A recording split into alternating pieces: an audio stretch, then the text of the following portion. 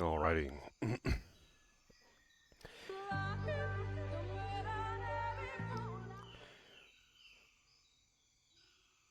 An anonymous gift, gifting us up to vaguely vague. Well, thank you very much.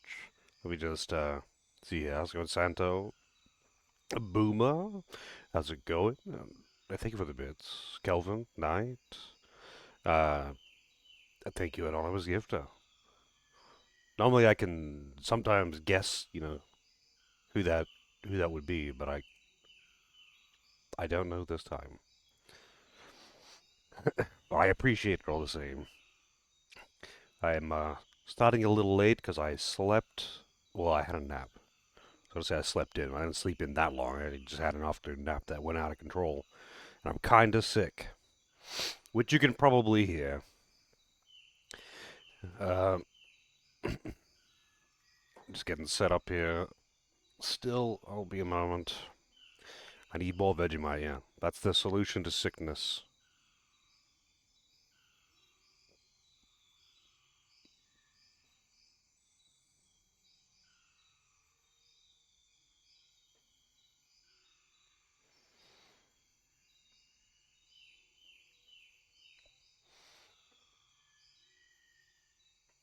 Let's go, Lozo.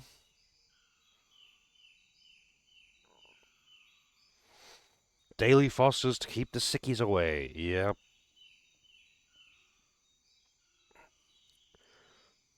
Sleep like a baby, get sick like a baby. I did not sleep like a baby. I slept like shit.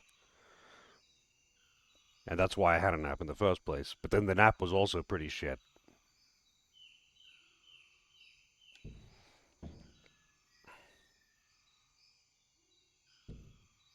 Yeah, the bacteria, whatever it is that's making you sick, literally leaves your body because it's so disgusted by the Fosters.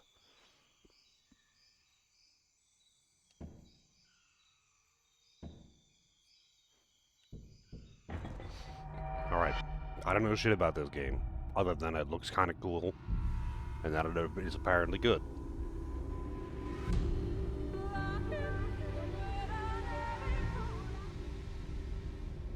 Boomer with the gift subject. Get better, mate. Thank you very much, Boomer.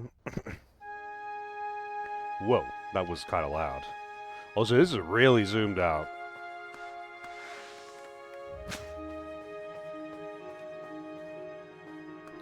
And so you've got one arrow, and you have to retrieve the arrow. Interesting. But you can vacuum it back in.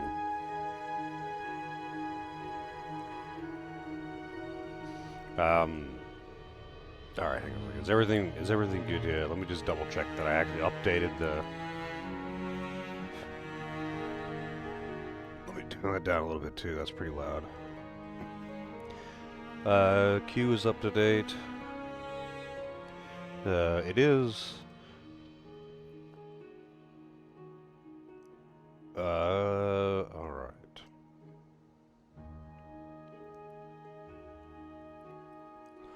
We're all good.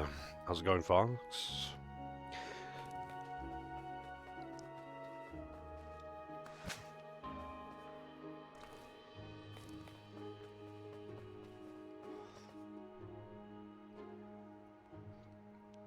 I did indeed. I did indeed. Well, I guess I need to hit the switch harder.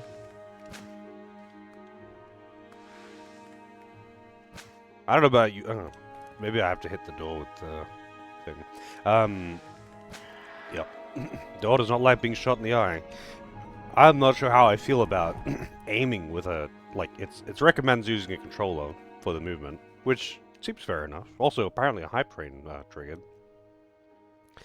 All aboard this game train. Get your emotes. Um, the aiming with I mean, it depends on how precise the aiming has to be, I suppose.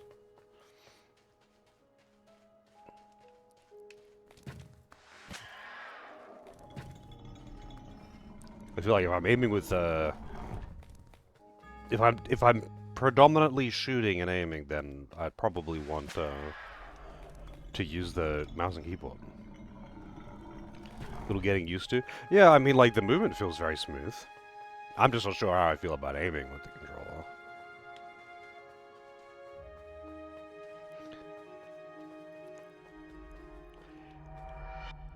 Depends on how, like, fast-paced the combat is, and how precise I have to be with the aiming.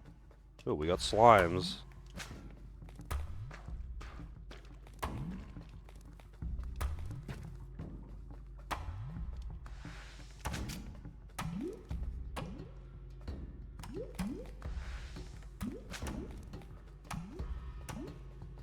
What the fuck? Only the hot one is staying away from me, though.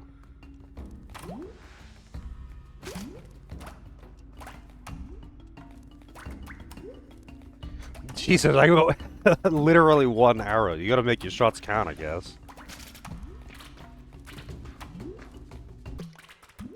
And you die in one shot. Alright. Noted.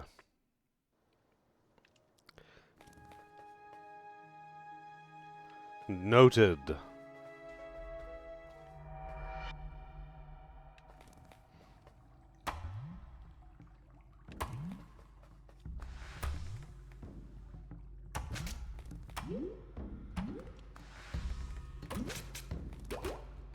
Ooh, I probably shouldn't have popped both of them at the same time.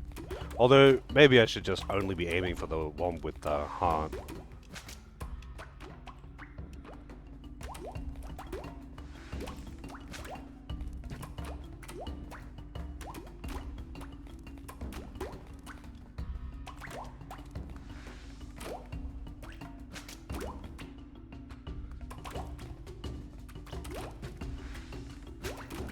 Oh god. Ah, I rolled into that one. That's what I meant. You hit on the back swing. I was trying to just then. It didn't seem to,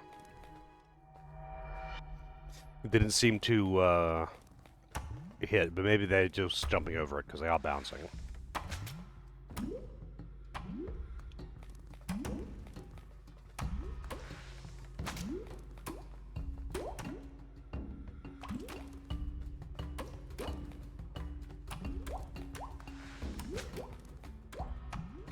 Whoa.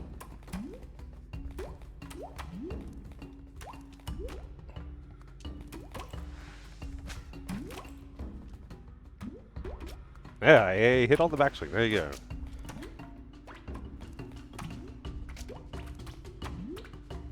Yeah, I guess, like, strategically not vacuuming it all the way in is probably a good move there sometimes. Ooh, that thing, the small ones jump really far.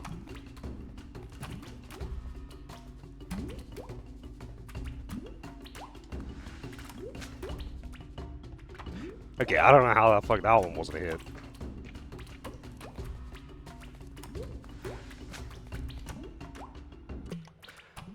Yeah, okay, the small ones can jump really far. I feel like there's gonna be a lot of death in this game. Oh, hey, you can swim. Like, I don't know why, I just assumed you couldn't do that.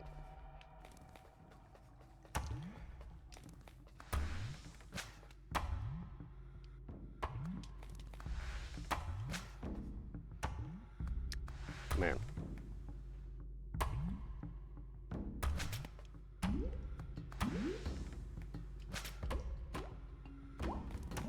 Maybe I should be a bit more strategic about not hitting too many at once. Oh. Second.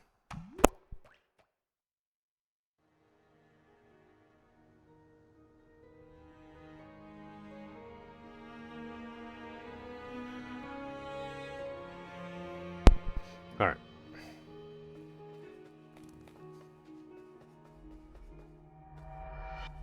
Okay. Let's, I want to try that. Destroying a few more of the slimes, maybe.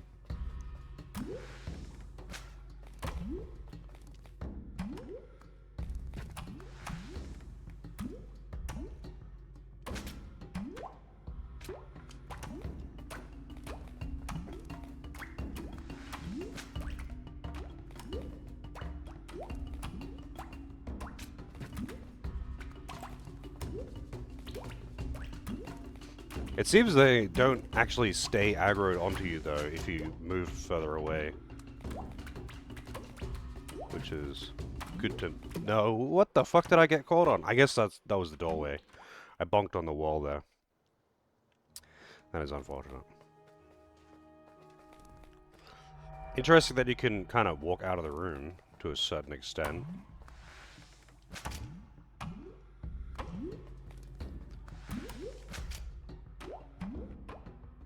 Ah, but your arrow gets stuck, so...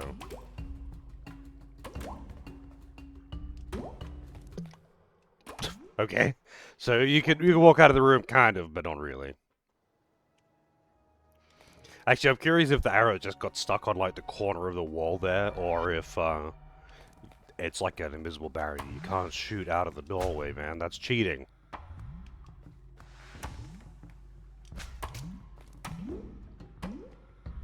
Okay, it was just caught on the corner or something.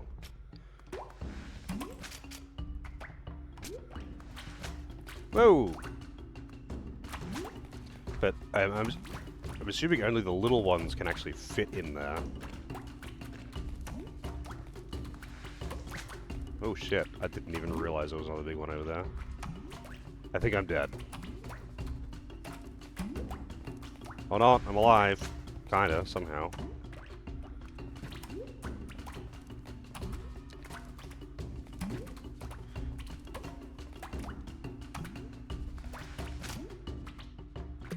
God damn it. Too focused on the arrow. That is still just such a weird... Also, wow, another button to... There's only really, I guess, 2 inputs, but they're all bound to multiple buttons. So you can press A or B or L2 to dodge. And they all do the same thing. It's just use your button that you want, I guess.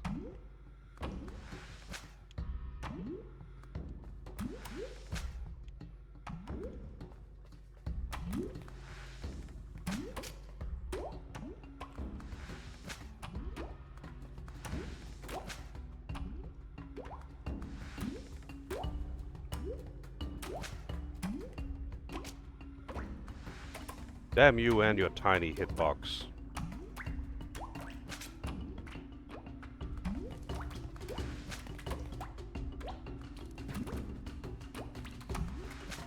Wait, can you not destroy them when they're at their smaller size or something? Or do they just have really a tiny, tiny hitbox? Yeah, I think they just don't take any hits when they're small.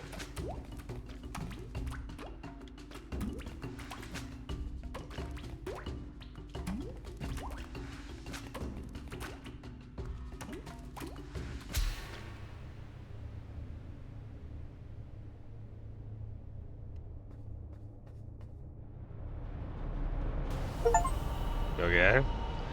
That's... So I was trying to hit something that literally didn't have a hitbox. Thanks, game.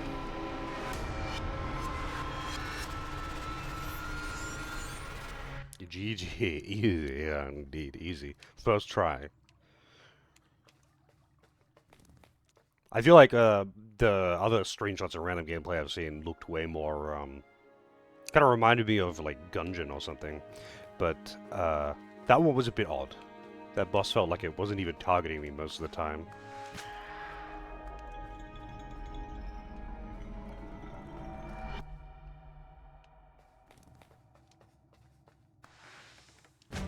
Whoa! Alright.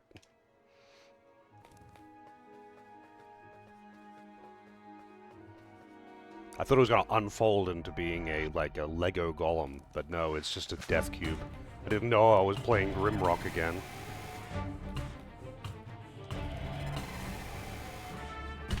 Ooh.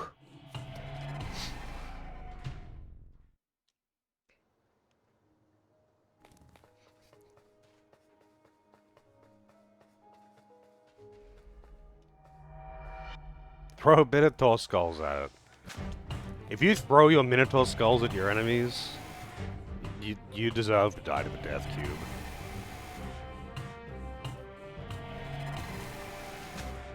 Okay, so I have to hit the eye thing. Whoa, what the hell was that? Wow, okay. I had to hit the eye once.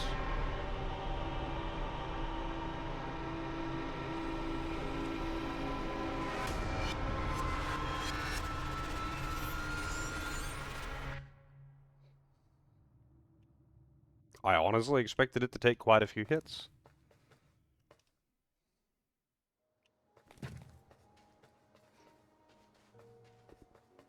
So everything's a glass cannon.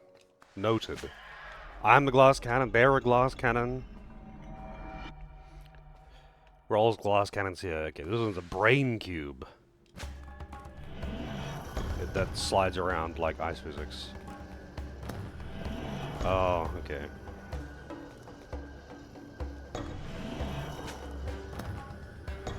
Wait, oh, it triggers the flame.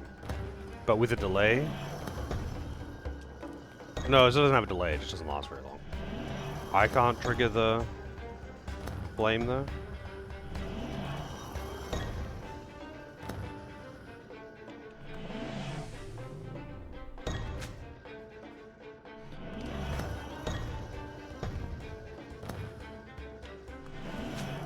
Oh, what the fuck? So, I'm assuming I have to hit it with the flame, but... Oh, maybe...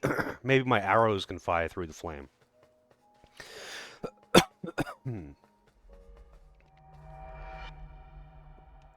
Maybe this is actually Zelda. But, if that's the case, that's going to be a little bit awkward, but we'll see. Very Zelda, yeah.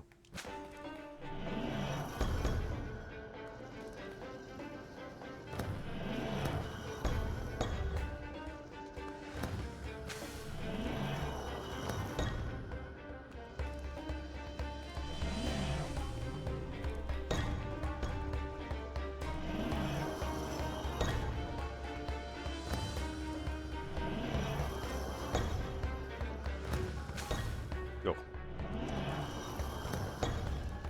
Damn you!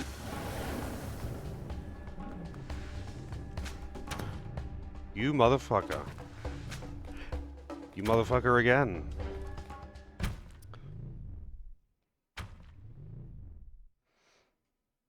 How's it going, PK? Played more Valor Mortis? It looks pretty cool. Whoa, I don't want to go in this room.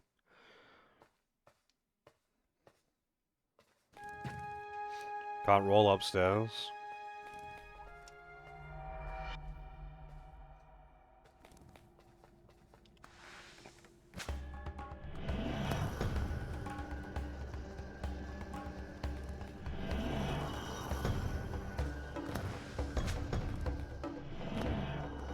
Whoa.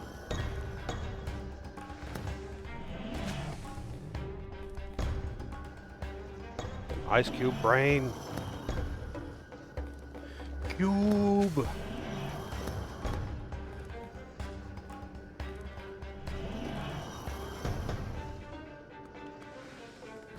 Wait, what? How did that not trigger the button? Did it slide, like, just barely under it or something?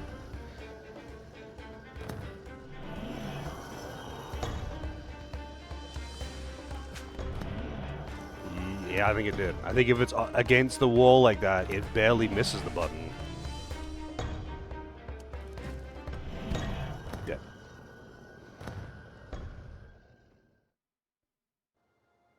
Can't you just change the hotkeys, PK?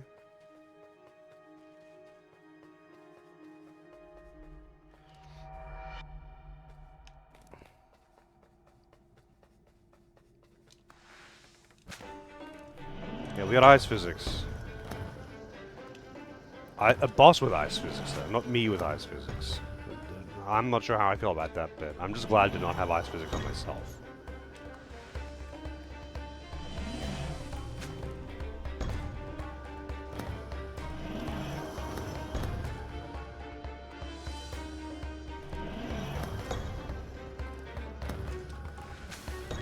Oh, okay, good. Oh, that's right. It's okay. So it's floating there. I thought it wasn't floating when it first got melted, but it is. I literally just had to hit it once again.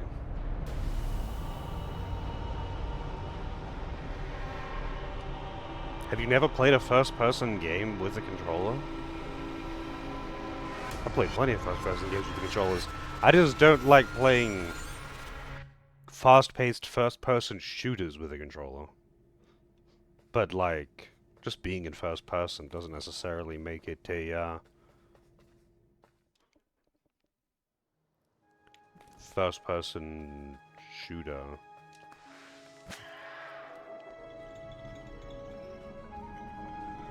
To be fair, though, most of the games that I played in first-person, like Elder Scrolls, is better on mouse and keyboard.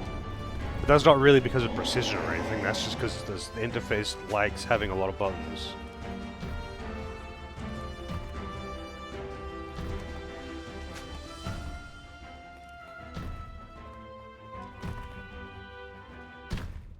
God damn it. Guarding his heart with his nondescript hand looking as if it is gripping something cylindrical. It's not molded to a fist. It's like holding as if it's holding its hands as if it is holding something cylindrical. Although, to be fair, it's almost a tight fist. But he's just left a gap there for some reason. Yes! That's actually the first thing I thought as well, PK. Cool. Bloody. I just don't know the name of that boss. I was like, hey, it's Minish Cap boss. Quick, shoot it in its hand eyes and shrink yourself down to go inside it. Nothing sus.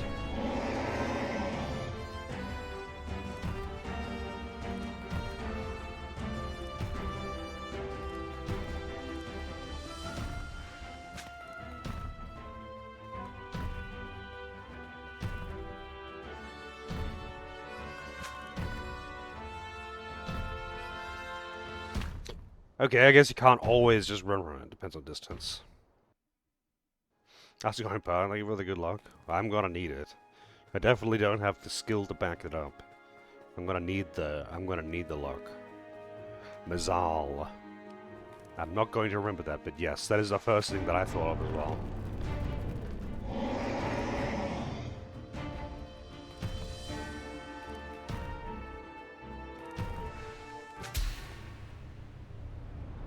Man, the bosses all dying in one hit still just throws me off. I die in one hit, but so do the bosses.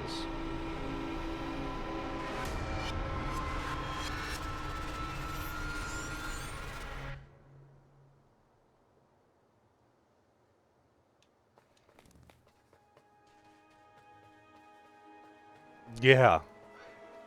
The whole soul-absorbing thing is very Shadow of the Colossus.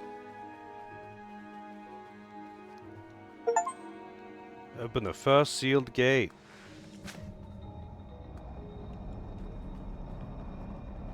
You can't roll up the stairs. Maybe you can roll down them, but you can't roll up them. Yeah, you can roll down them.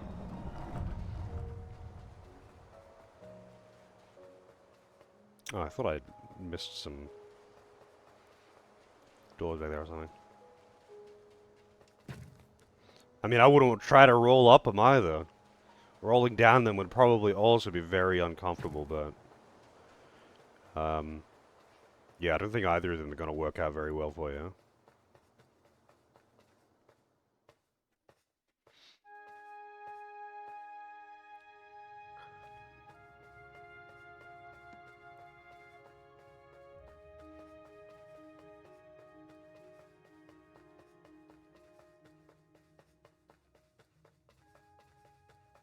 Ah, that's right, AC. Ah, indeed.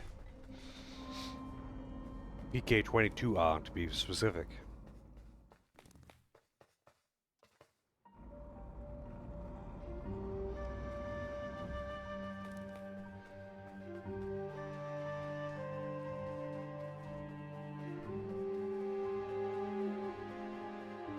Ah.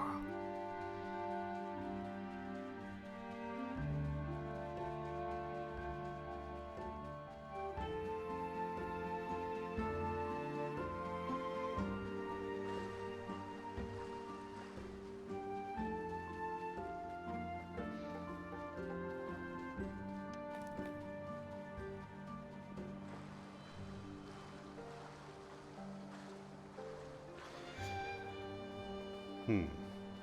Okay, this area is quite a bit more open. I hope I don't have to run this far to get to the bosses every time I die. But we'll see.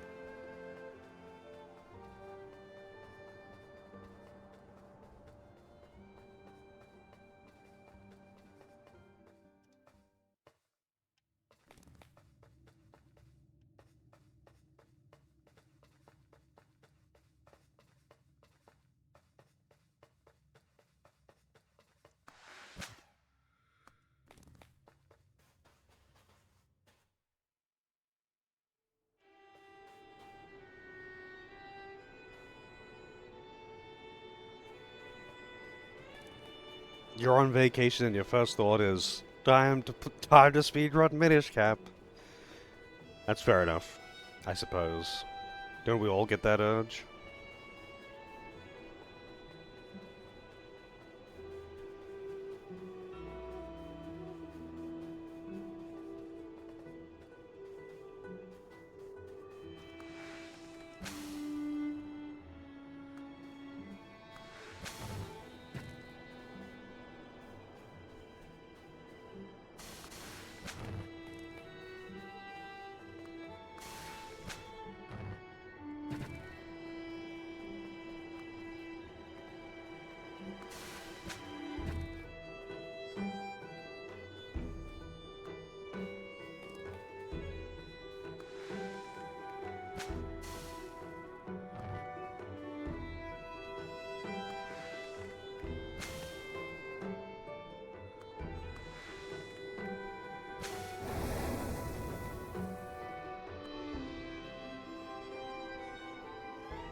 I saw you playing the Long Dark. I'm pretty sure they released the last chapter of that, right? I probably should play it.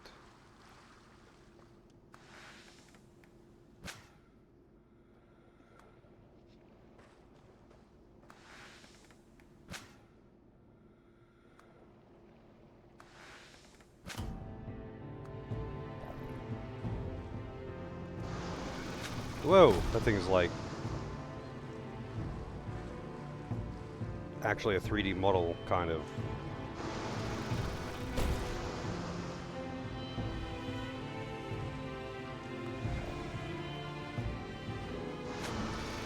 Don't know where its weak spot is. Oh, the weak spot's probably the tail. Don't be in the water. Okay, don't be in the water when it does electric.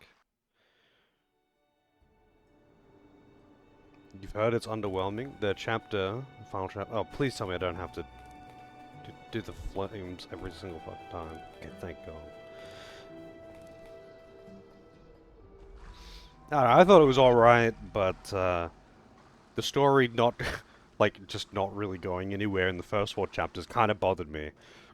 Almost as much as the endlessly respawning magical wizard wolves. That are just like, survival mechanics, yeah, but it's infinitely respawning, so it kind of undermines survival mechanics.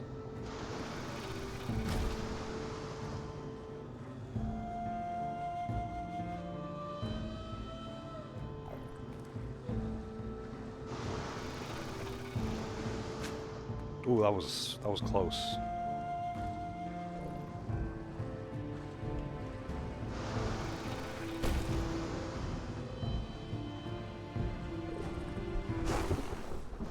Jesus. Wait, how do you tell if it's gonna do that attack, like, with a little warning? You kind of have to bait out its jump.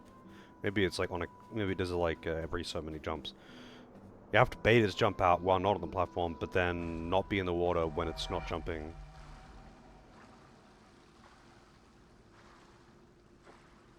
I mean, Comfy because it just removes mechanics, I guess. Or, like, invalidates mechanics, but that's like... not a solution to bad mechanics, that's just removing them. Well, I don't know, it just seems silly to me that it's like, it's a survival game, but then they introduce infinitely respawning enemies like halfway in, and it's like, oh, well, wait, what the fuck is the point of having like finite resources and survival mechanics if you're just going to have infinitely respawning enemies anyway?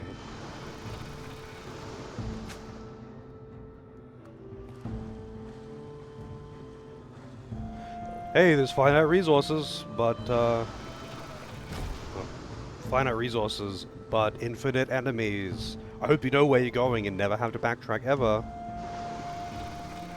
Oh. Resources are plentiful, but that doesn't really change what I mean. It's not about like an actual scarcity, because resources were plentiful. You're right, but it's just like, oh well, why have infinitely respawning enemies, especially like in a game where you kind of encouraged to explore and it's pretty open, and like the maps are pretty open and it's very easy to waste resources, right? And if you're wasting resources by just exploring, and then you've got infinitely spawning fucking wizard wolves everywhere, it's like, well, why? Why can't you just be like the other animals and the other enemies that don't infinitely respawn?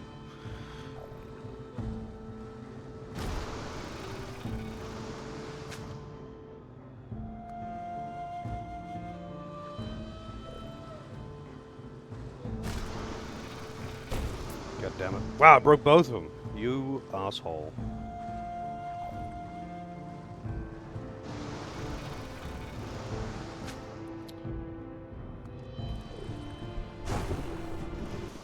Oh, still electric. Well, either they were infinitely respawning or there was just a fucking lot of them in the later chapters. The actual exploration and puzzling I didn't mind. Although, I don't know, I find that, like, hunger mechanics just get kind of tedious in most games. I don't think there's very many games that I've played that I don't find hunger mechanics kind of tedious.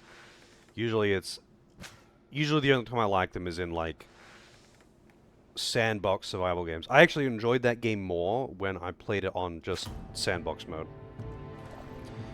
which is kind of funny. Oh, god damn it.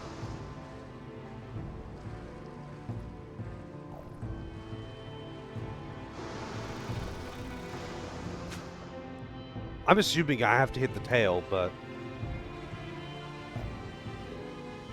I could be dead wrong.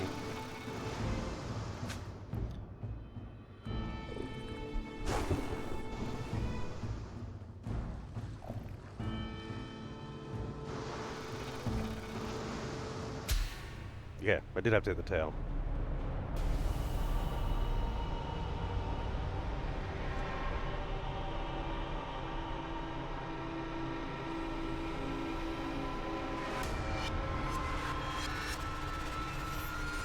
Yeah, I don't know if you get like additional arrows or additional moves. I think it's just a simple combat system, and that you probably uh, maintain the whole one arrow system, considering that there doesn't seem to be any empty hotkeys or anything. It's just like got attack and dodge. Dodge and run are the same button, and attack and dodge are both bound to multiple buttons. I think the only empty hotkey... No, that's not an empty hotkey. L1, L2, B, A. Yeah. X, Y both shoot. A, B, A, B and both of the L buttons are dodge, and X, Y and both of the R buttons are shoot.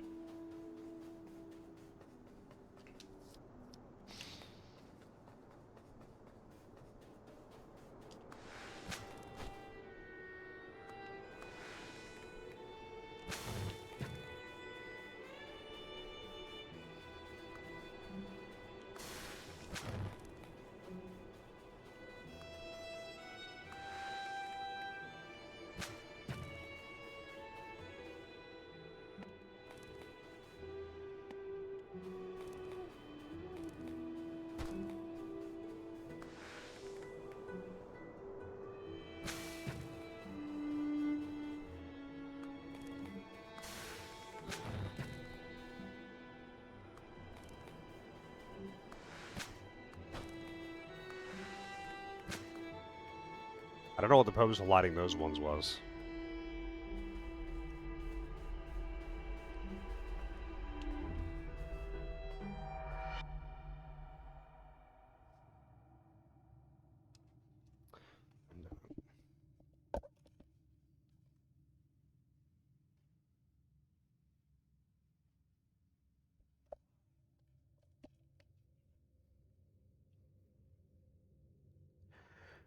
Um, yeah, it doesn't feel like a Zelda game at all. It just had the resemblance for that one boss, looked like a Minish Cap boss. And it had I guess like it's got bosses that kind of resemble, as in visually resemble, some iconic Zelda bosses. But gameplay wise, no. There is literally no similarity, gameplay wise.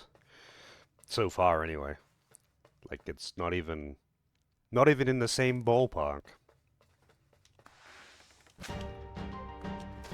Whoa, Jesus, stop throwing your balls at me, man. Gameplay wise, it's got no resemblance.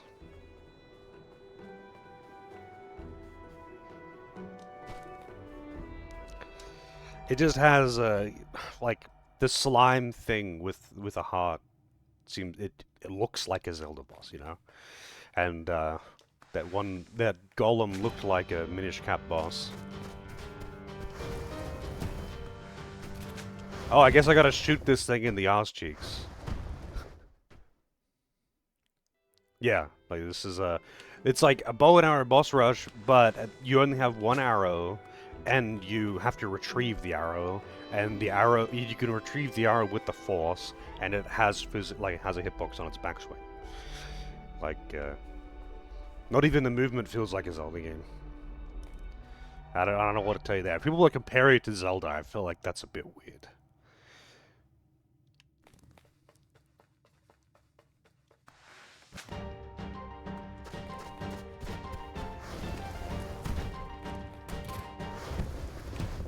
Jesus. This thing is literally gonna die with an arrow in its asshole. I'm going to suck the soul out of this thing's asshole. That is a method of killing, that's for sure. It's really fast, so I don't know. Whoa, shit! I don't know how I'm going to actually.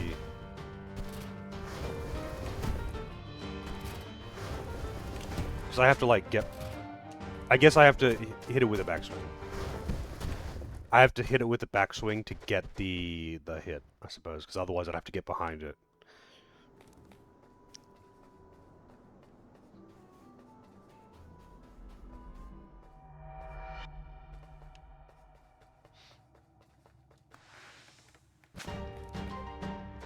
Oh. Ah, the fucking icicles. I'm sure the icicles will be predictable. It's probably just the path that it rolled in and I just wasn't paying attention.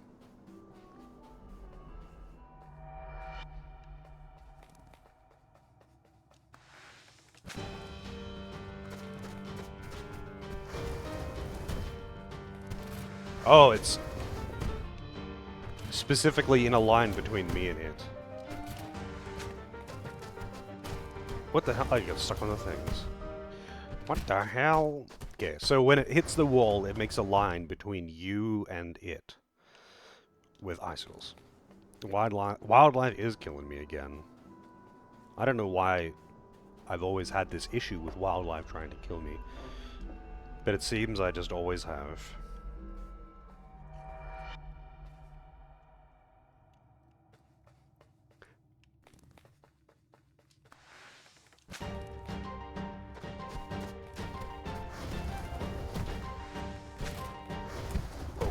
I feel like maybe I want to position the arrow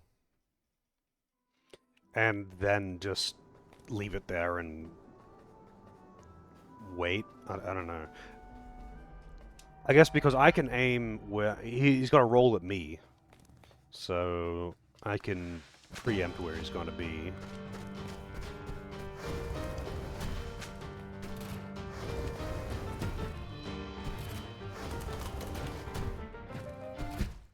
I got stuck on, I guess, the icicle. I was trying to move, but I was stuck on something. But I was also behind his sprite, so I couldn't see anything. Actually killing something with the backswing is kind of rough, though, because there's a big delay on actually pulling it in.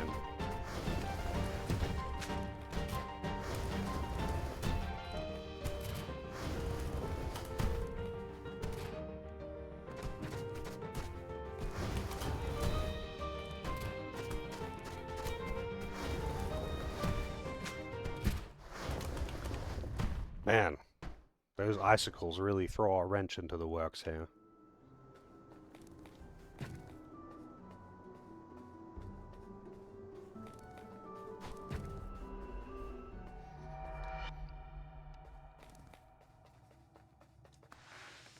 Killing monsters isn't quite the same as killing people, you know? It doesn't scratch the same itch.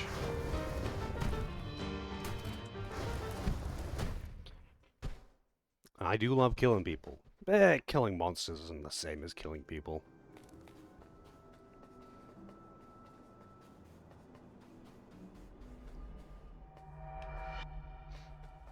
I feel like there's probably a more reliable method to this. And I'm just not getting it.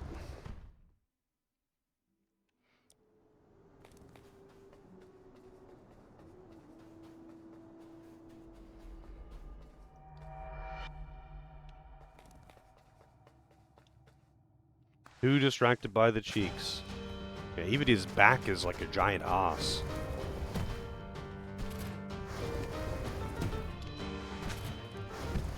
God damn it. Rolled in the wrong direction. These icicles are really annoying though, just because they're actual physical obstacles as well. So you've got a really tiny window to actually hit him, but at the same time you have to move in that small window as well, or you'll get hit by the icicles that are falling down. And if you don't move far enough away, then you will also be blocked by them.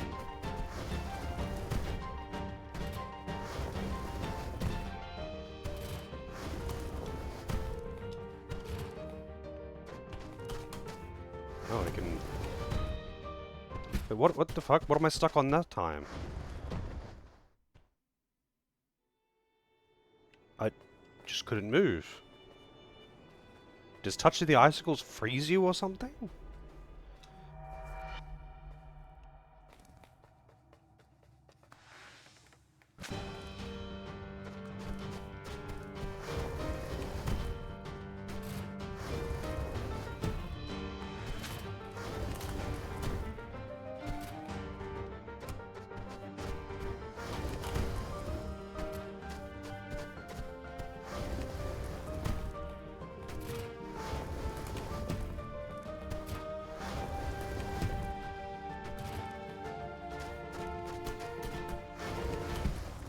God damn it. I guess, like, you could also, go near the wall where he's rolling so you can just quickly get behind him, but... I don't know. We'll see. I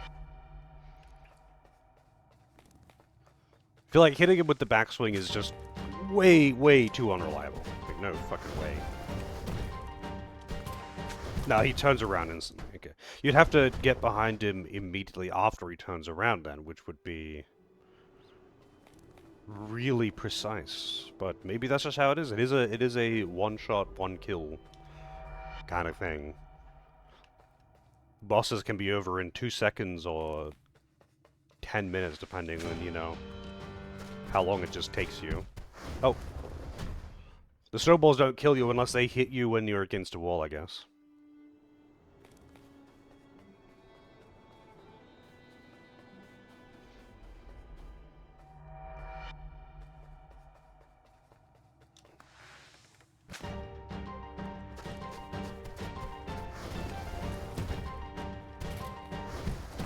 Yeah, no way. That's not reliable. It's gonna have to be hit on the backswing. Actually doing that reliably, though, that's like really fucking precise for such a delayed attack.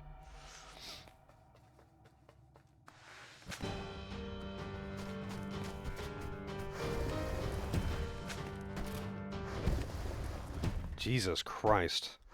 Maybe just like don't charge the shot at all so it doesn't have to travel, but I don't know if it does damage if it doesn't have any distance slash momentum.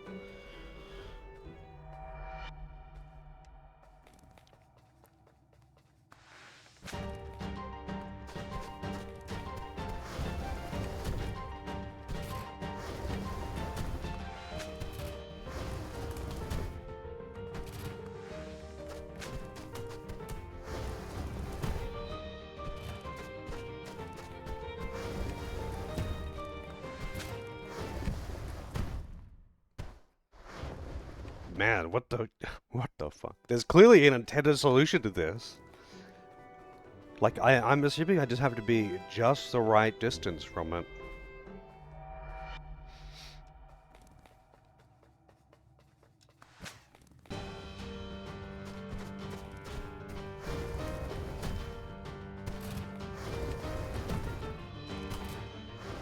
Because it doesn't...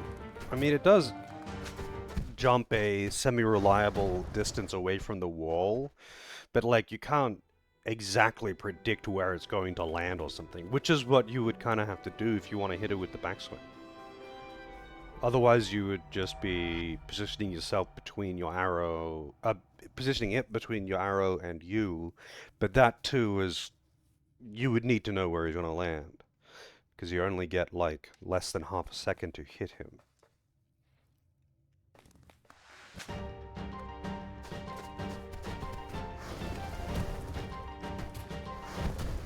Yeah, and he tracks you pretty good. You definitely have to hit him with the backswing. I think you just have to know exactly where he's going to land.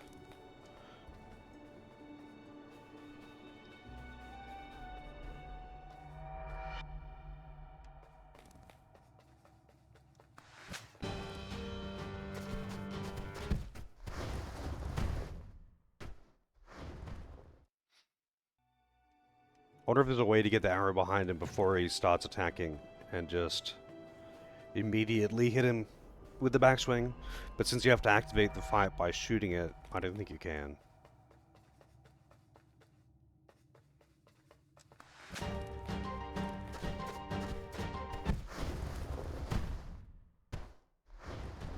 Apparently, when you're getting hit by the snowballs, you can't vacuum the arrow in. I feel like that's actually potentially an option, though. I'm gonna try that.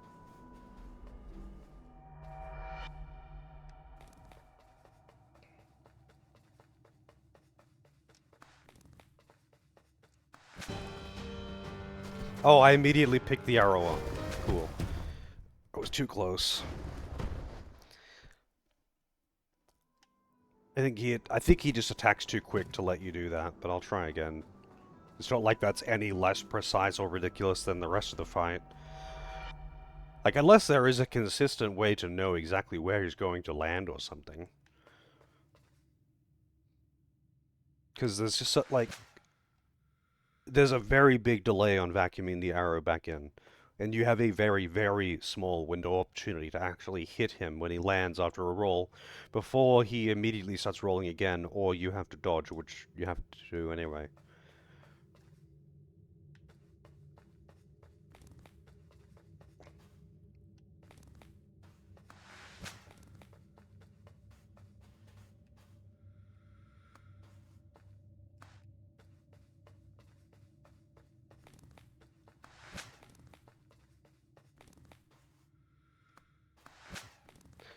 It doesn't want me to activate the fight like that.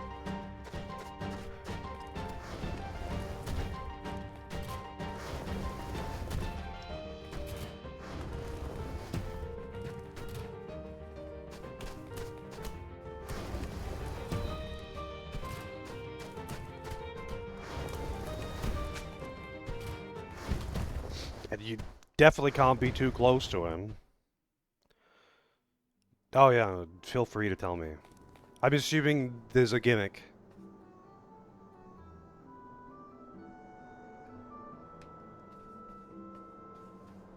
When he lands, he immediately turns to face you, Calvin. And he tracks you. You have, like, if you... Unless I'm missing something. When he bounces off the wall, he lands and then turns to you and then immediately starts tracking you for the next roll.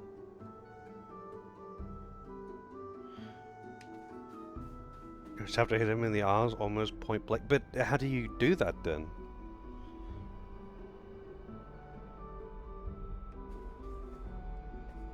I guess I just have to be really close and really, really quick then. Because I was trying that before, but when he lands, he like almost instantly turns to face you. Like,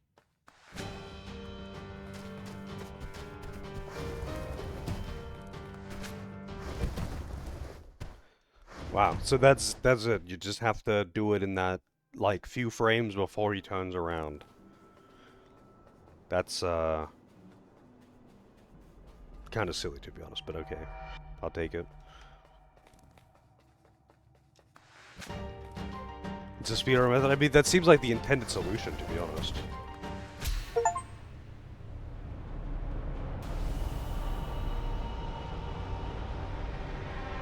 Considering that there's an achievement for it, I'm pretty sure that's the intended solution. That's kind of silly, though. Like, it invalidates almost every single mechanic in the fight, but whatever. Got the arsehole. We're out of here.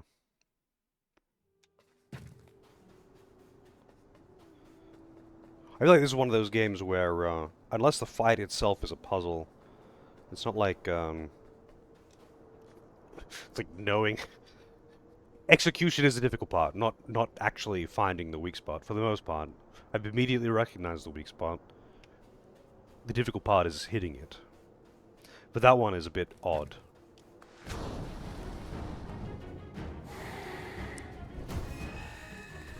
Okay then. Okay, and the ice is danger zone. I do wish you spawned like closer to the boss doors, like, or had a quick retry, you know. Don't have to walk up the stairs and shit. So where's this guy's weak spot?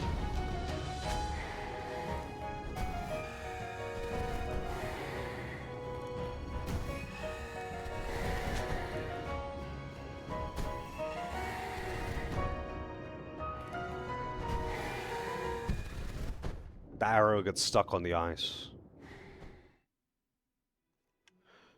His eyes look like weak spots, but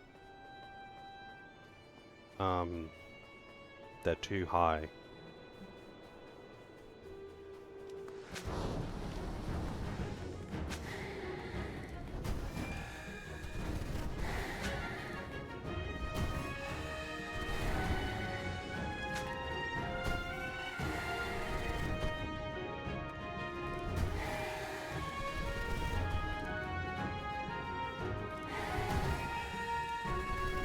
Its teeth are shiny. Its teeth are shiny. Okay, I have to make him hit himself. Okay. I was trying to do that before, but I guess I didn't get it close enough for it to actually register.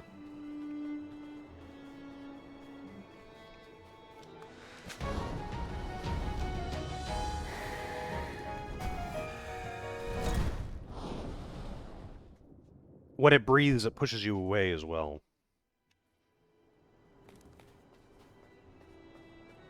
I didn't realize that until then.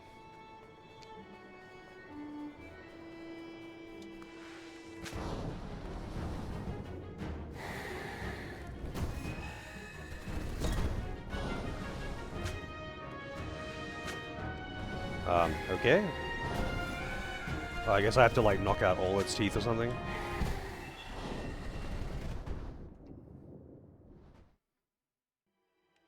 This is the first. It's gonna be the first boss that requires more than one hit.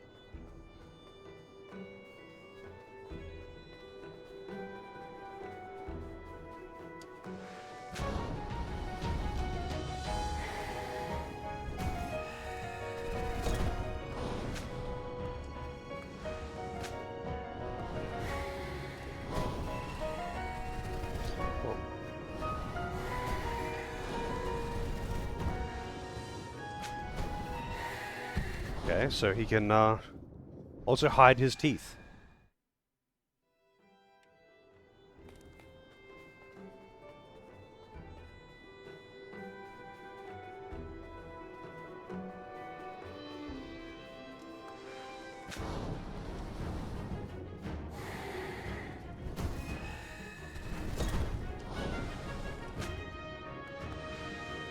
You can't seem to actually hit the eyes or anything, so...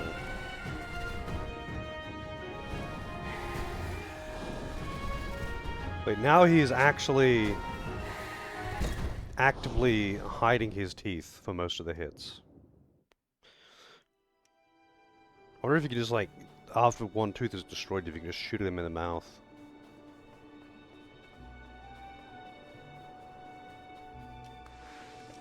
Because this would detract from the whole one shot, one kill.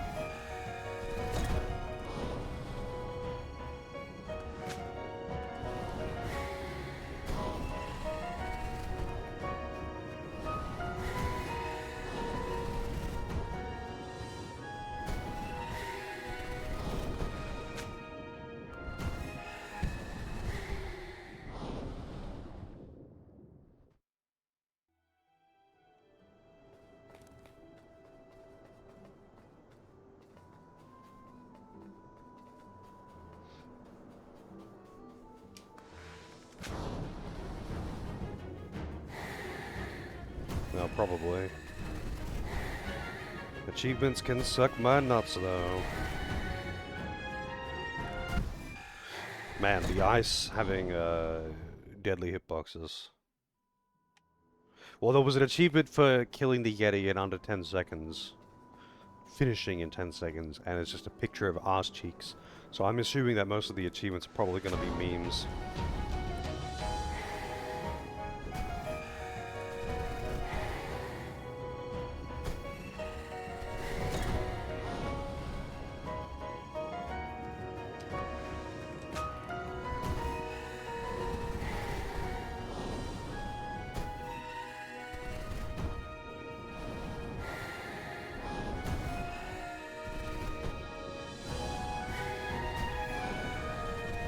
So now he only comes up to actually breathe.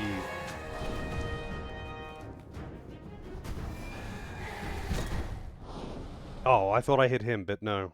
He hit me, and I hit an icicle that appeared on me at the same time. That is pretty awkward, but... Oh wait, this is the wrong room. What am I doing?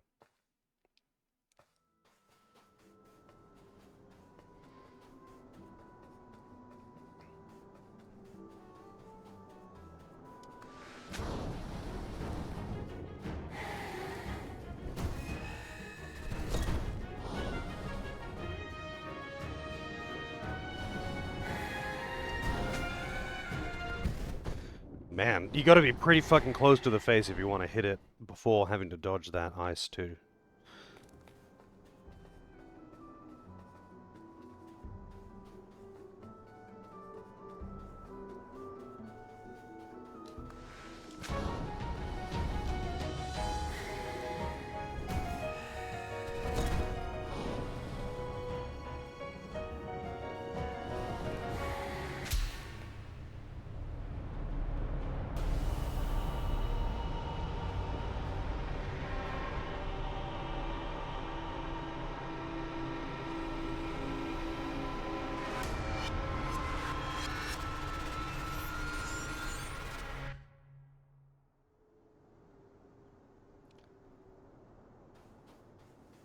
Okay then.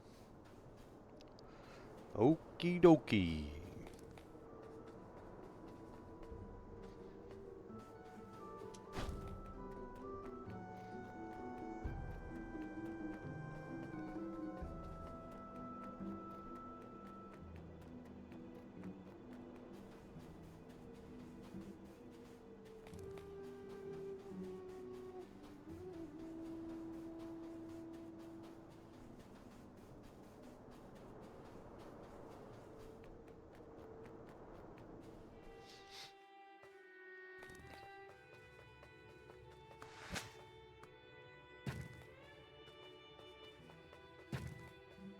I feel like this room is used for something else.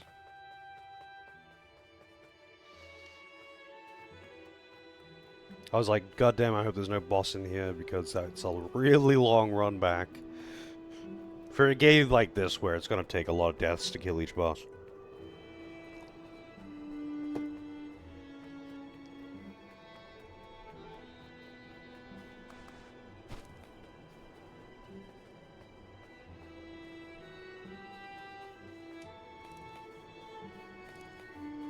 Alright, so is that it over this side? I guess it is.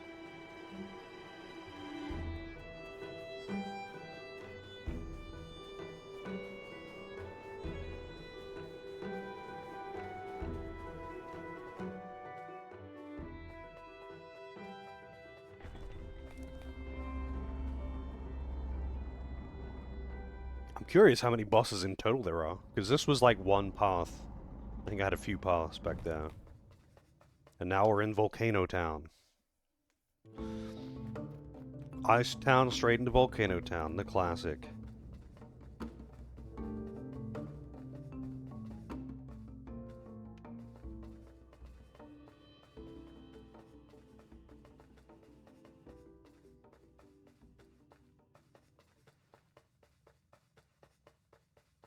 Wait, I think that might just be a sign.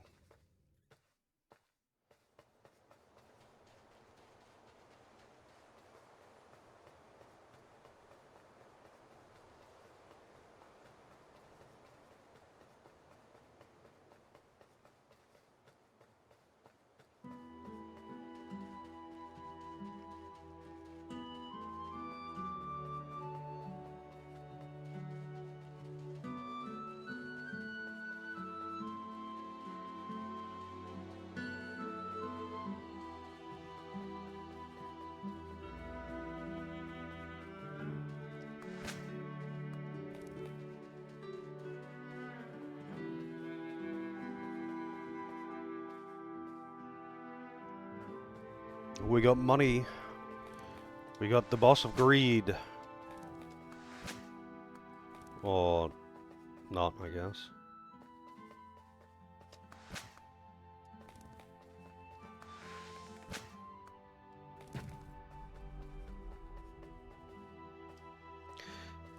I guess that isn't a boss. Or at least not yet.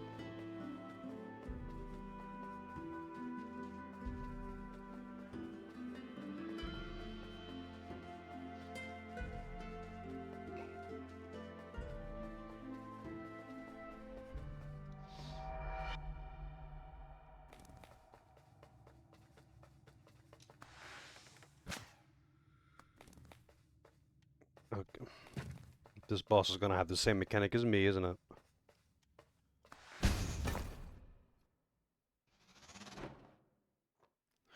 It is!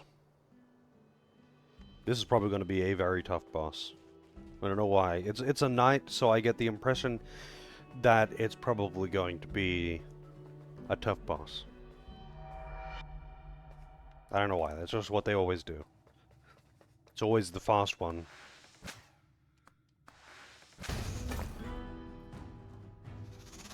Oh, okay then. Legendary Titan Slayer. I thought I died. Okay, you can break the pillars too. You just get stunned if you get hit by electricity. 19 bosses, apparently. Interesting. I think I've killed, like, what, 5? 6?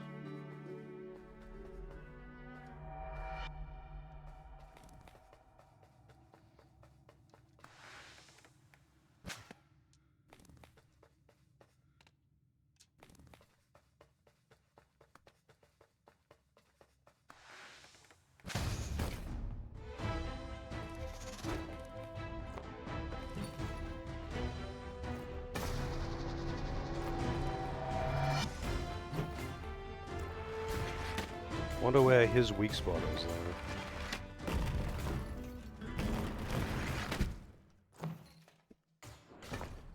I mean, hitting the arrow did seem to, like, be unpleasant for him, but maybe I do just have to hit the arrow.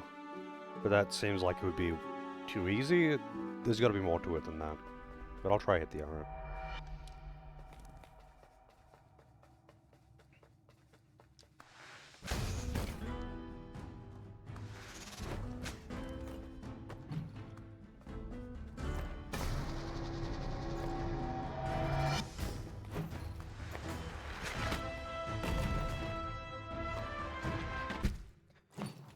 And he gets the angles. I feel like for some of these bosses, the challenge is going to be mostly just figuring out, I mean, what the weak spot is, which hasn't really been too much of an issue so far, but also just how the fuck you meant to hit it.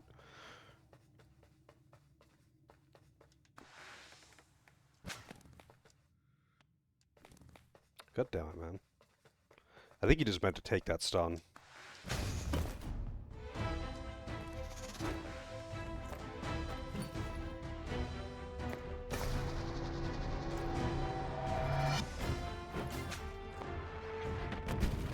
Okay, so his regular arrows break the pillars if they're cracked too.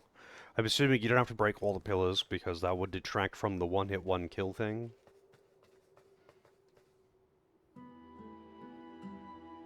Oh, okay.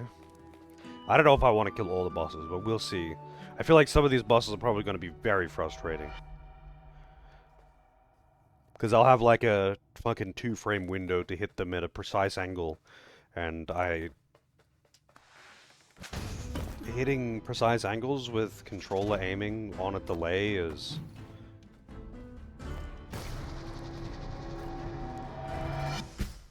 Okay, I don't think you can dodge the firing shot of that one. I think you have to line of sight it.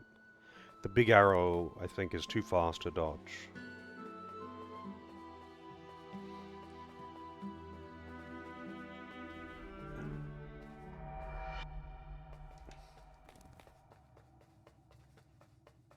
I wonder if that's like 7 specific bosses there. What is any 7, you know?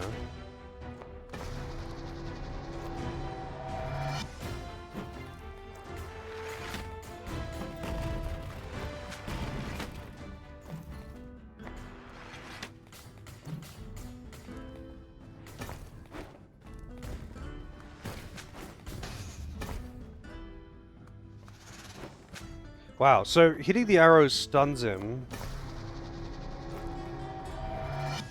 Hitting the arrow stuns him, but it also stuns me.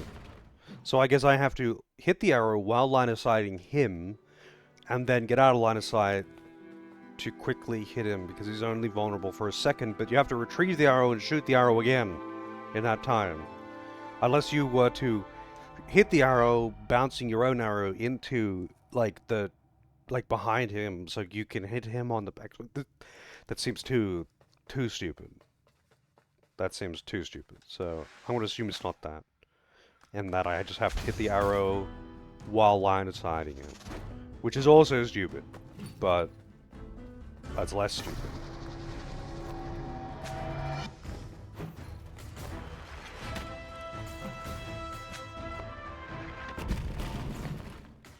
Man, the retrieving arrow is going to make this like 99%.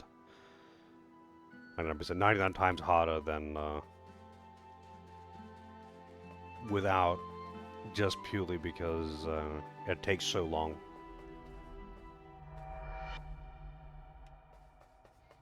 I think I might just go fight other bosses first.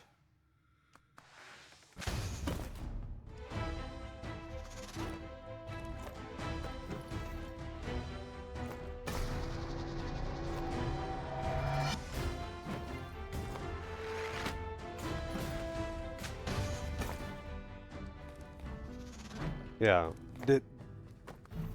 having to retrieve your arrow makes that... Oh, you can actually just dodge it. I guess it's just a distance thing. Yeah, I'm just gonna fight other bosses. I'm assuming that it's just going to be a really precise hit the arrow while being... I'm pretty sure you still get stunned. I don't think you, like, unless you can iframe it. But I don't think you get iframes when you dodge. I think the dodge is just purely to move quickly. If it was literally, ah yes, you just gotta iframe the lightning, that would be a bit stupid. But also, that doesn't really change the difficult part about it, of you have a... He's only stunned for like, you know, half a second or something there. And you have to retrieve your arrow before you can shoot him again.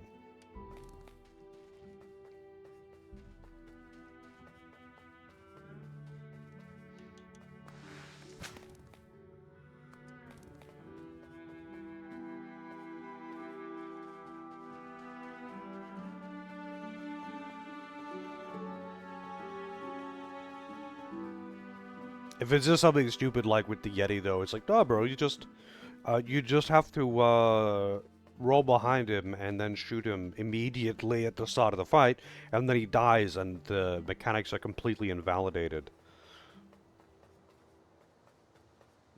If it was something like that, that would be disappointing, but who knows?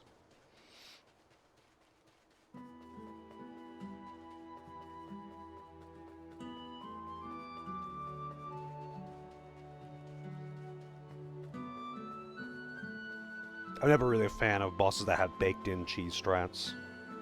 Like, it can be entertaining, but it's very rarely is it entertaining. Usually it's like, especially when it's like, it seems like it's a normal thing. Like, it seems like it's a normal fight. It's got like a full set of normal mechanics or whatever. That it's like, oh yeah, no, you can just like, before the fight starts, just like, shoot him in the left finger, left middle finger, and he just dies, and then you don't have to do the fight. It's like, then why the fuck did you bother designing the entire fight?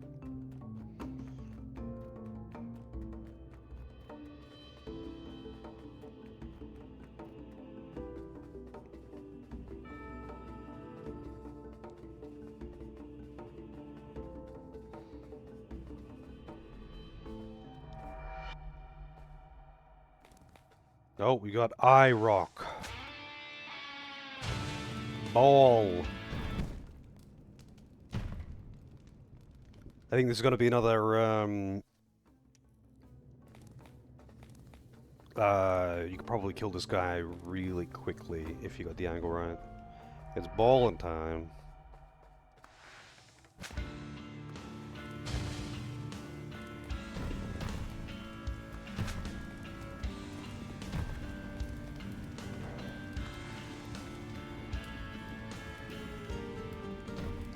It's specifically facing the eye away from me the entire time it's rolling around. Big ballin', yeah. I really would appreciate having a fast retry for this, though. Even if the doors are sometimes, or usually, quite close like this, it's kind of just obnoxious having to run back. That is so unnecessary, man. Speedruns of this must be crazy. Yeah, I feel like most of the fights would probably be very, very fast. If you know the one frame trick to be able to get it immediately, because not all of them, but most of them so far have been like, you can see their weak spot pretty much immediately, but whether or not you can hit it immediately is another thing. Like the worm thing, you have to wait at least one cycle. But if you had a good aim, you would be able to hit it immediately.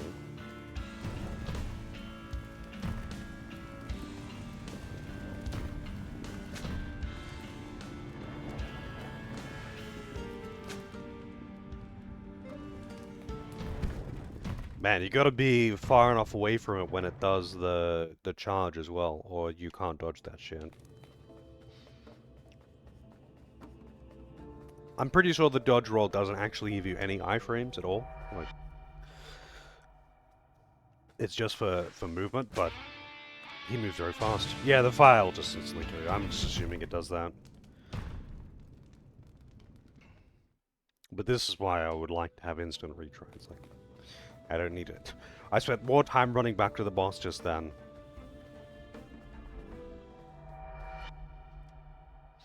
I don't know why. I guess they really wanted to, like, they wanted to make the world cool and mystical and Shadow of the Colossus.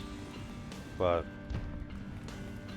Shadow of the Colossus didn't have bosses that expect you to die a bunch of times.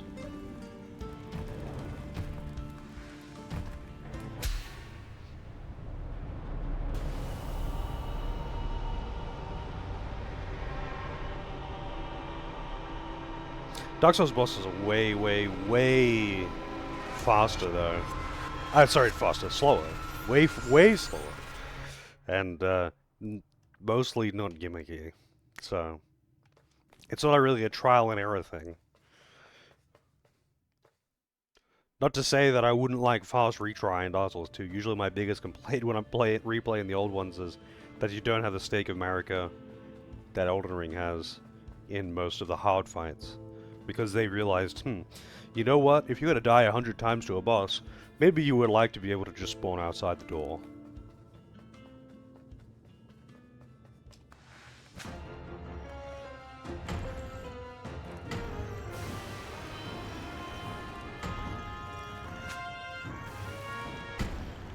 Okay. Well, I see the weak spot there. He's farting.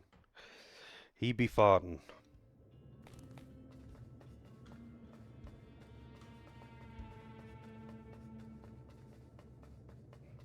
Yeah, you can. It's just that it's like kind of delayed in vacuuming it in.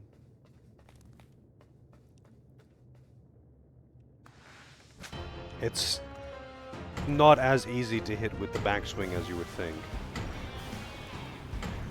But I feel like I probably have to on this fight.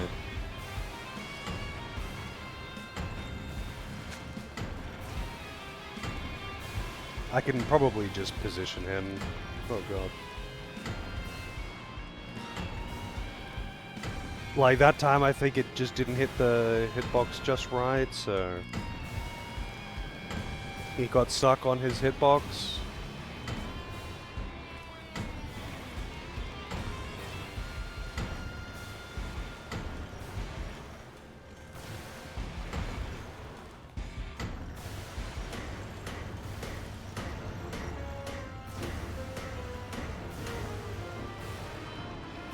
I think I'm just meant to wait for him to stop doing a cycle because he stops for a second.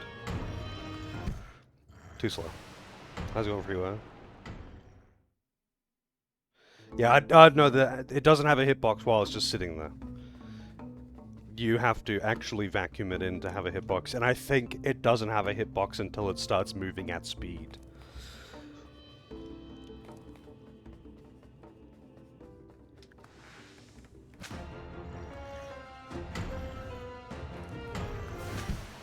Nope.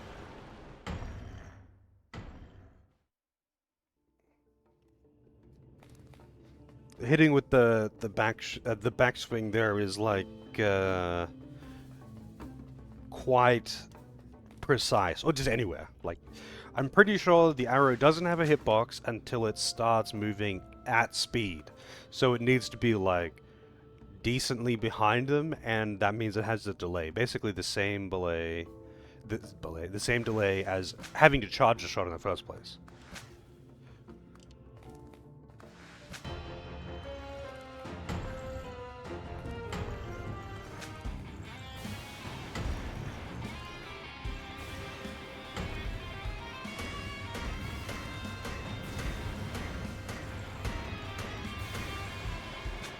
Ooh, okay then, I guess I just didn't hit the thing.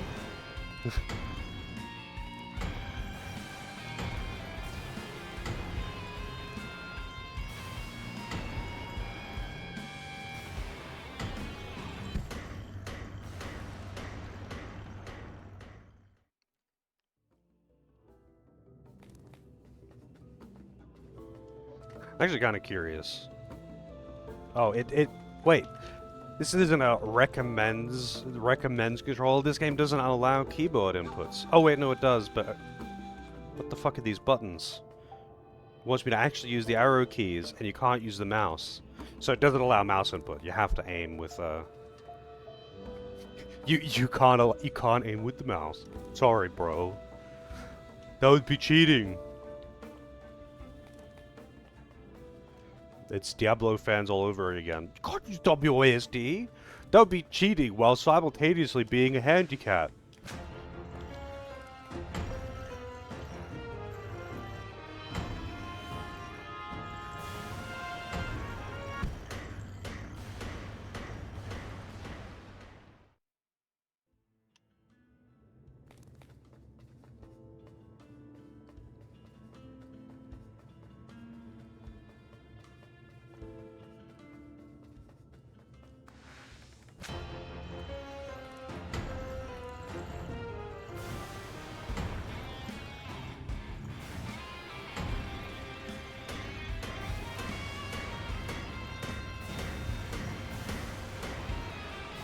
I don't know how to tell, like, when he's gonna stop that attack, so you know that you can be close enough to actually shoot him.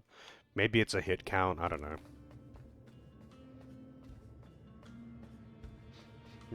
But yeah, for how much trial and error there is with these bosses of just, like, figuring out the intended solution, etc.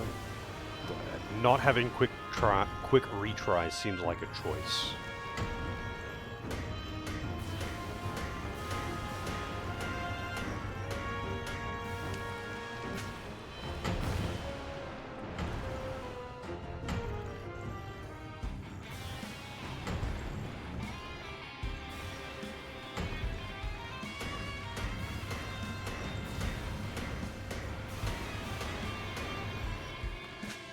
Okay. I'm pretty sure that hit the spot. I don't think... I feel like maybe I have to... Like, you know, you can't hit him when he's farting.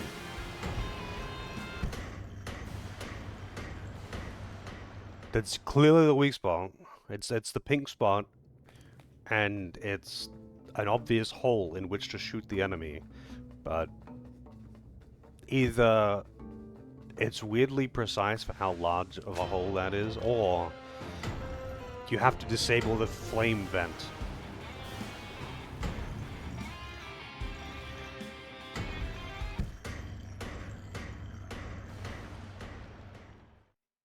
That would be good if you could do that. That would be good. I think it is just a case. Maybe you just have to shoot him at like point blank range, like the Yeti, or you just don't have enough time or something.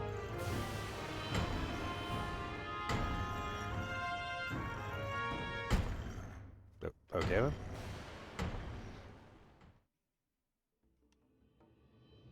Most of the time he just misses you when you're just moving.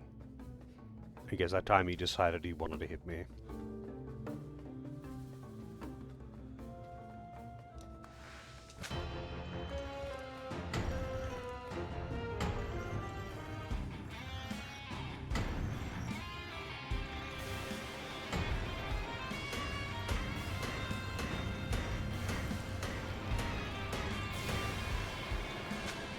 Yeah, that absolutely hit him in the weak spot. So there has to be a gimmick to this then. What is the gimmick?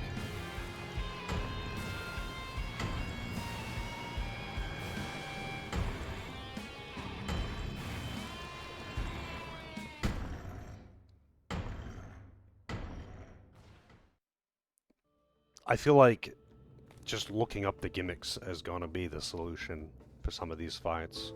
But I'll try hit him in the flame vent one more time. There's no way that didn't hit it though. That was straight spot on. At close range. So there has to be a gimmick to it.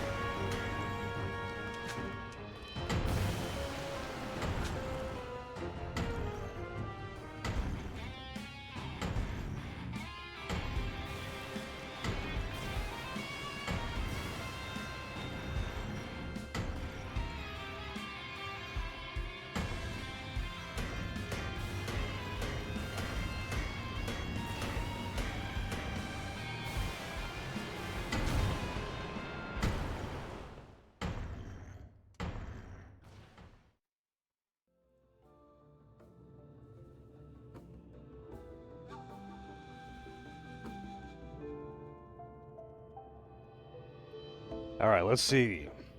Titans list.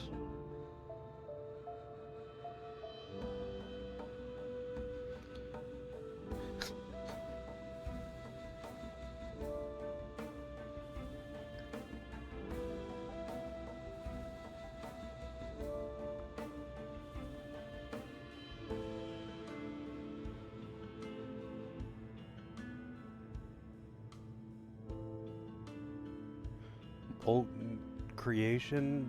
No. No, not that one, not that one.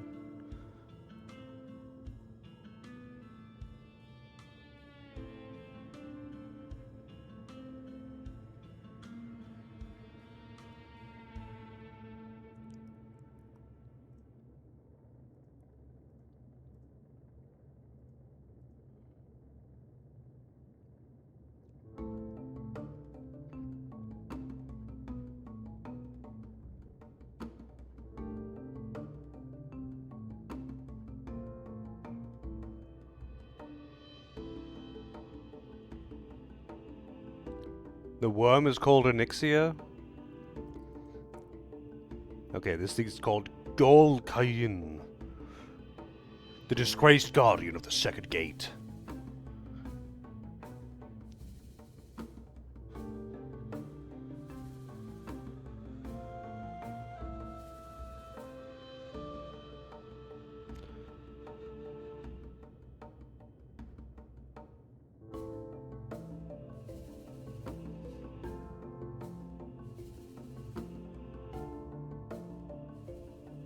Apparently their language is called Titanese.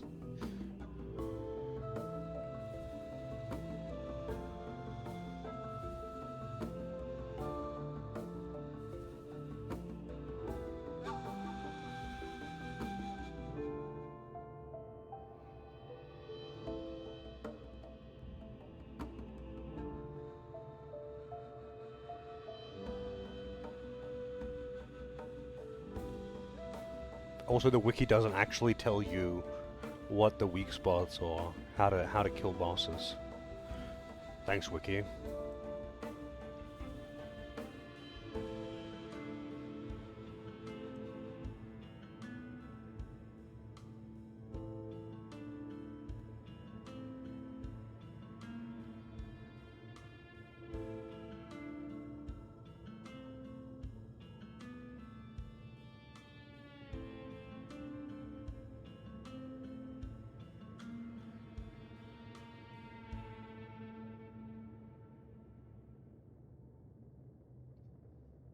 It says to just hit him in the exhaust point when he's spinning. I guess you just have to do it when he's spinning, otherwise the hitbox isn't active. But the flame vent doesn't turn off when he's spinning. I was paying attention during his animations to see if that was the... Like if the thing deactivates. Because I figured it was maybe like just blowing the arrow away or something.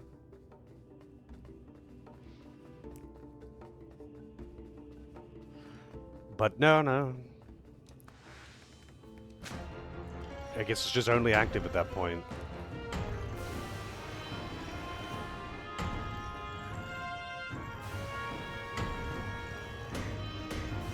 I'm not sure how the fuck you meant to actually when he's spinning like that. I don't know how you meant to turn around and fucking shoot him though.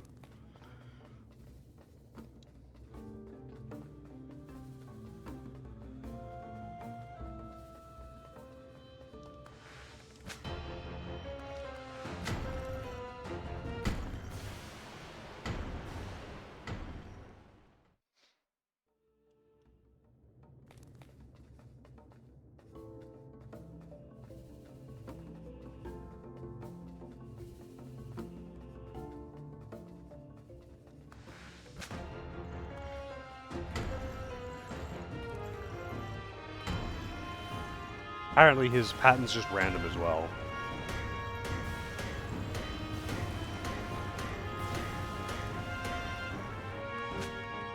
Yeah, you definitely can't... That's definitely an inactive hitbox when he is not spinning.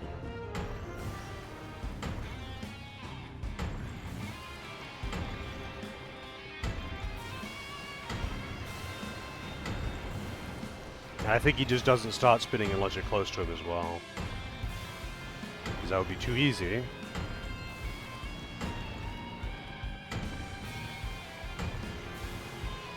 But otherwise it seems kind of random when he starts. But if you're too close, then he'll instantly kill you when he starts spinning.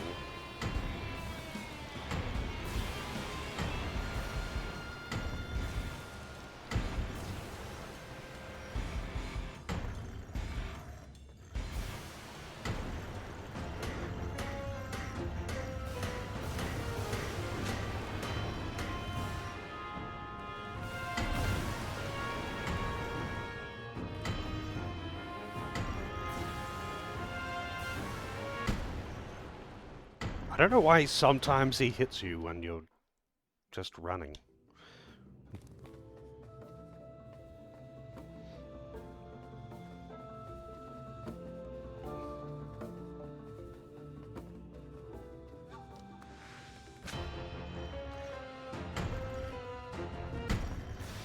That time I was just walking.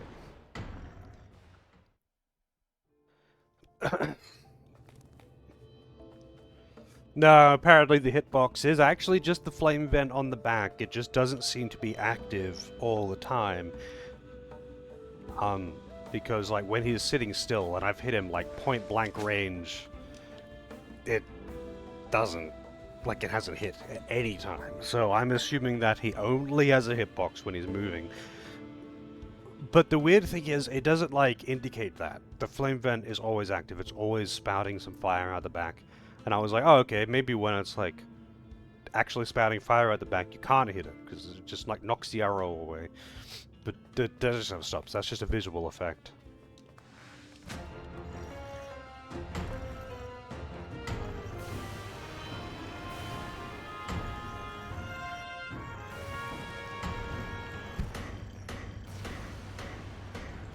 The flame vents around the arena just activate when he hits the ground near them. I don't think they hurt him. He seems to have passed over them multiple times with no issues.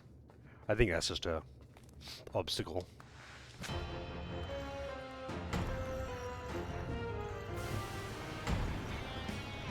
Seems kind of silly though.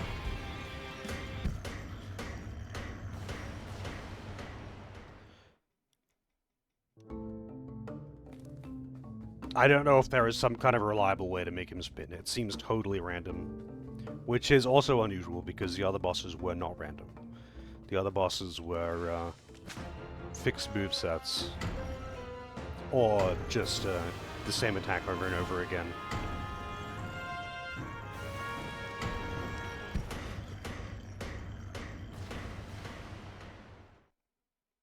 But if you're too close and he starts spinning, he instantly kills you. But if you're too far away, he'll never spin. So maybe it is a proximity thing. But that seems to be the only way to hit him.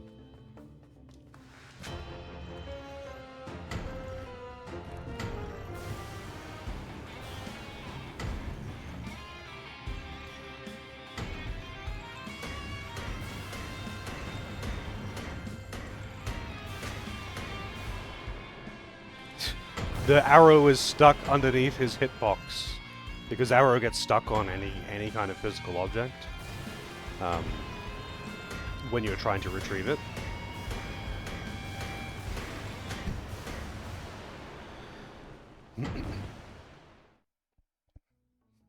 But apparently, yeah, just shoot him when he's spinning around specifically. Shoot the hole when he's spinning around. Or it doesn't count, obviously.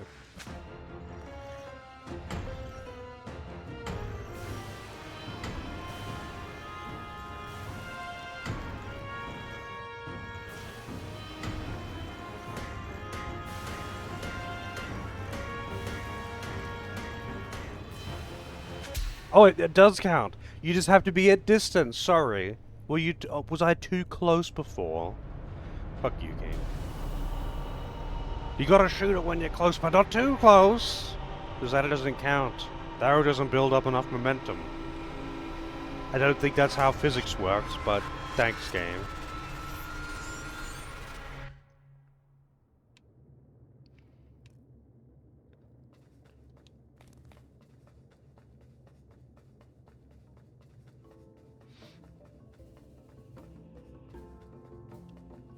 I'm expecting some seriously cheesy boss fights.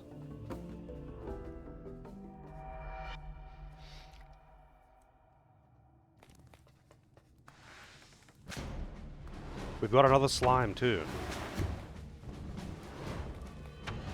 It ate my arrow!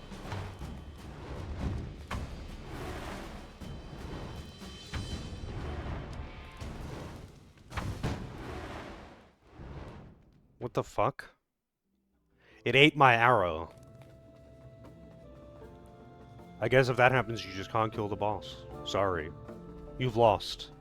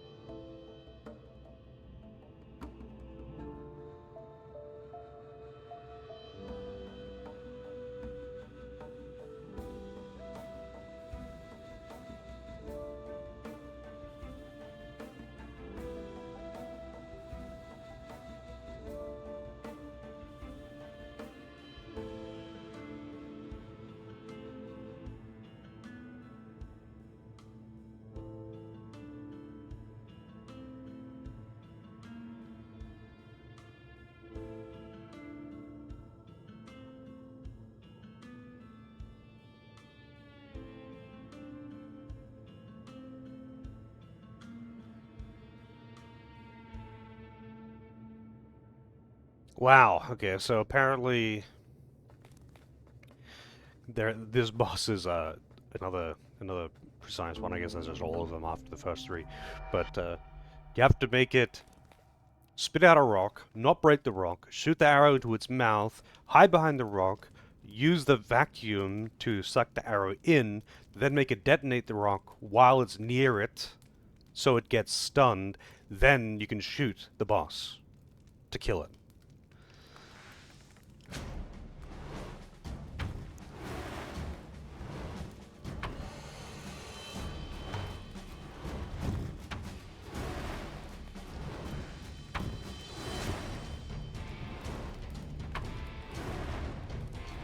Ah, it's gonna explode it.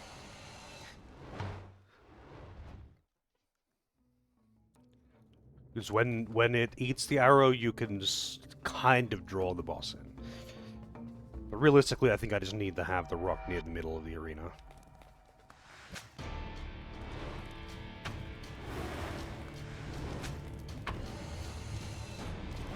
Where's my arrow?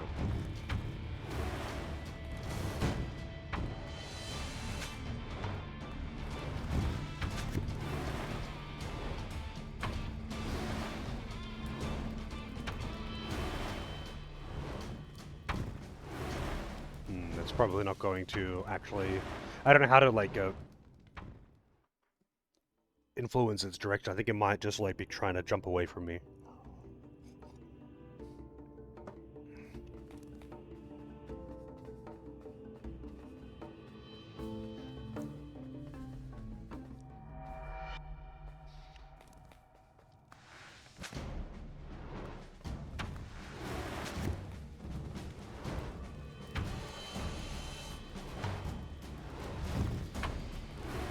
Oh, it's gonna detonate it.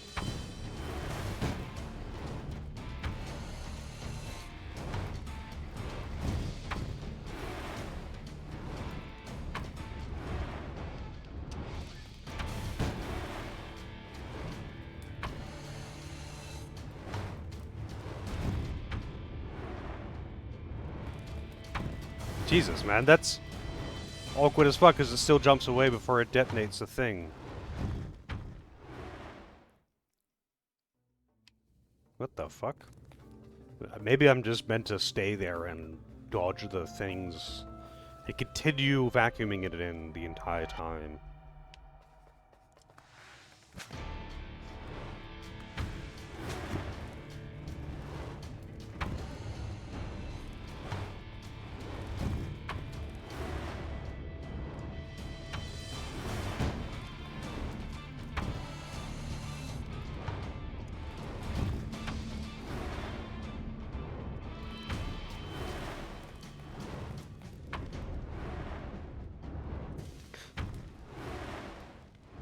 Because it jumps before it vacuums them in every time.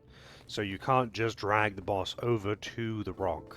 You have to drag the boss over to the rock and then continue dragging it towards the rock after it spat out the things. Otherwise, it will just jump away.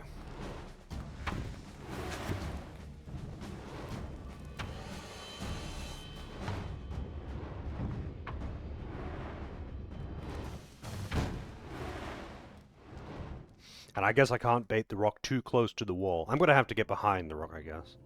I can't bait the rock too close to the wall because then I won't be able to actually vacuum the boss towards it.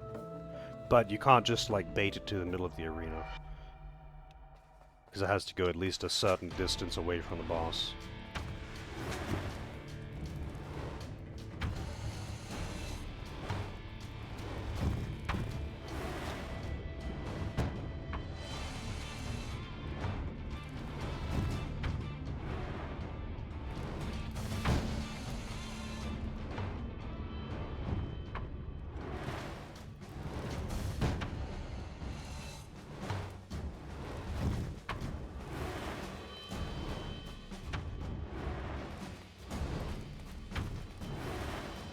I don't think it's going to put down another rock unless I destroy this one.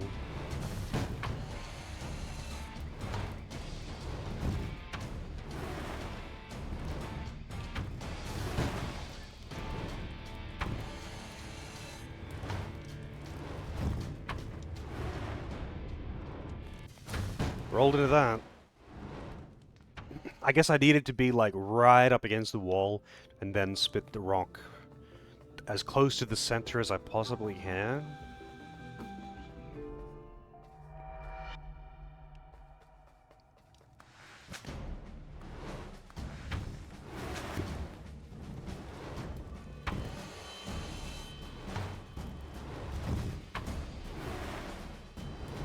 But I need the boss to actually go towards a wall to do that, because if it stays in the middle, it just won't.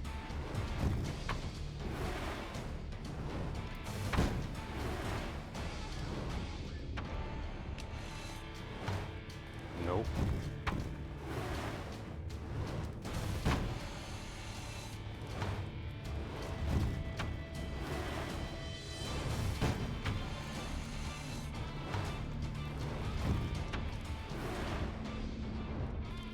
God damn, I didn't mean to roll at all.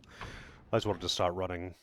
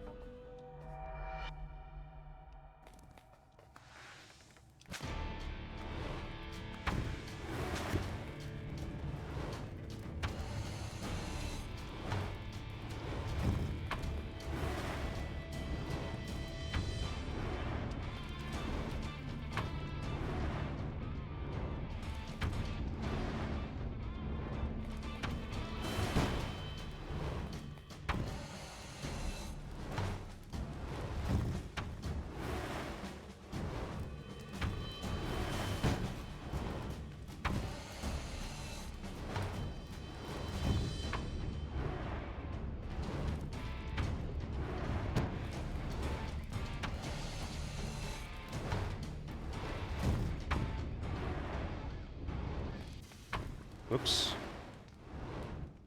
That one's on me.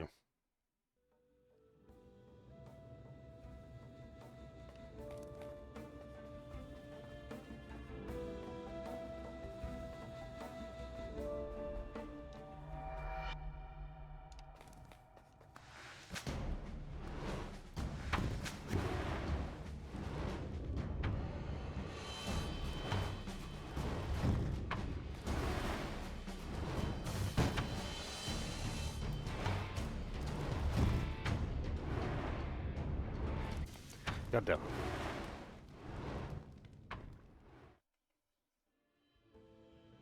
it. Seems to be the method that you have to do, though. Make it spit once, not hit the rock. Bait it, try to vacuum it in close enough to the rock for the second spit. Continue vacuuming it in, but don't get hit by the random lava balls, or you die.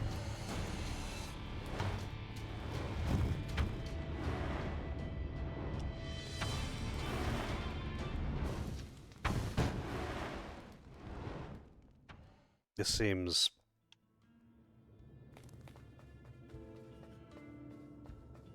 simple enough on paper. The random spread is a bit awkward though. But I'm gonna have to get like behind the rock, but I don't know how I could like get the boss to make the rock closer to the center.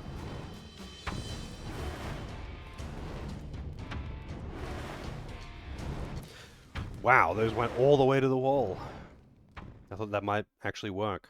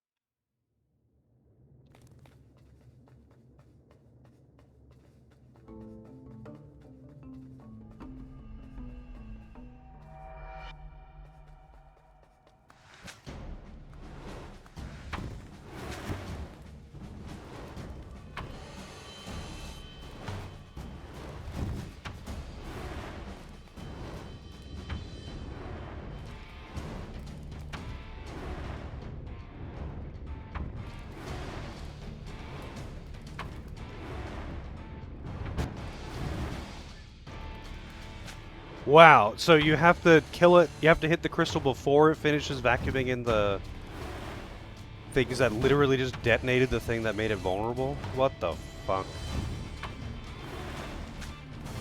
No, it didn't have the arrow in its mouth.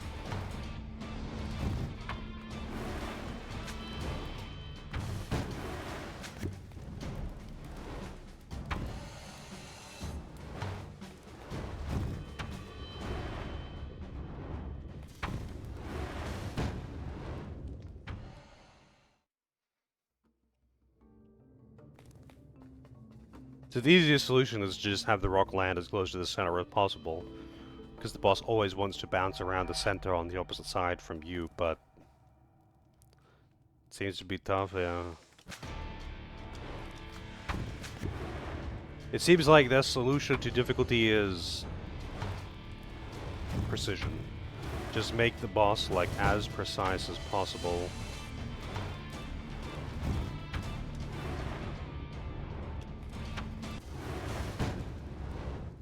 Give the player a, you know, 10 frame window, and that's the solution.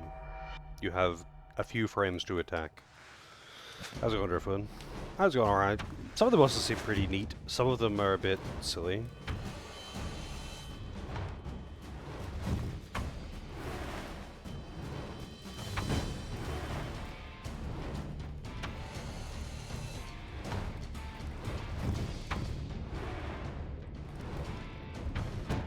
Nope.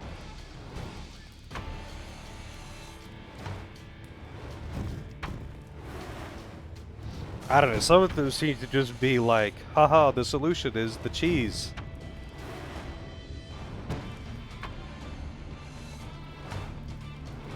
Which is kind of dumb in a game that's trying to be hard. But there's only so many ways that you can make a boss that dies in one hit difficult, right?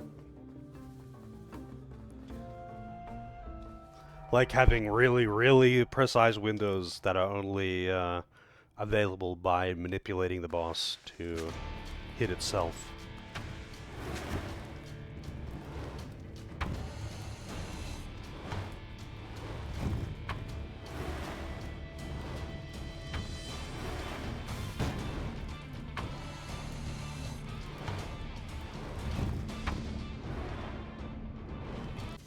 Wow, I couldn't roll between any of those.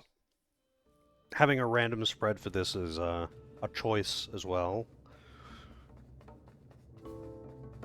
Because they can be really, really widely spread out or just not.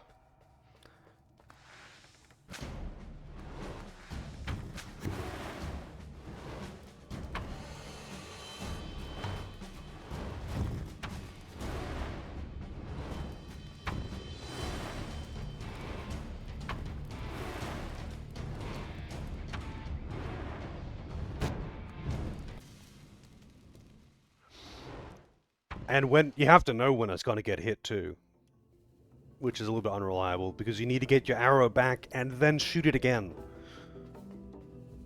Yeah, this boss kind of actually seems arse. I didn't even consider that. Retrieving the arrow is a thing here.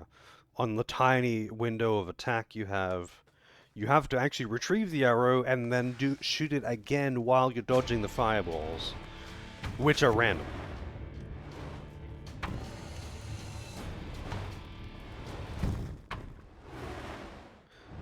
This seems kind of...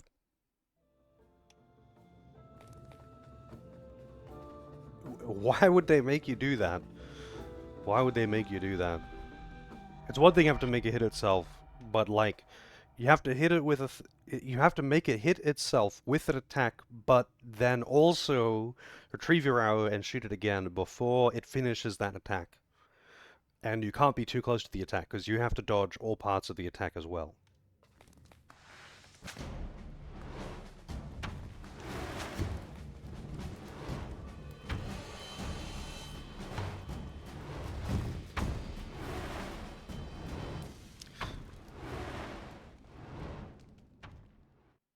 Yeah, this seems, of questionable design.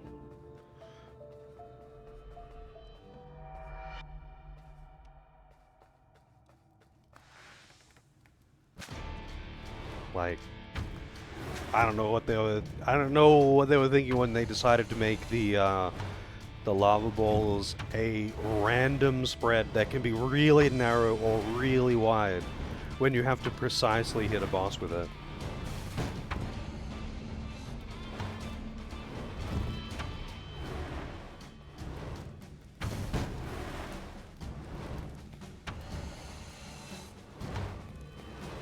Precisely hit the boss with its own attack.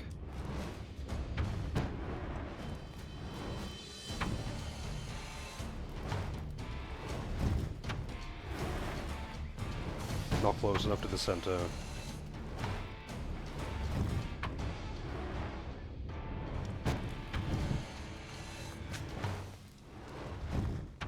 Wow. And you are also getting sucked in while it's doing that. So if you're too close, then while you're retrieving your arrow, you'll get hit by its contact damage. Not to mention that the lava balls are coming in from random positions during that. Are they being fucking serious? Like, okay.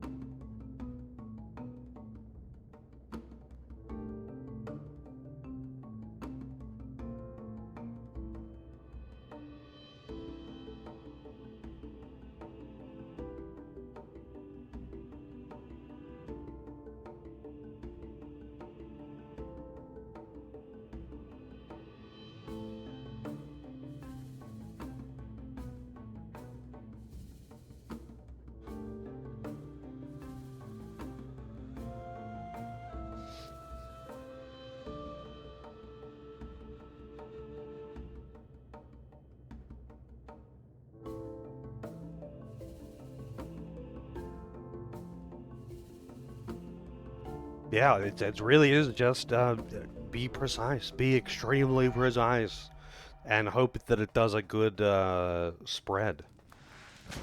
That's it. That's the solution.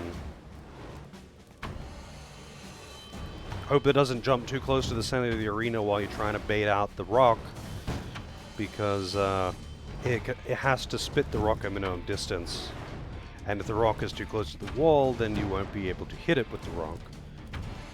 So you kind of need the boss to jump away from the center.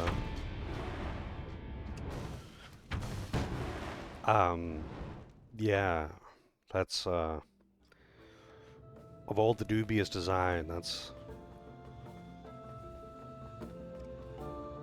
I don't know, this is kind of on the same tier as that knight, where it's like, you have to hit the arrow while being out of line of sight, but close enough to be able to retrieve your arrow and shoot the boss within the half-second window where he doesn't have his armor on.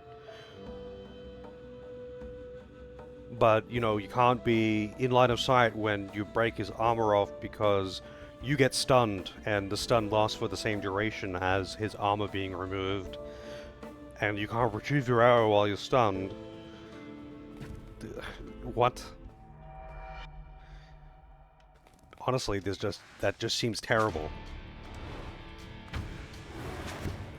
Because the boss doesn't move at all predictably. It's just random. But everything you do has too much of a delay to be able to react to randomness.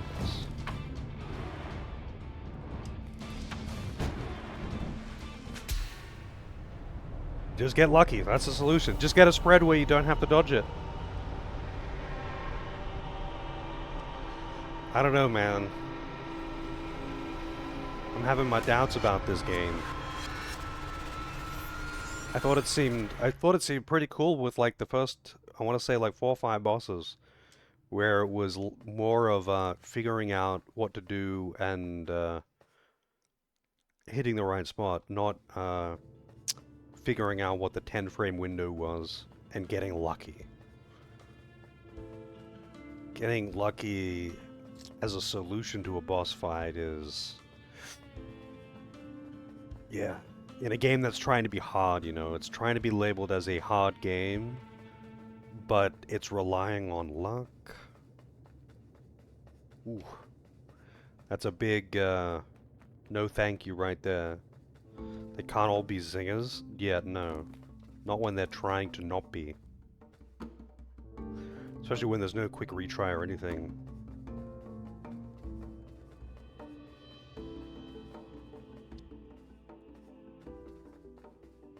Wait, I think this is where I came in. Where's that other elevator go? Two elevators. One goes to the ice pick. Actually, no, I think this is the one that goes to the grassy area.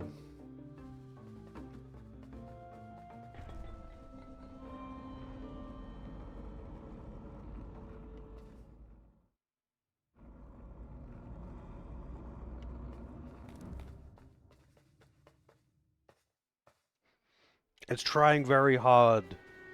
Oh, wrong elevator. It's trying very hard.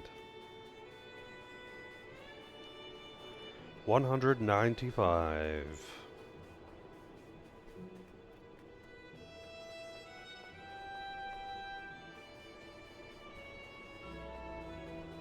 But I feel like it's one of those, it's trying really hard, but it's trying very hard is not the same as doing a good job.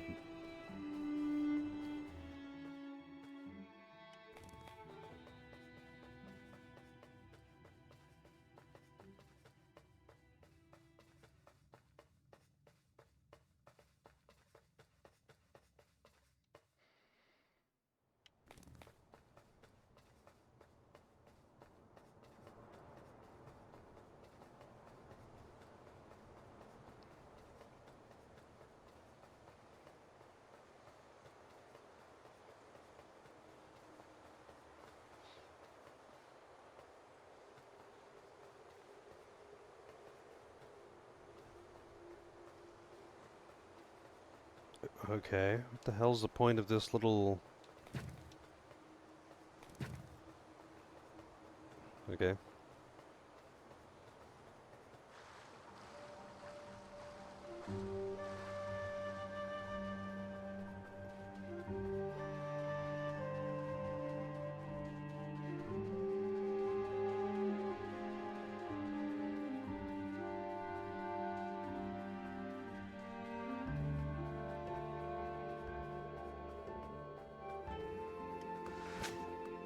Oh. Because I have to kill at least one more boss to open that door. I guess it really is just any bosses then.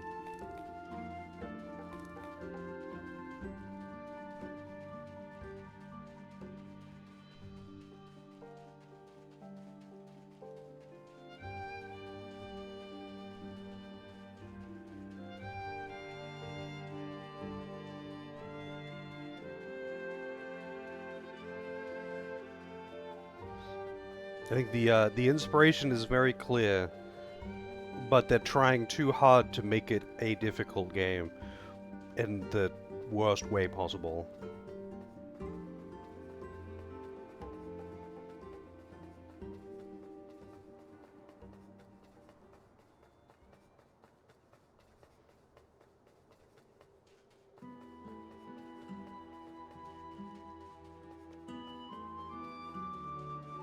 Oh, looped around back to here.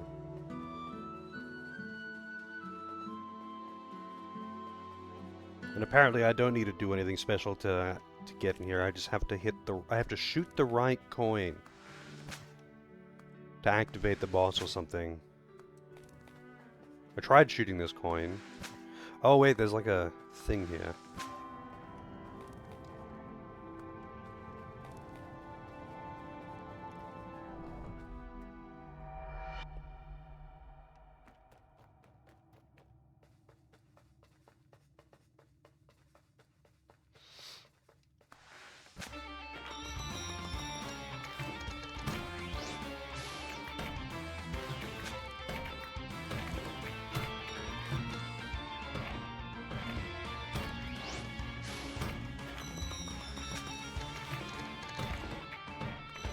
Whoa. Oh, I guess I have to shoot it when it's doing that particular coin spit attack.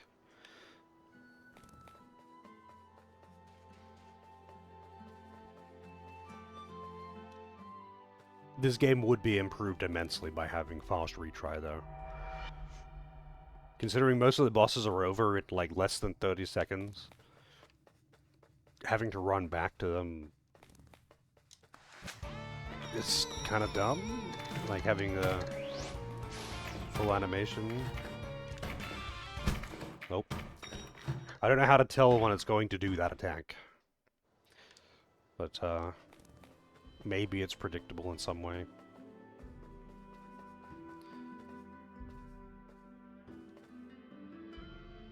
The runbacks are really annoying and pointless. Especially with just how trial and error the bosses are.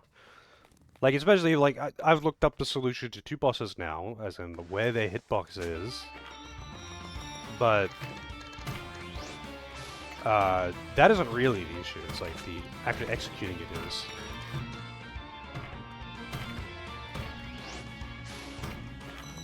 Let's see. I don't... What? So it's not after a certain amount of bounces, it just does it randomly. Again, I guess I just have to react to the randomness really, really fast. But most of the bosses, especially if you're not looking up a guide, you're going to need to die a bunch of times. And most of the time you're going to die really quickly. And most of the time the bosses, once you find out what their weak spot is, they're going to die in like less than like 10 seconds in some cases. The run back ends up being longer than every attempt. So it's like, I guess they really wanted you to have the Shadow of the Colossus experience, but like,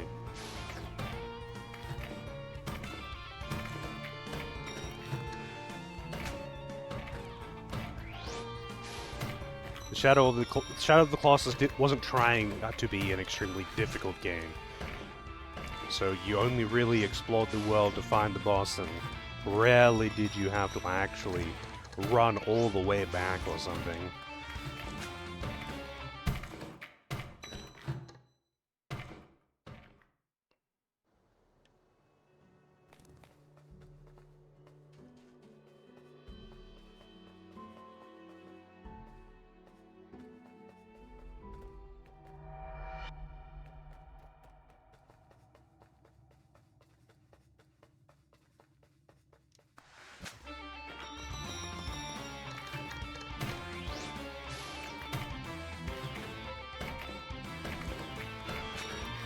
Oh wow, it's sliding back, dodge the attack. Thanks, boss.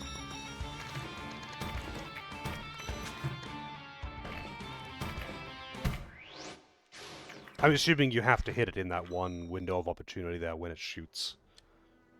Having the boss dodge backwards while it's doing it doesn't help there, because you do have to charge up your shot, or it won't go far enough.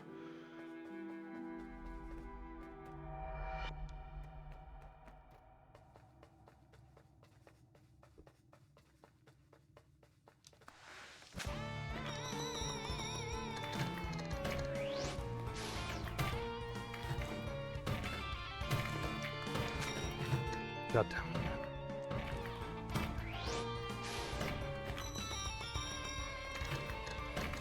If a friend enjoyed this game, I'm glad they enjoyed it.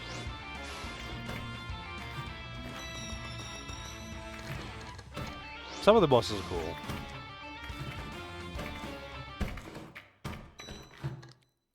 It must be a pretty fucking tight window to actually shoot it in the mouth when it's doing that attack, though. Because, it dodges backwards and then immediately closes, but you still have to charge the shot enough to be able to cover that distance and still get out of the way of the attack, or you'll die. Again, it's just a really tight... Get the right frame.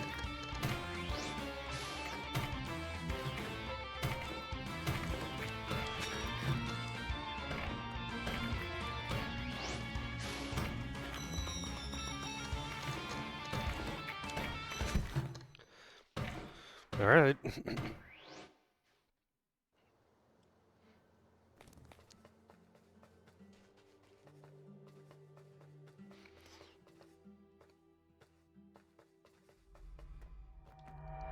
I think most of their development effort probably went into making the world and the deep lore, because they wanted to have the whole like mysterious Titan lore. There's no words; you just have to pick up the pieces from looking at things, and environmental storytelling and all that. They're trying to be Shadow of the Colossus, but I think the bosses might have been an afterthought, to be honest, which is a bit odd for a boss rush game.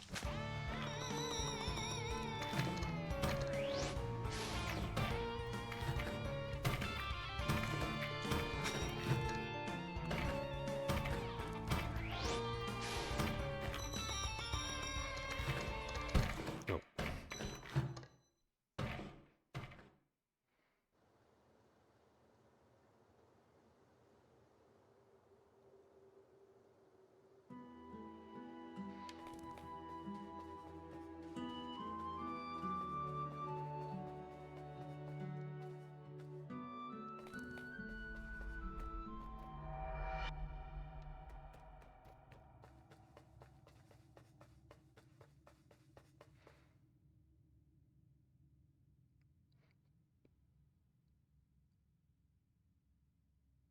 I feel like, I mean, maybe there was Dark Souls influence if they like, I don't know. Have you played Shadow of the Colossus, Driftwood? It's like the world feels almost one for one, even with the collection of the souls and all of that. Um, no words.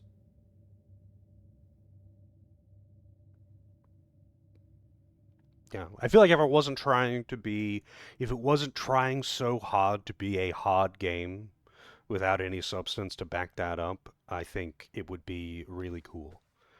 Because then you can appreciate the other aspects without the rest, like without the I'm trying really hard to be difficult by just having really precise 10 frame window attacks where you have to hit the weak spot. Uh, well, I mean, with the controller, like they could just not do that. They could literally just not do that. And then all of their efforts in the world building and all of that, the cool shit, without the RNG attack spreads, they can actually be appreciated.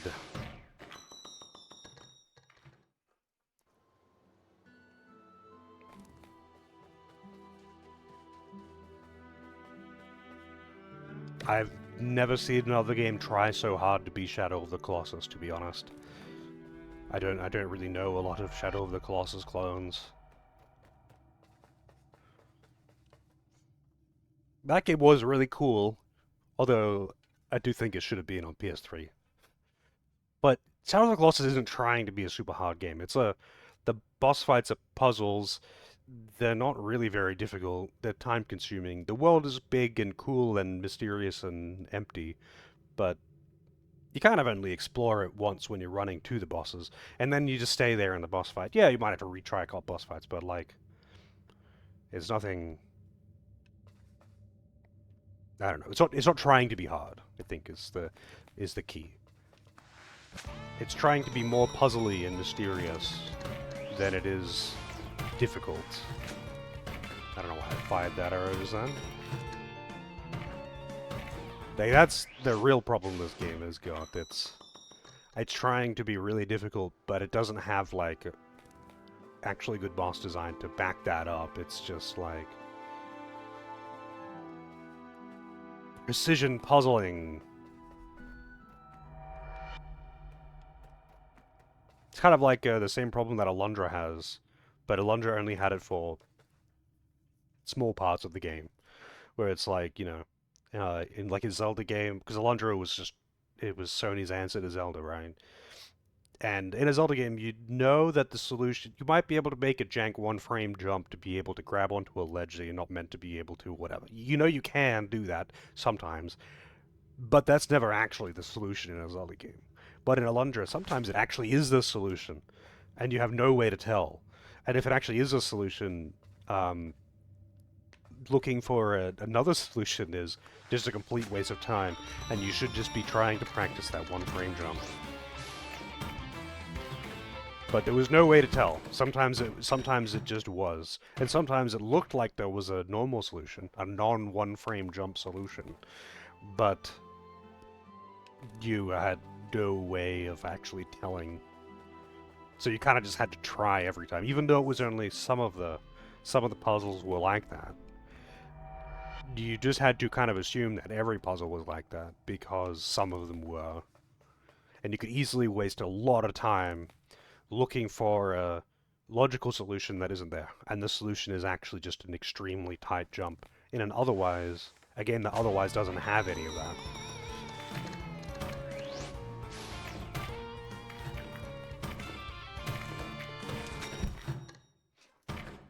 If it, like, the guide actually says that it shoots after 2 jumps. After it teleports, it's 2 jumps. But I've seen it jump 3 times, and I've seen it jump 1 time. So I don't think that's the case. I think it's actually random. And the guide make it just got lucky.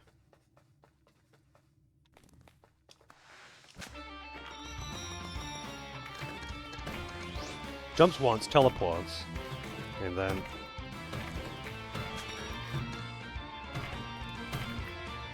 3 times, teleport. Let's see. So if it spits coins, it's 2 jumps. It's 1 jump, sorry. Then I mean, that might have been luck. I don't know. I'm just going to assume that it has a consistent way, because I don't think you can charge up a shot and actually shoot it in the mouth and dodge the coin without the arrow just not being charged enough. Because you have to do a pretty much full charge shot, otherwise the arrow won't reach it.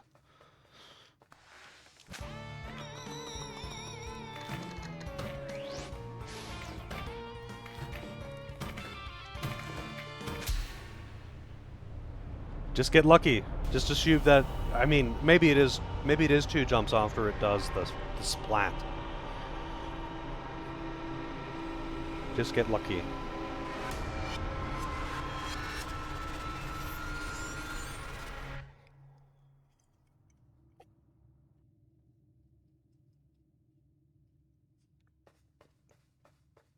I mean, it was the same thing with that previous, the fire slime.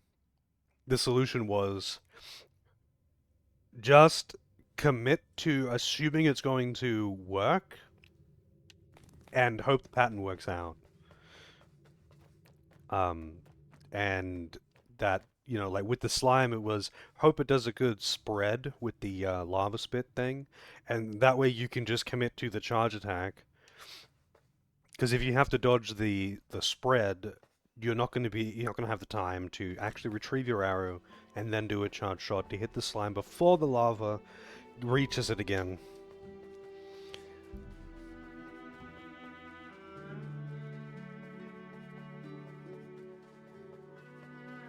But the weird thing is, I didn't get that impression that the bosses were going to be like that from the first, like, 5 bosses or whatever. Because they were consistent. Like, the Yeti, for example, was silly. The intended solution was a gimmick, or was a cheese strand, rather. But it was consistent. It did the same attack pattern every single time. The worm thing did the same pattern every time as well. Again, it was fairly precise, but it was also consistent. So you did have to figure out what the window was, but you could reliably do it every single time. If you had a good aim, and you knew the pattern.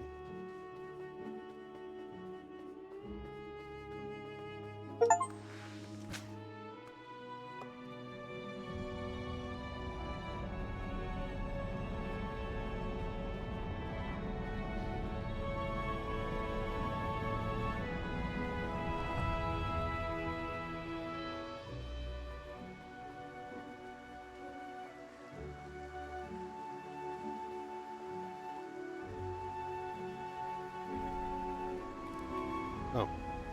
Every time I step on one of these elevators, I think it doesn't activate, but then it does.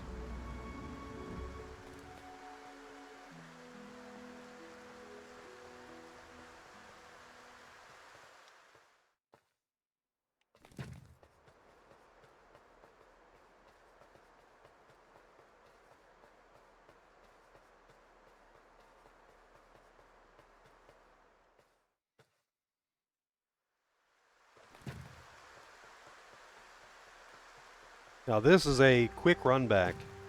If this is the boss right here, it's this guy. It's the not Twilight Princess, fucking Minish Cap guy again. Except now he's got laser eyes. Although I'm pretty sure the Minish Cap guy does have laser eyes. And its hands move very slightly faster, so you can't dodge them by running. You have to dodge them by rolling.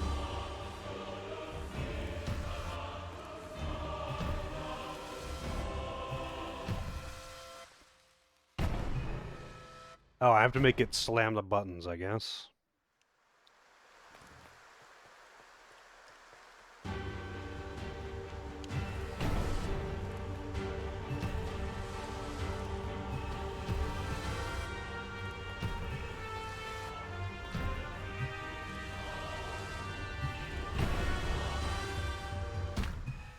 Wait, what? I hit both of the buttons, and I can't hit them both at the same time.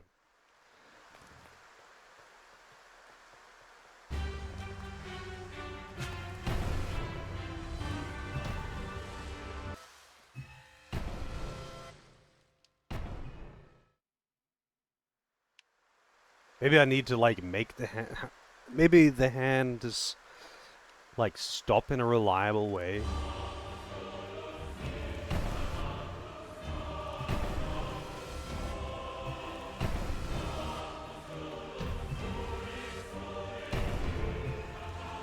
The buttons do stay pressed, but I don't know how to tell which hand, like... which hand is going to actually attack.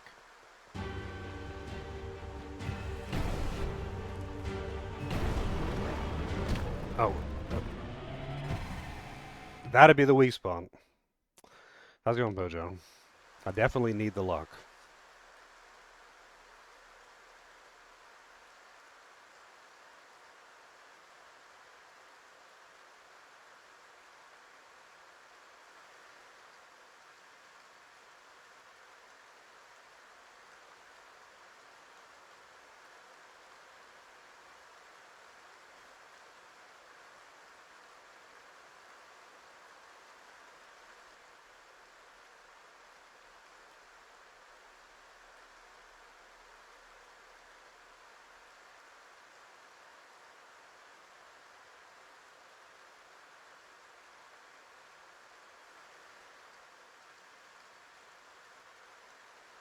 Hmm.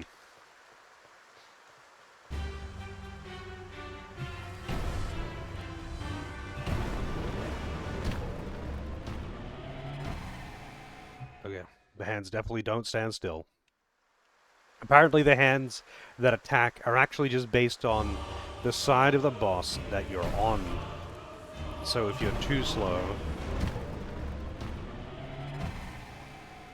to move to the other side, then the hand will just move again.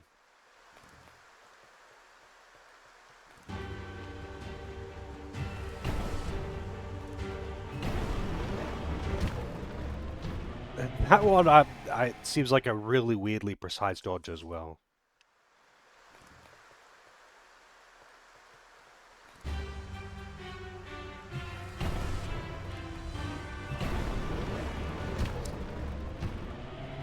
You certainly can't avoid it by just running.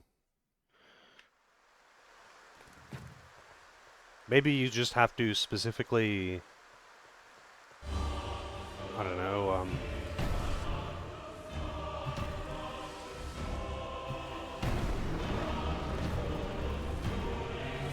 I guess you just have to dodge it.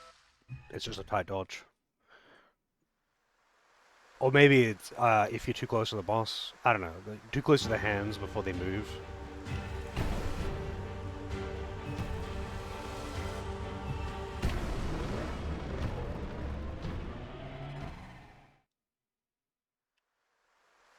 Boy, am I glad that there is a shorter run back here, though.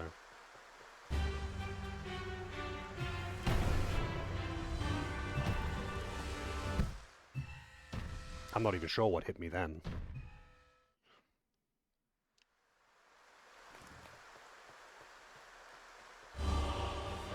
And that you don't have to shoot the boss to activate it as well is nice.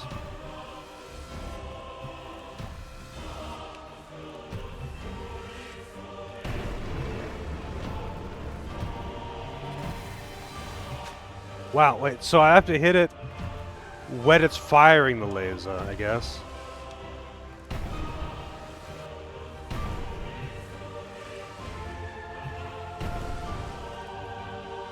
Can you, like, attack with the correct hand, please?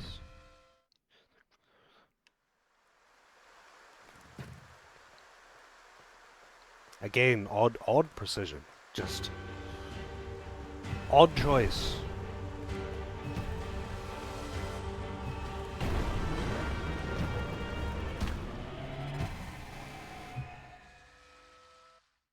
Apparently, it is the hands do attack based on proximity, so it is technically reliable.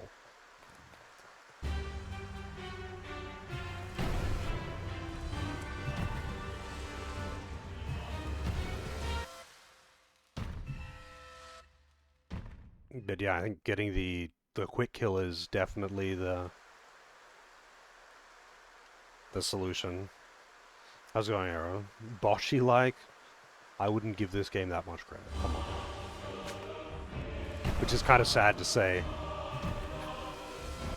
That's kind of sad to say. I think this game would actually be really cool if they weren't trying so hard to be precise. Because they've put way more effort into the world than they have to anything else. And it's a boss rush game.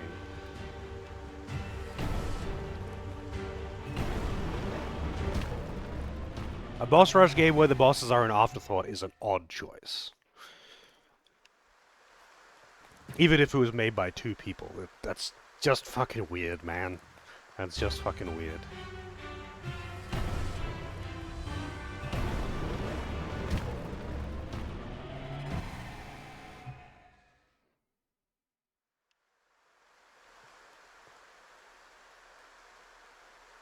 Oh, Jesus Christ. I can't imagine playing this on a touchscreen. What the fuck? It's like, you know, people beating Elden Ring with a DDR dance pad. Not that Elden Ring is extremely difficult, but it would be with a DDR dance pad.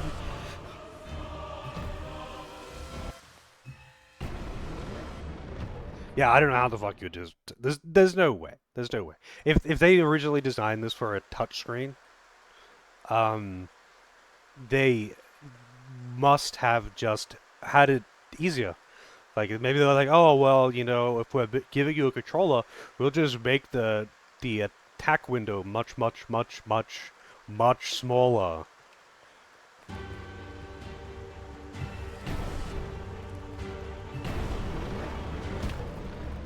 Man, just dodging the fists when it's activating the laser is the hard part here. I have to dodge the three slams and then shoot the laser hole.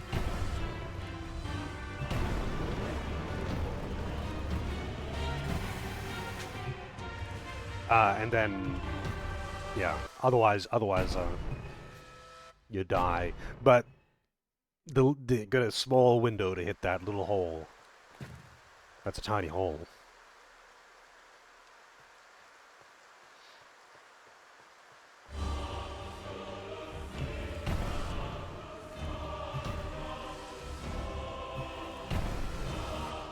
Oh, goddammit, man. You're just too pro, Knight. Just too pro.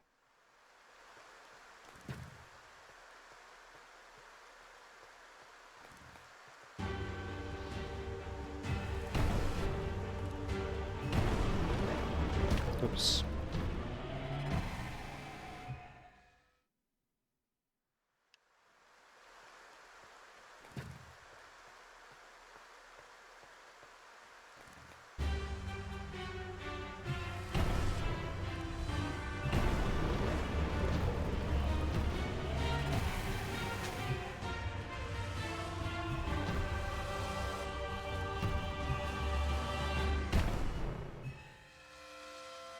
Yeah, I think the solution is to dodge away from those hands when they're moving towards you.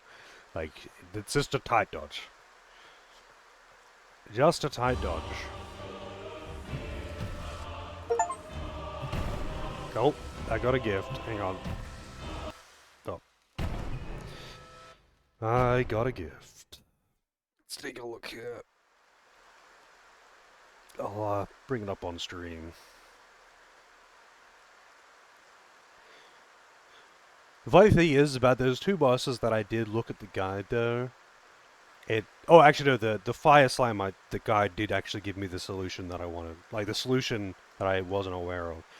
The other boss, I was correct. It's just weird, just weirdly precise. Just weirdly precise. That's all.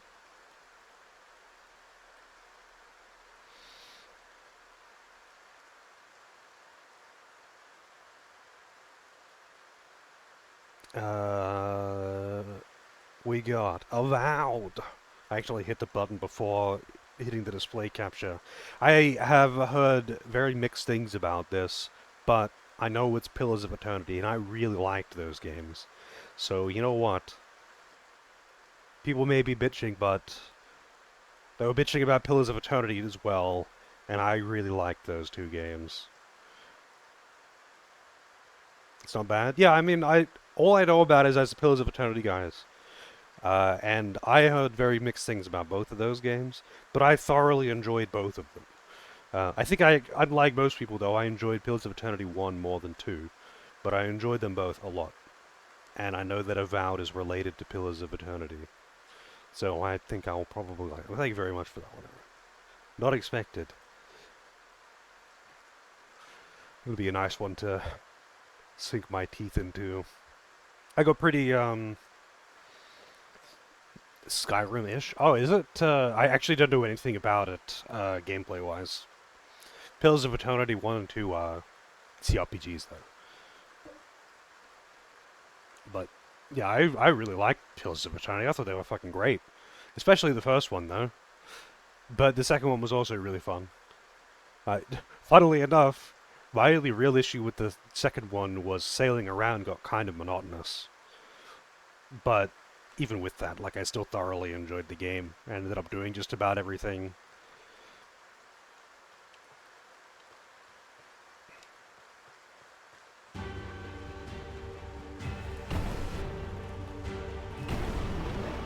Oh, plays like Oblivion with guns, so Fallout.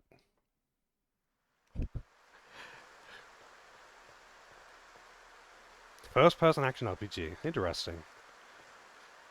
Yeah, I had never looked into it. I just like wishlisted it because I was aware of its association with Pillars of Eternity, and I was aware that people were bitching about it. But I was also aware that people were bitching about Pillars of Eternity.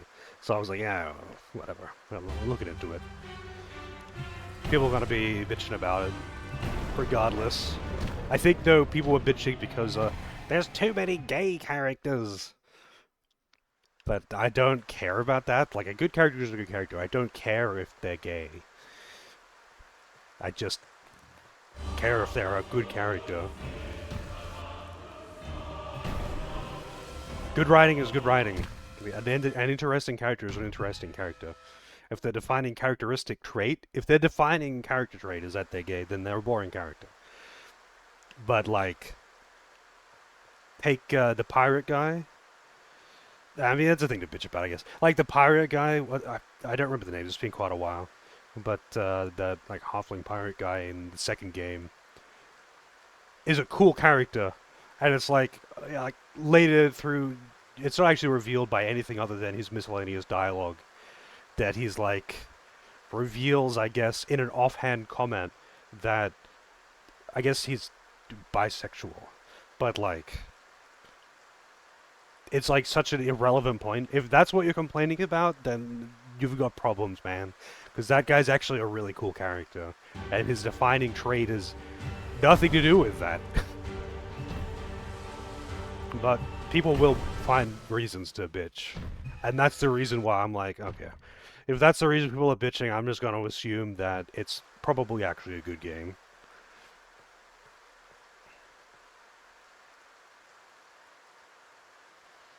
Wait, really? I didn't hear any complaints about that one about tyranny. I don't know. I think it's funny when there are male prostitutes in games because they almost always make it a not necessarily a joke, but it's like I don't know. They always in CRPGs anyway, which is usually where I see it. They find a way to make it funny. I like how they did it in Divinity, but they did that with all the prostitutes. How they're like, uh, just the way they were wording it makes it seem like they're actually prostitutes, but they just read a book to you. If you go back to the room with them, they just like sit down and literally just fucking read a book to you. They're just weirdly suggestive about selling their service as a book reader. Can't roll into the stairs. I don't know, man. I understand it being an annoyance if the devs are trying really hard to make it like, oh man, look at how cool we are for having gay characters. And it's like, yeah, cool, but like you still have to make them good characters. That's my only complaint. If you've like made a super diverse cast of nothing burgers, then that's just boring. But oh shit. If there are actually just good characters that happen to be gay, then who cares? Most of the time, the character's sexuality is not actually a factor in the storytelling, and it just isn't brought up, and it's just assumed that they're straight. And that's whatever, too, fine. But, like, that just means their sexuality is not relevant to their backstory or their personality, and the game just isn't a BioWare game where everyone wants to fuck the player character.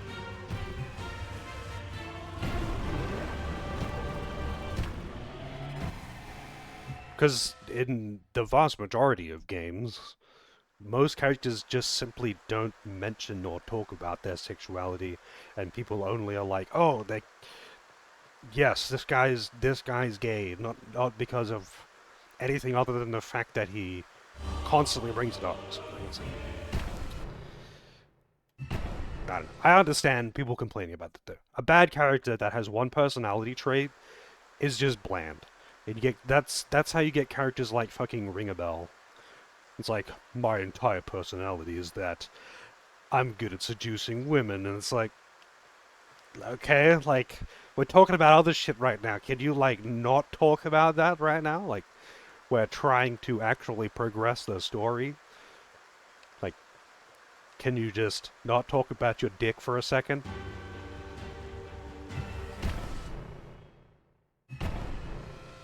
Yeah, that's another thing for me as well. Games that are flagged with female protagonist. But, like, that's fair enough, I suppose, but a character being female isn't going to make them interesting. A character being good is going to make them interesting. Like, there's plenty of really good female protagonists. I think plenty to make me not seek it out.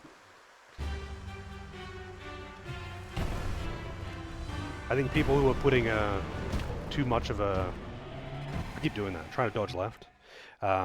People who are putting such an emphasis on the fact that they are of this particular demographic are probably not putting any emphasis on any other factor about them, though.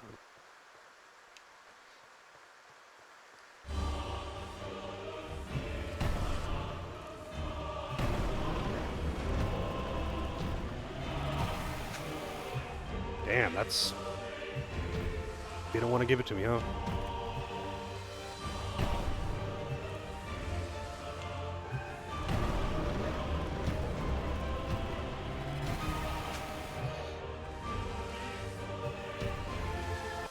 Oop. I mean, I guess not every character can be a badass, but I don't know, man. I remember seeing shit like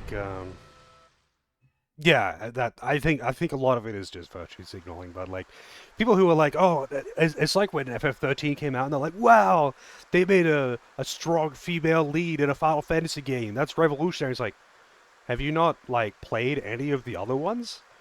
This isn't even like this isn't even new, man. The main character of 6 technically is a strong female character, and the main character of 10 is essentially Yuna.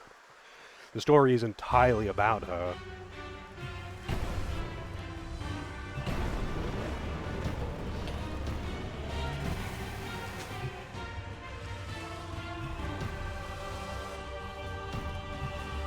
Oh, laser. People would just be bitching about dumb shit. But yeah, Celeste.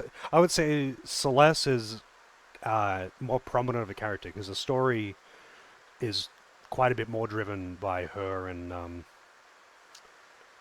Locke. I want to say Terra's important to the plot, but isn't really the driving force. But she gets shit done. I think Yuna's a better example though, because she starts off as a fairly oblivious, sheltered child, and ends up being quite strong uh, and develops well emotionally. Oop.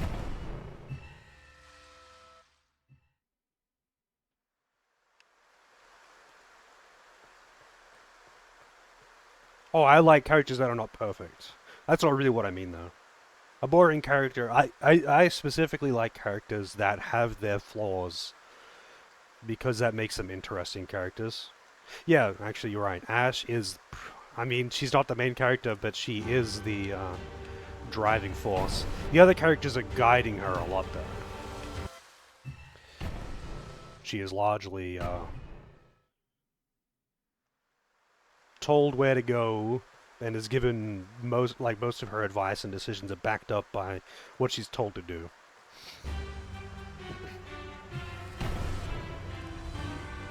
But yeah, she is kind of the main character in that to a certain extent.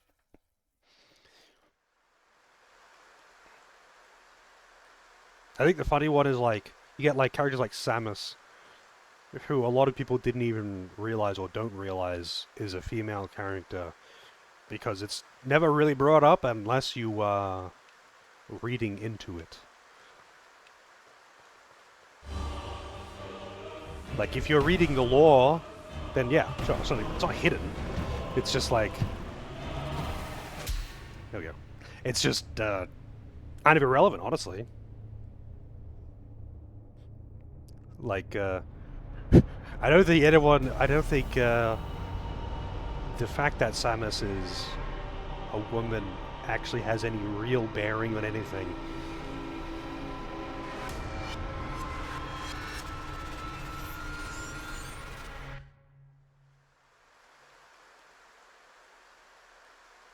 Oh, really, Pan? Was that just in the North American release or something?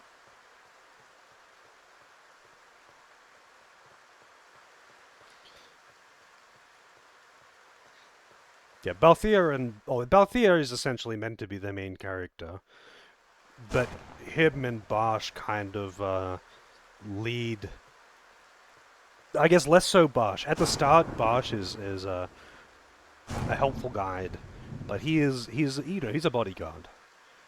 Balthea is way more of a driving force of giving wise counsel. Ash is saying where we should go, but Balthea is like, yeah, maybe you shouldn't do that. This is probably a wiser course. And she's like, okay. All the English releases for the first Metroid. I didn't know that. I haven't played the first Metroid yet. I've only played Super Metroid and Metroid Prime. Also, the Resident Evil games have got like as many female as they do male protagonists, don't they?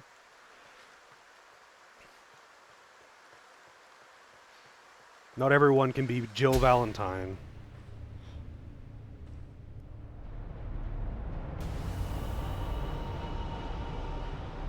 Tomb Raider, yeah.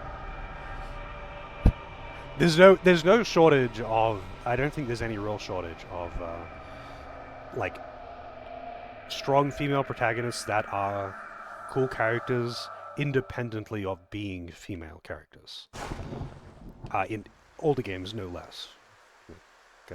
That weird push around the PS3 era for like Um, oh, the soul. Okay. That weird, like, there was so much of a push for it in the PS3 era of we have female protagonists, so we're cool. But like, I don't know, man. That's not anything new.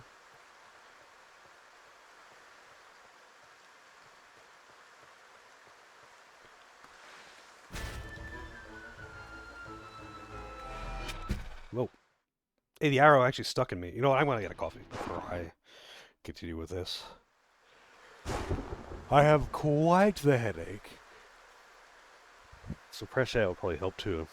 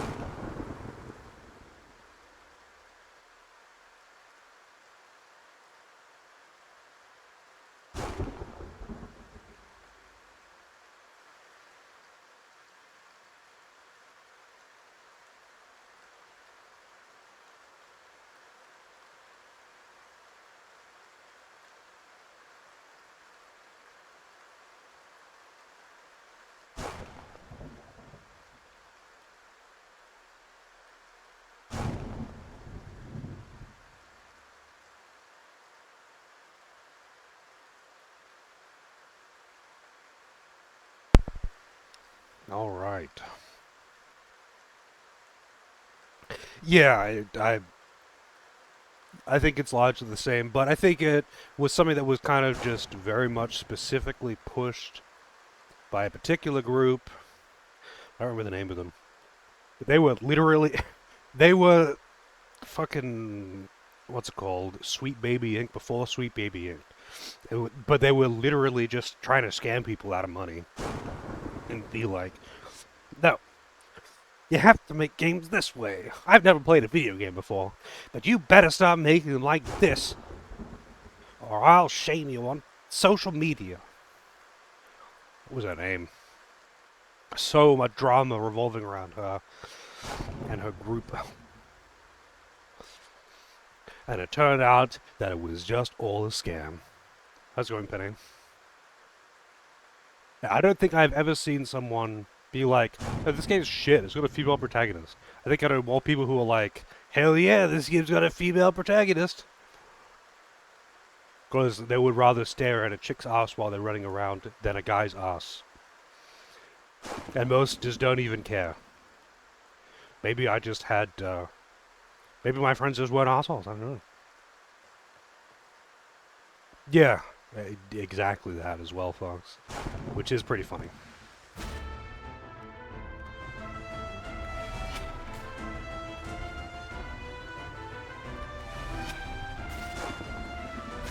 Wait, is it only vulnerable when it teleports like that? I think that's going to be it.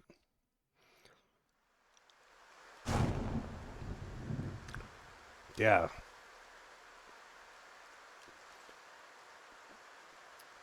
Stellar Blade. I haven't played it. I don't know. Stellar Blade seemed very... it's near, but... I don't know. It's just near. It's just a near clone. Cool. But I don't like near, so...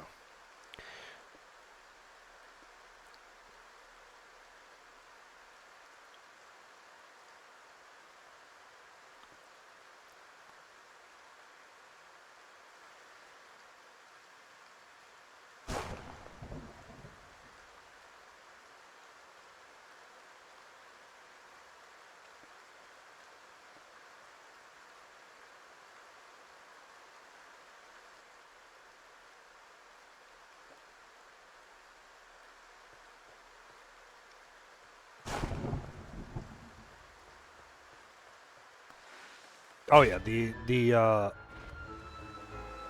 wait. The level of goon bait in near, not near in Stellar Blade, I mean near as well, is off the charts.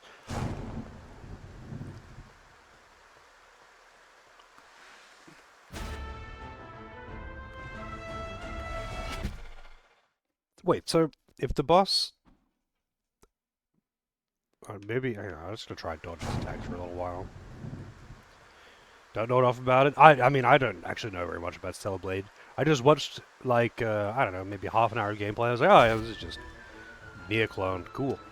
But I don't like Nier, so I was just like, whatever.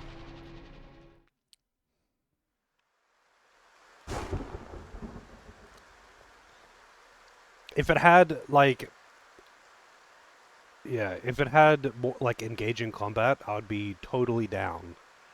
But Nier doesn't. And Celeblade look exactly the fucking same. It's an animation cancel action RPG. You spam your attack button and then animation cancel out of anything. The only way that bosses can be hard is if they make them really, really, really fast, and that's kind of boring. There's no like punishment or need to play well. Oh, goddamn. Like there's no incentive to actually learn how to play. But maybe Cellblade has more going on than I realized, and the people that I was watching just didn't, I don't know, get into the gameplay too deep.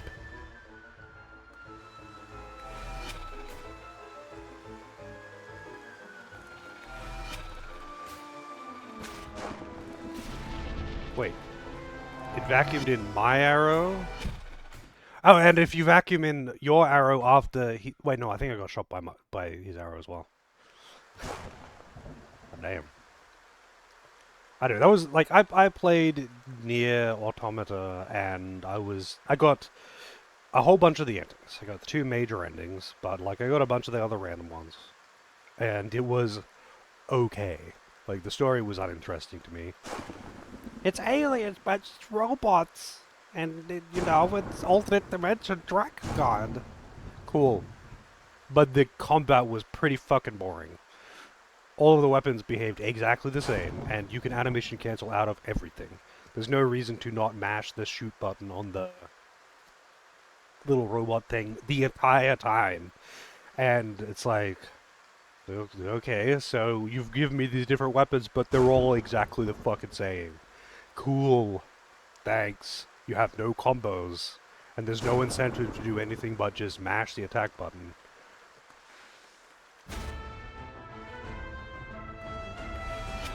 Oh, goddamn.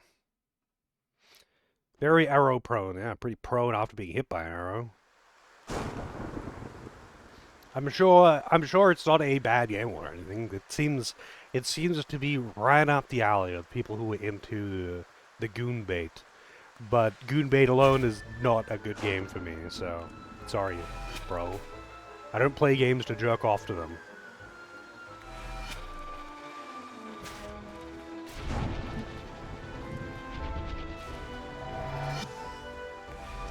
Yeah, okay, so if you vacuum in your own arrow, it kills you. So I wonder what the vulnerability for the boss is then.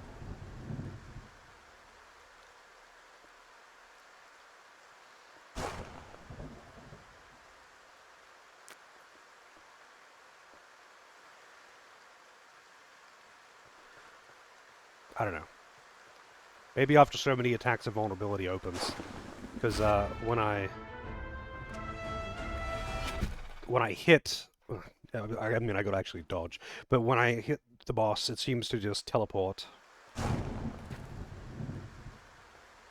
The teleporting is in reaction to being hit, rather than...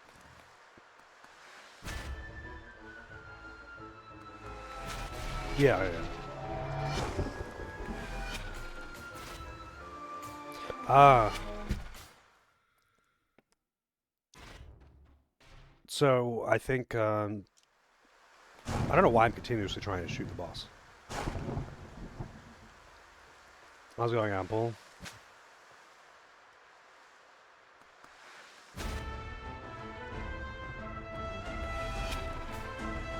Yeah, this game has a lot of that.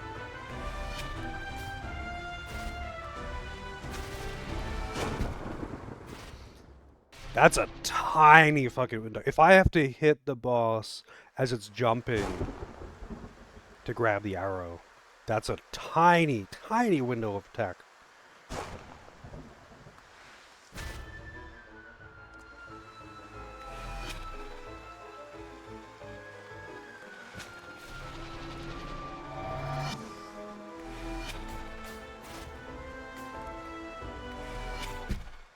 I can't let it grab my arrow though, because if it takes my arrow, then I can't attack. So if you miss a shot, you essentially lose.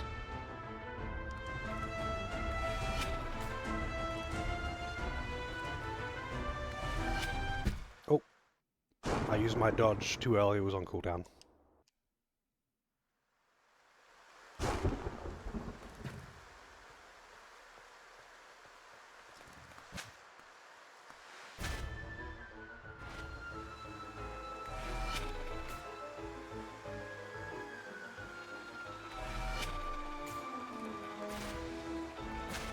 Wait, it just teleported and then grabbed a lightning ball?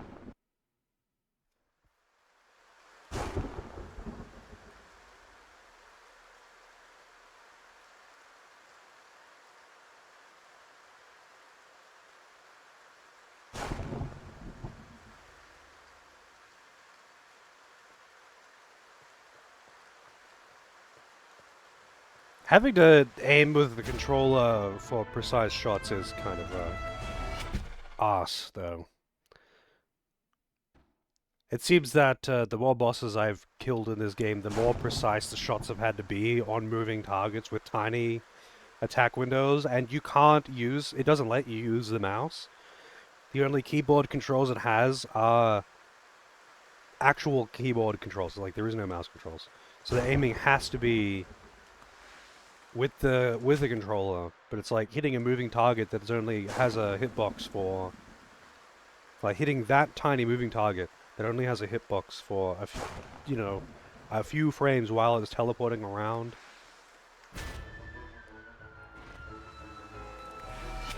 Oops. I keep doing that. Like I dodge just for movement. It's like a knee-jerk reaction.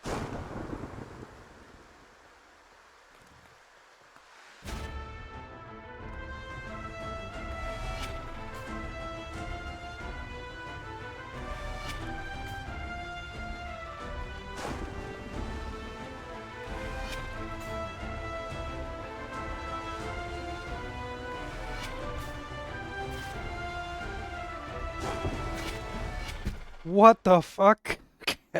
So it can dodge and still shoot. It doesn't even interrupt the shot. But I don't know if there's any predictability to where it's jumping. It just jumps.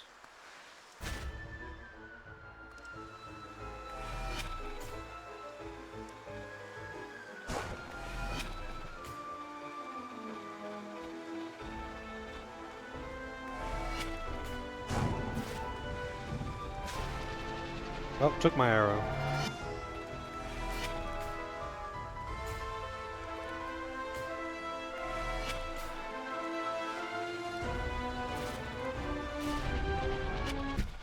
God damn it, man. You have to like let your arrow bounce around a few times before you can retrieve it. But the boss will try to take it again, and it still just does its normal mechanics the entire time. Better not miss a shot.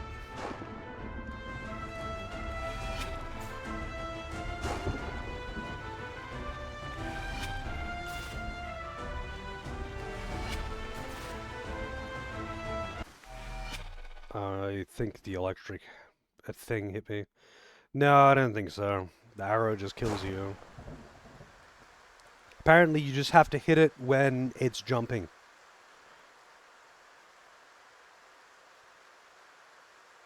So that, like, few frames when it's pink, after jumping, you have to hit it then. That's the window of opportunity.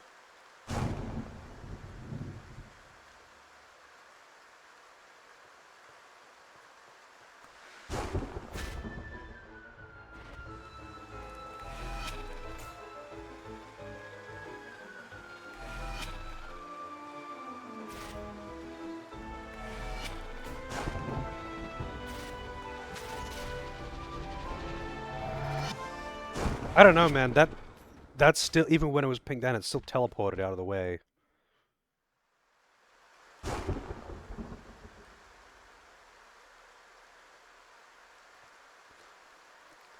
That seems kind of dubious.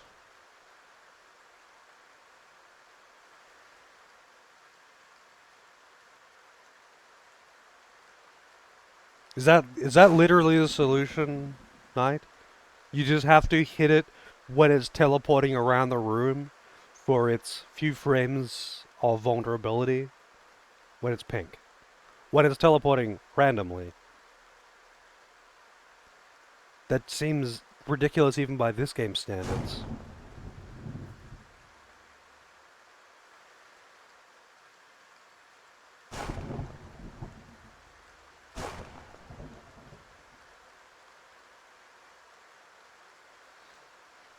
This guide, though. His moveset is using your arrow to kill you, shooting arrows at you, and balls of lightning that react to you existing. Thanks.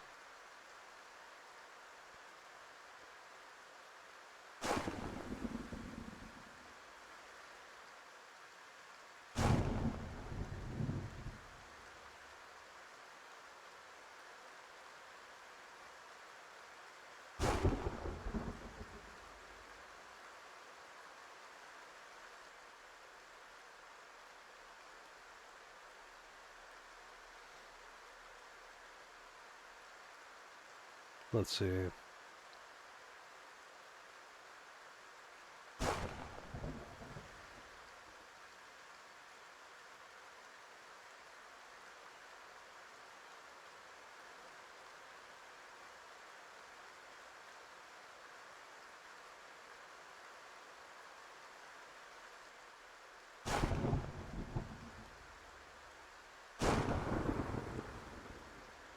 What the fuck? This video guide, he just shoots it when it's not pink and it just gets hit and dies. It... What? It just shoots the boss and then it just dies in this video. It does an iframe out of it. He does it specifically after the third shot, so...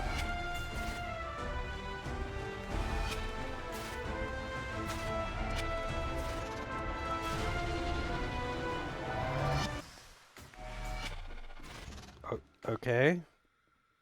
That doesn't help at all.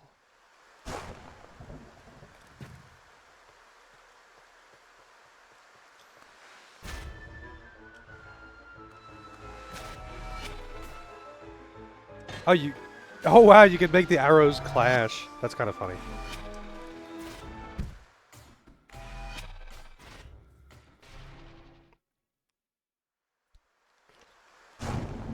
He didn't take the boss's arrow or something, and it looks like I can't do that anyway. But, yeah.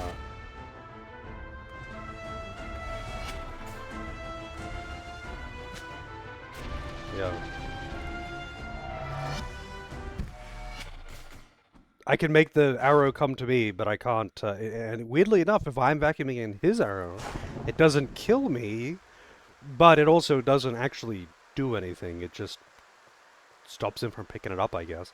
But if he takes my arrow, it absolutely will kill me, and then he's just got 2 arrows.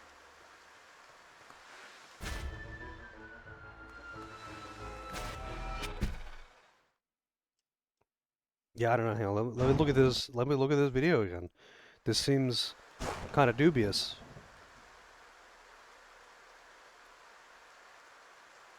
Well, after the third shot, he just shoots the boss and just dies. What? But it doesn't, like, there's no... It just doesn't iframe it.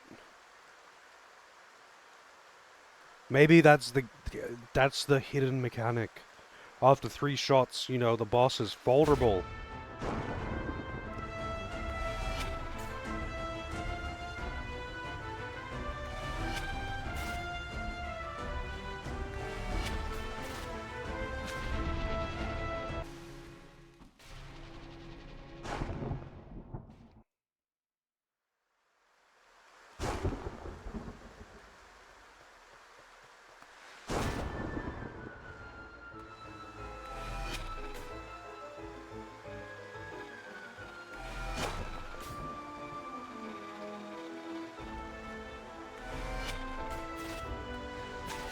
No, it's still iframes after 3 shots. It's still definitely iframes after 3 shots. I don't know what the fuck this guy did. But it just didn't. It just didn't iframe dodge it. In this particular guide video. With no indication as to why.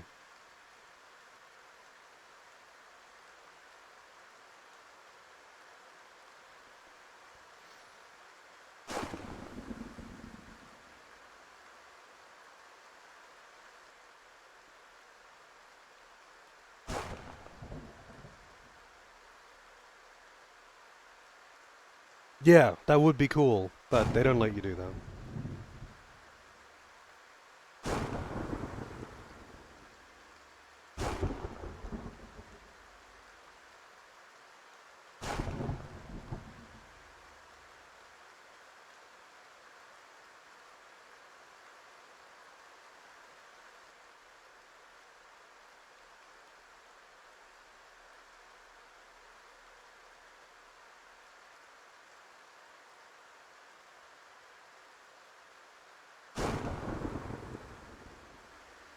Wow, yeah, everything else seems to just say, shoot the boss when it's pink and it's jumping.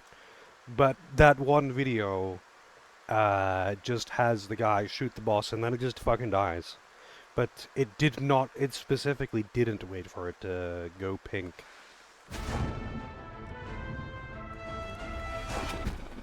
God damn it. Keep doing that. So I feel like that video guide is bullshit. If he's just maybe there's a trick, maybe there is some kind of trick there. But everyone says shoot the boss when it's jumped and it is pink for a moment.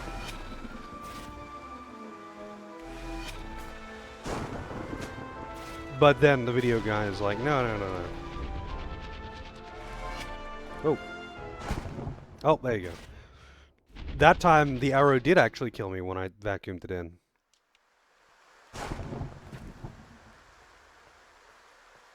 But all the previous times it was just like floating around me. Could have been a speedrunner. I mean, oh, you can't actually pause this game apparently. It just pauses me. It doesn't pause everything else.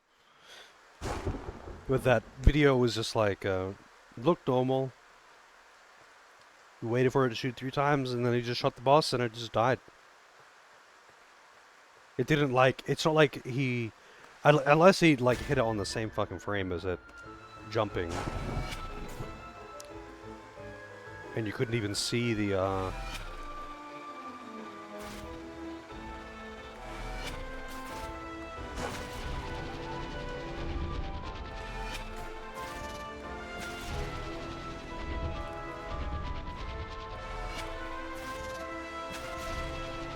even when it's pink, it seems to dodge me.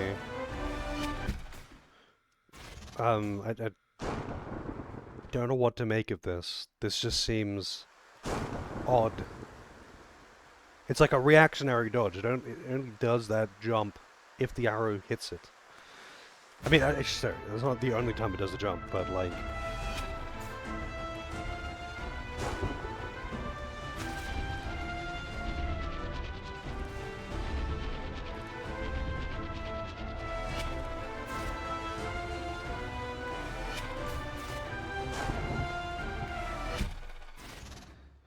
Okay then. It just seems completely fucking random though when it jumps. Not only when it jumps, but where it jumps.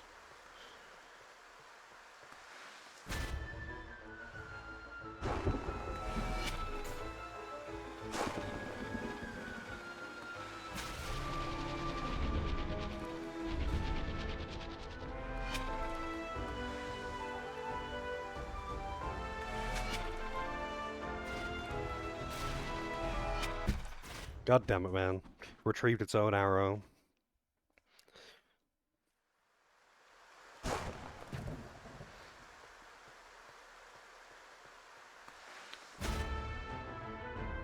I can't imagine how shit this game would be on a fucking touchscreen though. If this was originally designed... Oops. I didn't mean to do that. If this was originally designed for mobile, the devs must have been fucking high. Oh, goddamn it. Lightning ball. Missing an arrow is just... Missing a shot is just like a death sentence, though.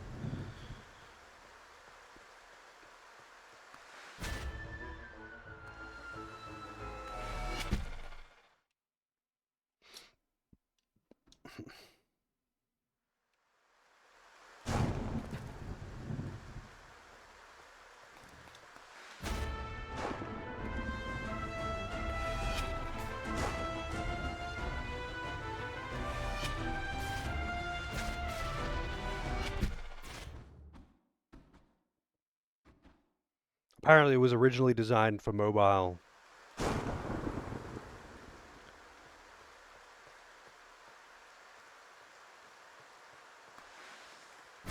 But if they originally designed this for anything other than playing at 60 FPS with a controller, or with a mouse and keyboard would have been ideal, but if it was originally designed for anything but that, they are high. If they, like, if it was still the same design, I mean. Like, There's no way you'd be hitting these fucking tiny attack windows with precision with a touchscreen. No fucking way.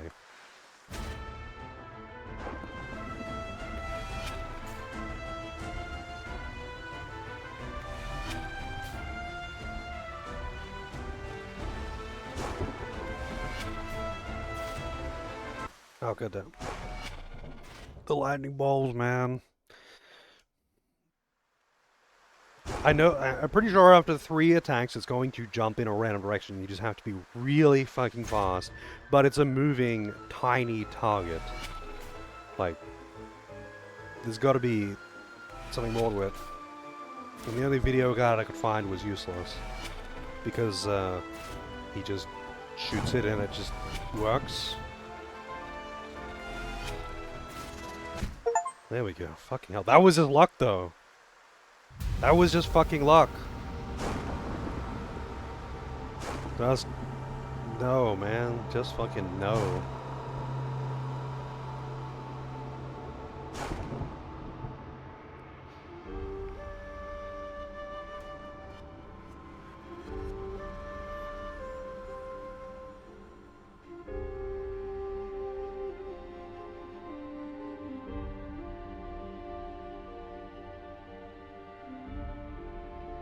GG indeed. I think every boss would be a speedrun killer, Ample. I would say have a look at the... Have a look at all the bosses and you'll see what I mean.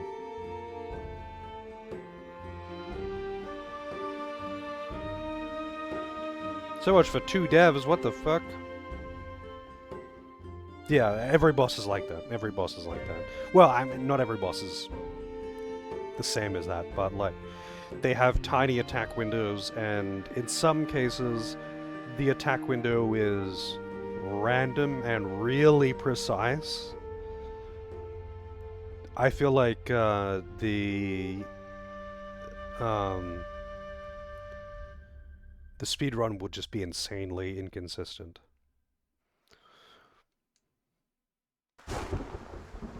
There is a true ending for killing all of the bosses.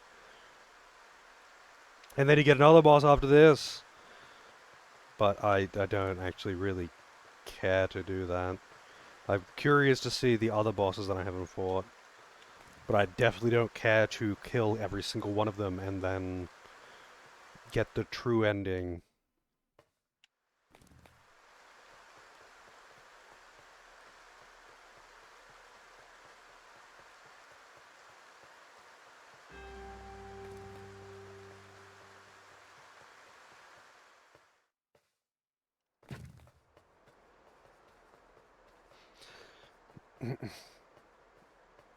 I mean, it's basically Shadow of the Colossus. Except you don't have to kill all of the bosses. You just have to kill enough to open the door. If you kill all of the bosses, then you get the true ending where you fight another boss.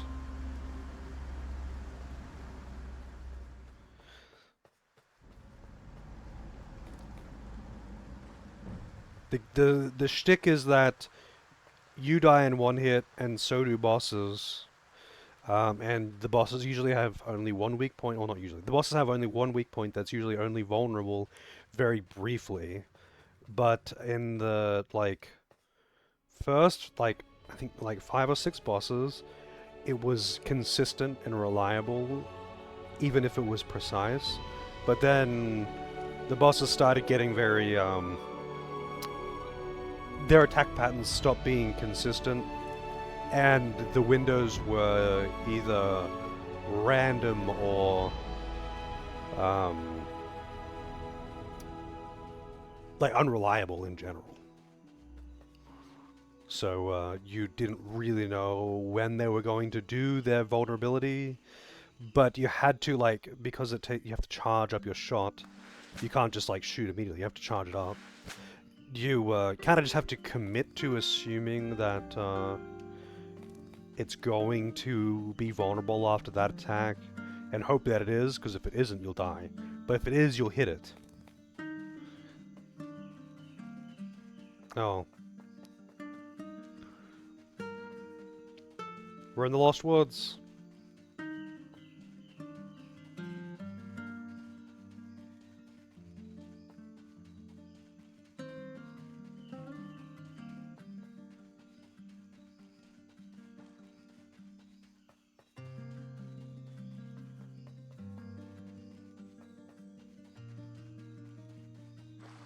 Please tell me that I don't have to do all this running back every time.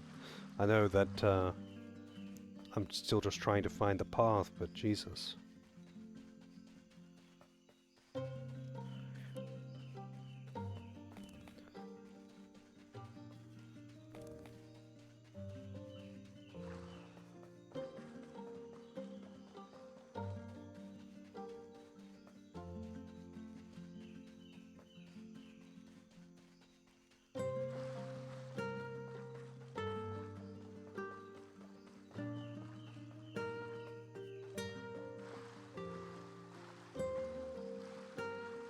They clearly put a lot of effort into the world and lore, though. And that's the thing that kind of weirds me out about this.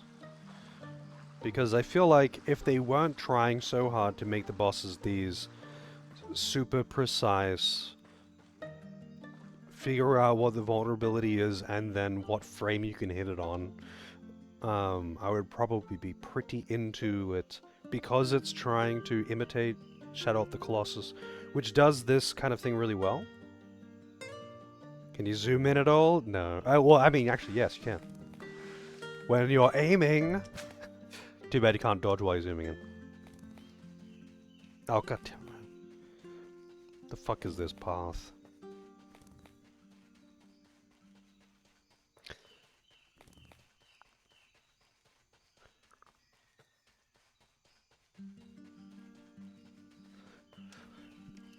Speaking of zooming in, though, playing like old PC games that were made for like really small resolution, and the interface, it's like, you know, the interface is half the screen, but the screen is like the size of this fucking circle, and it's just mega zoomed in. That's how I felt when I was playing, when I tried playing Baldur's Gate 2. I was like, holy fuck. This is like after playing, you know, modern CRPGs where they give you a good field of view. It's like, Jesus Christ, let me zoom out. Not that that was the reason why I stopped playing or something, but like, it made me feel my, wow, it's like playing an old RTS or something where it's super zoomed in for some reason.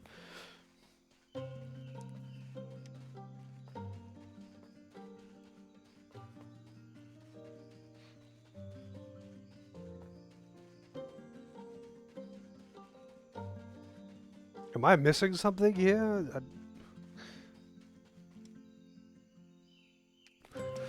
I don't really find it difficult to keep track of that or something, but I'm playing.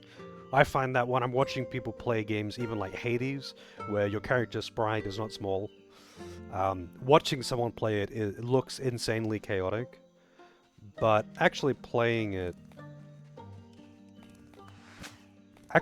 doesn't feel like I'm, you know, losing track of my character or anything like that. It's like Vampire Survivors. When I've watched people play that, I don't know what the fuck is going on, but apparently it's actually a fairly chill game. It just looks like hell to watch.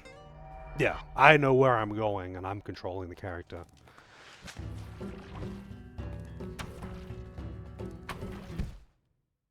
Oh, I see the vulnerability. And they're gonna make me do this run back every time.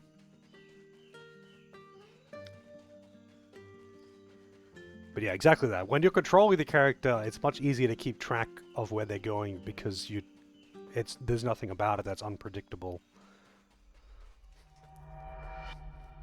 But if you're watching this, I imagine, especially in some of the bosses that have got a lot of like things all over the screen.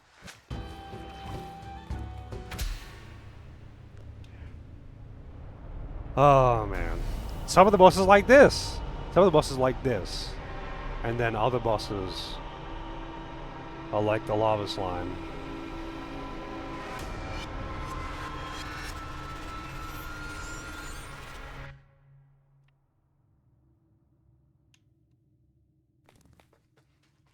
You get bosses like that where it's like it jumps around and you just have to hit it in the weak spot. It moves slowly, it doesn't really do anything crazy. And then you get bosses like the knight where it's like, oh, you have to line of sight its shot, then shoot the arrow while it's moving while line of sighting the boss, and then vacuum your arrow back in, and then roll out so you can shoot the boss in the half-second window that it's vulnerable.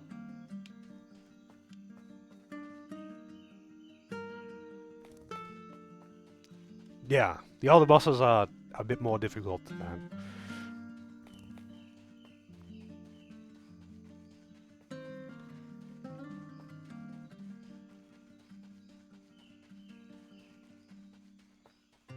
Nope. Or at least most of them have been. I mean, honestly, even the first boss was harder than that, but maybe I just got lucky. Maybe I just got lucky. Fucking hell, I hate it when Lost Woods things do that shit.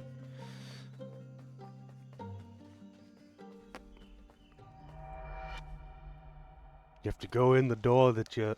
Ugh.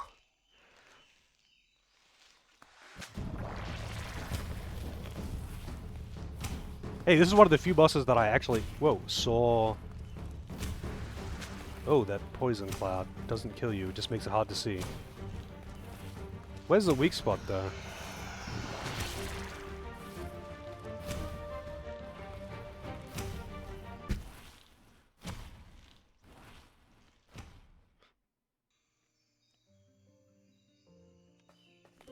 Yeah, well, the poor shroom can go fuck itself. Only because of its association with the other bosses in this game. Like, there are bosses in this game that have got extremely precise windows to hit them, and or rely on, like, good attack spreads to make them, like, even hittable. But then you also get bosses like that one.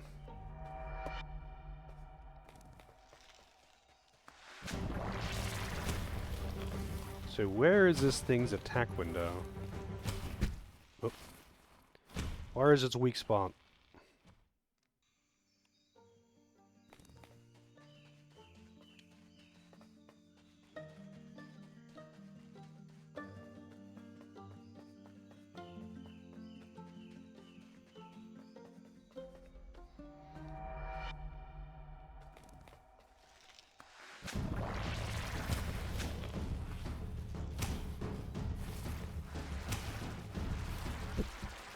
Oh, the poison cloud does kill you if you stay in it too long.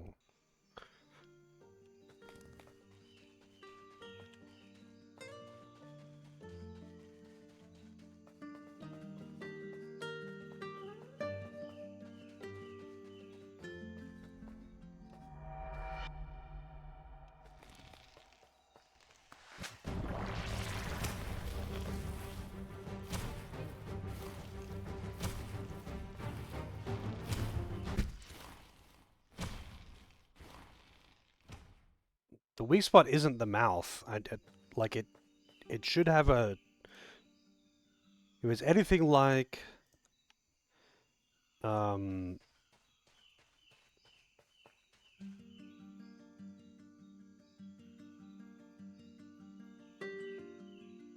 if it's anything like all the other bosses, it will have a pink spot that you can hit.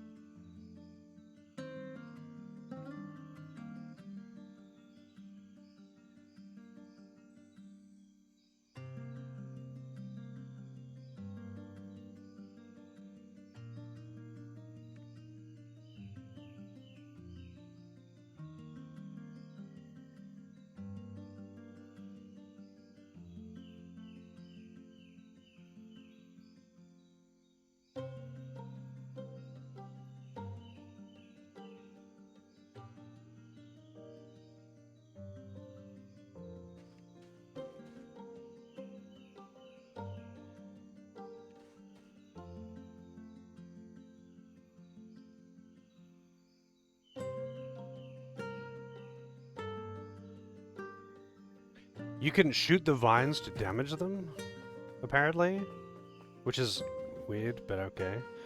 Maybe if you damage the vines enough, its a weak spot just appears.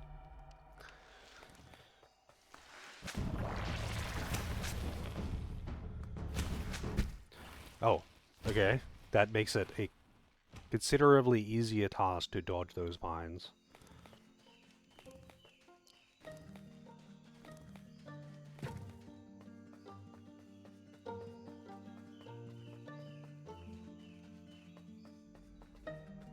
Apparently there's a zone that I just didn't find. The graveyard.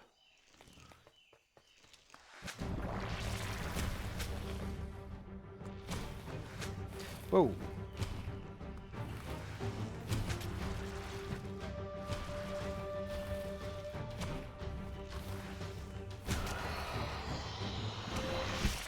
Oh, the vines still have a hitbox when you cut them off. Okay. I mean, that makes sense that they would. They're spiky vine things. I guess I got lucky before.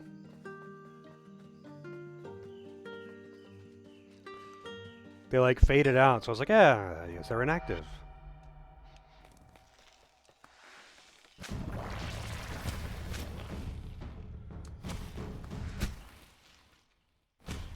Goddamn, man. The runbacks are longer than the attempts, as always.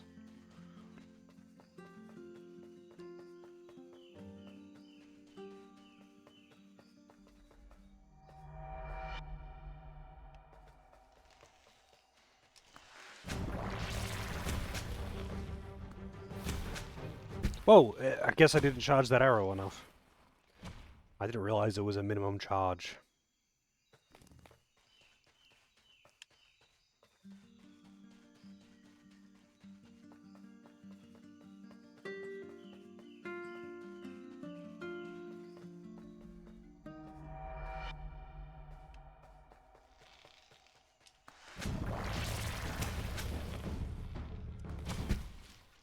Don't charge it too much though, because then the arrow goes too far away. I feel like I could break 2 of those vines right off the bat and make it a lot easier. I don't know where the actual like attack window is though. It seems odd that I would have to actually hit it multiple times though. But I suppose technically the slime had to be hit twice.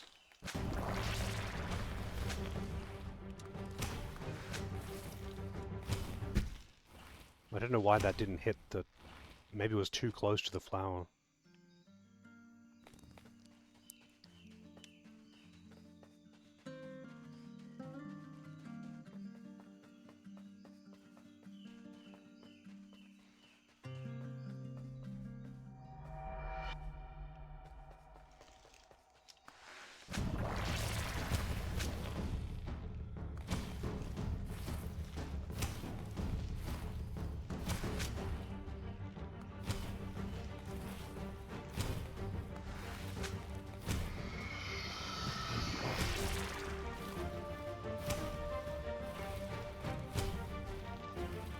My arrow is stuck on the other side of the boss.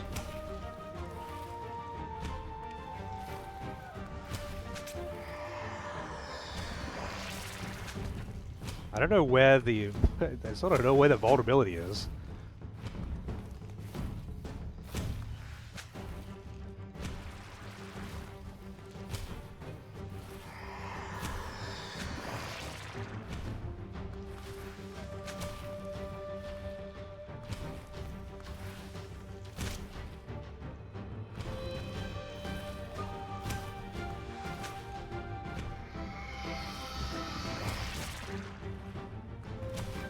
I've already tried shooting it in the mouth, but, whoa. Maybe I just didn't hit it close enough? I don't know.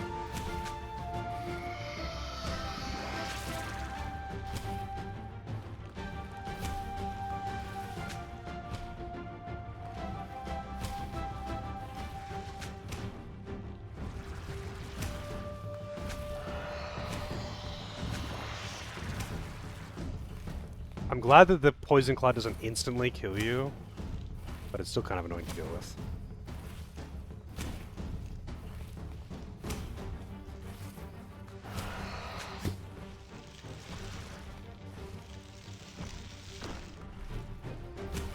Okay then.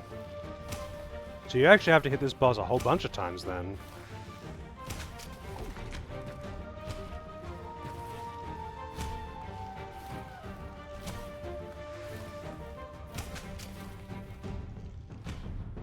Whoa, I don't know how that didn't hit me.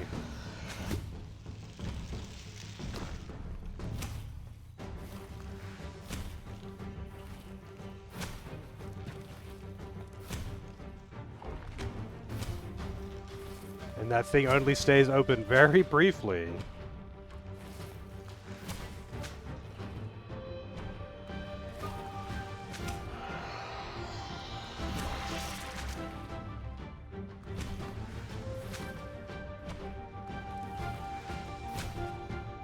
Why won't it let me cut off that last tentacle, man? I've hit it multiple times when it's down.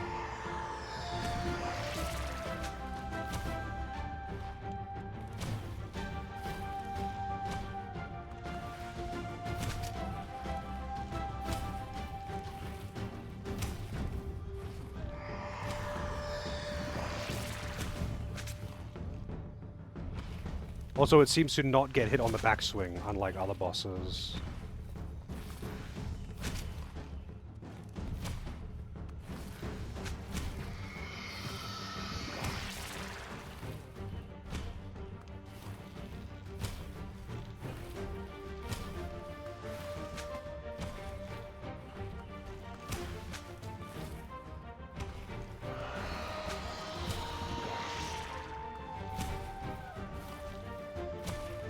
It's, yeah, kind of arse having to shoot it from that side.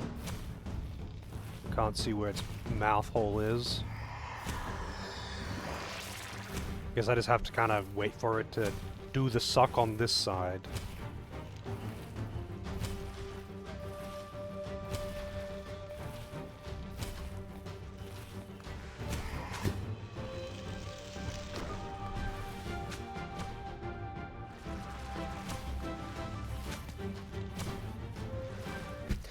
God damn it. Man, I didn't mean to roll. So you have to hit it in the mouth when it's doing the suck, and then you suck your arrow back to open a vulnerability, and then you can shoot it in the vulnerability when it's facing you. But it turns randomly, so...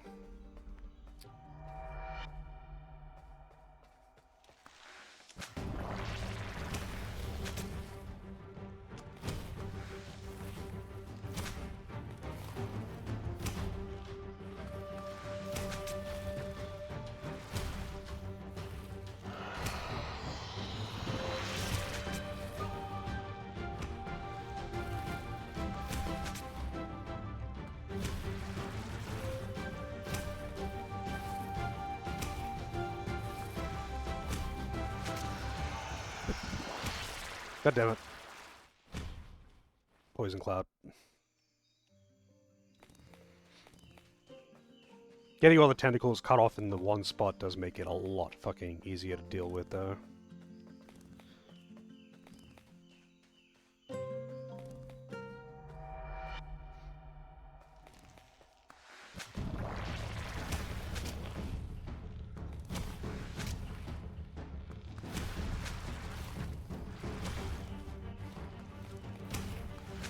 Oh.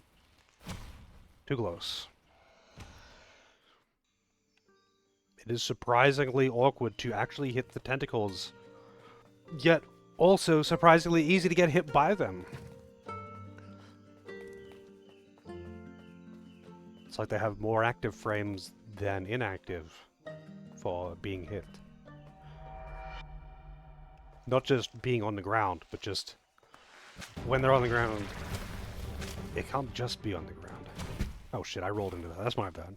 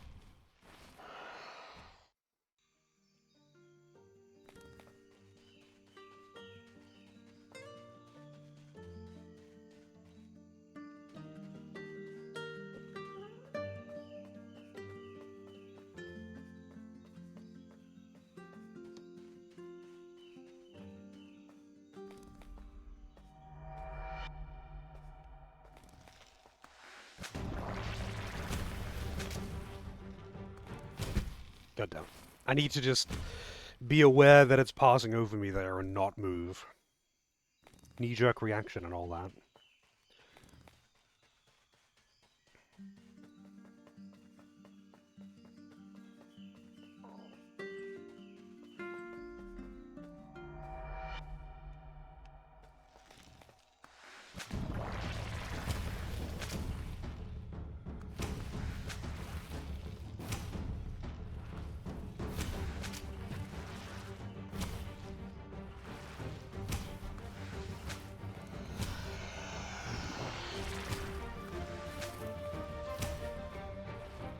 Maybe I should actually just try and cut them off at the top here.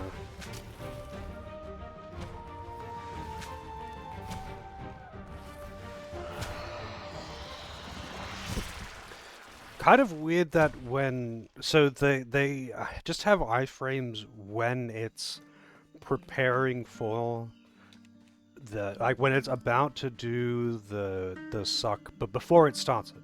And that last time that it slams them down, they're invulnerable until it's done.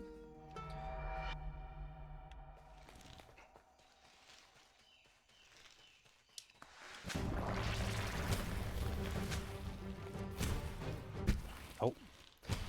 Okay. I don't know why it didn't let me cut that one off.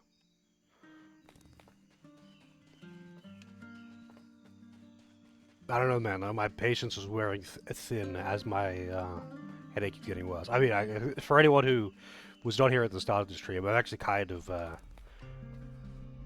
quite sick right now.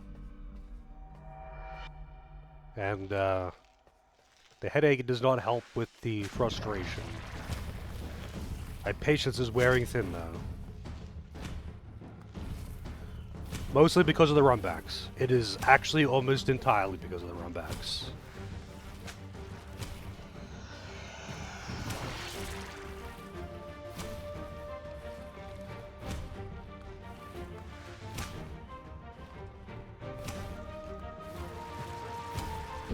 God damn it, man. Almost entirely because it doesn't just have a quick retry on something that fully expects you to die hundreds of times.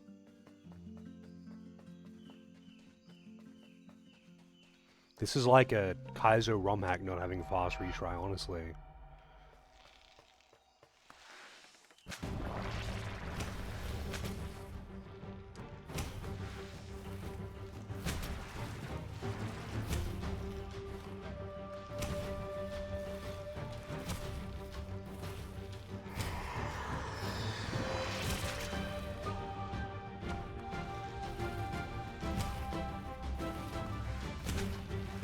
What the?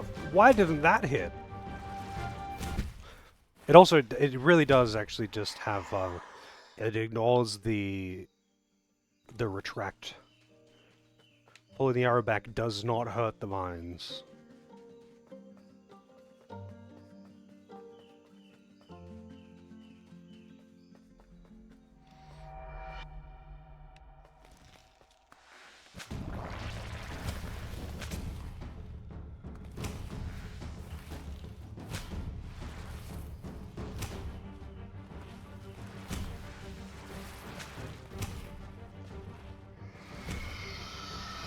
Ah, the arrow's stuck again.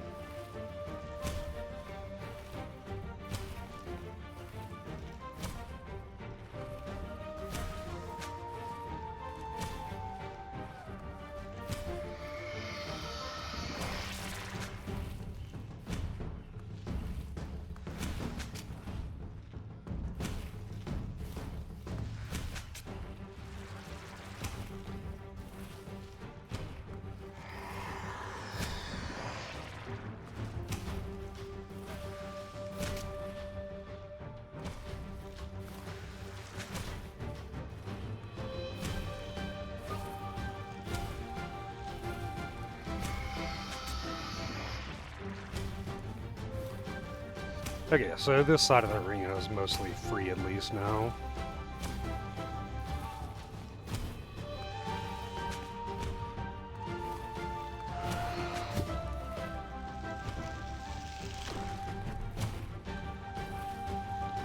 Come Come on, man. Don't turn away from me entirely. What the fuck? Oh, and I guess it's actually a precise shot to get it there.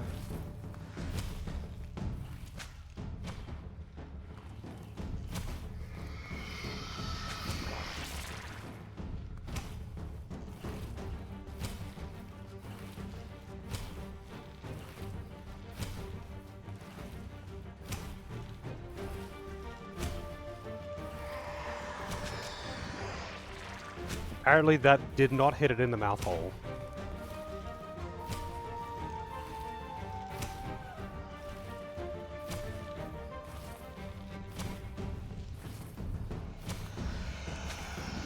Neither did that. What is it hitting if it's not... I guess it's just being a dick about it.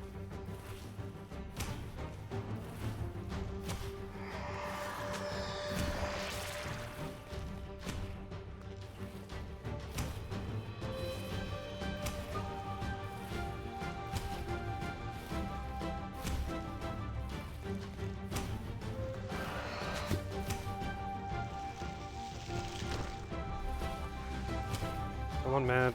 Don't.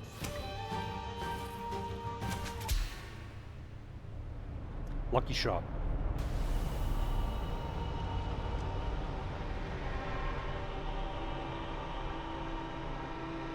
So apparently there's a zone that I didn't go to. That I didn't find.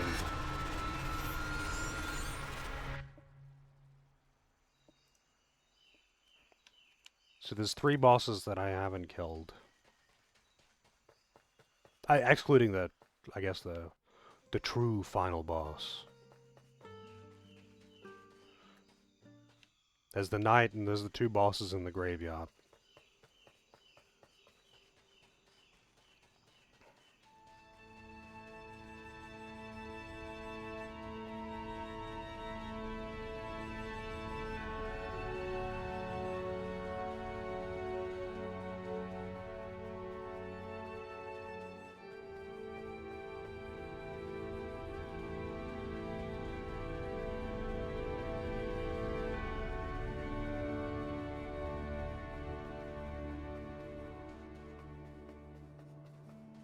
That looks pretty graveyardy.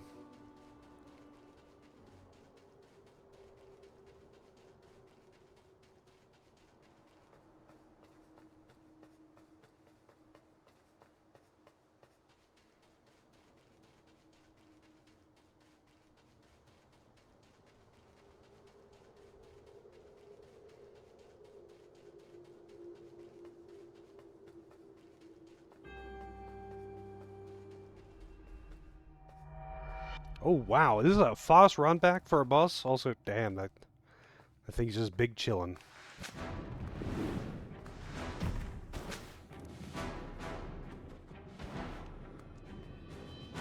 Where's your weak spot? Probably on the back.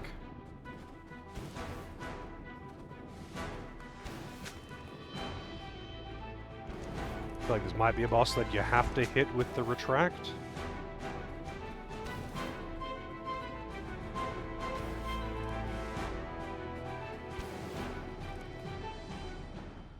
Ooh, that barely didn't hit it.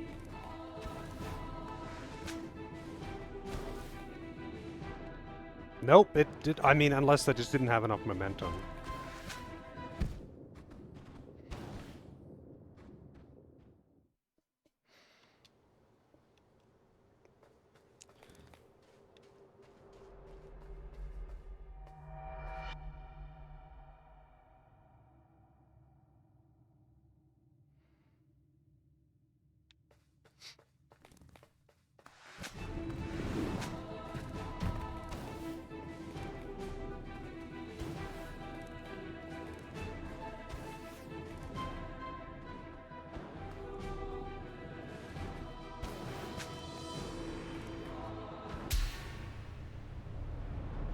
Wow.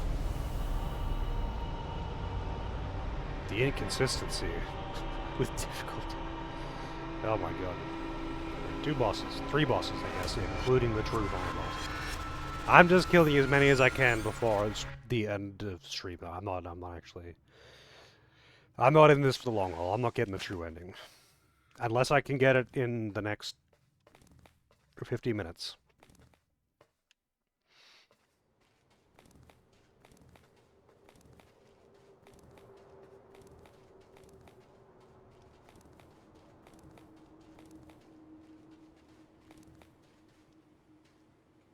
Wait, how the... Oh. Hidden pathways. That's not the first hidden pathway I found, but the other one that I found didn't actually go anywhere. Like, there was nothing in there. Wait a minute.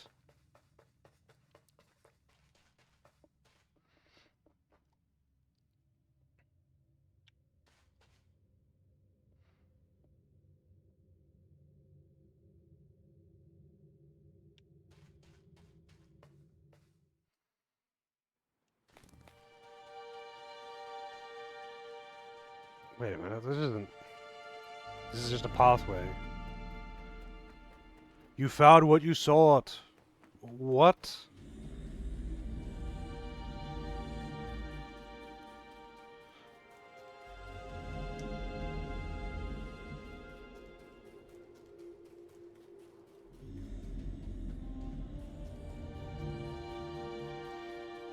Deepest low, we even got giant titan that you climb on the beard of. It really is Shadow of the Colossus.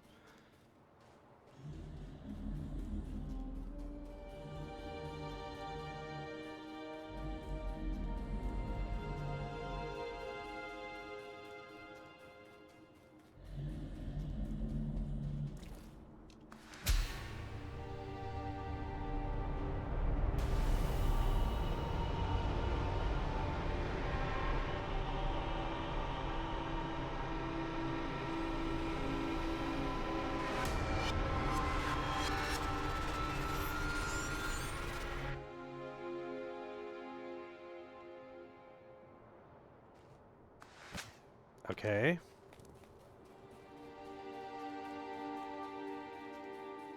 Man, did I really just, like, pick all of the worst bosses to fight to gain access to the final boss? Jesus Christ. I am not Igloo.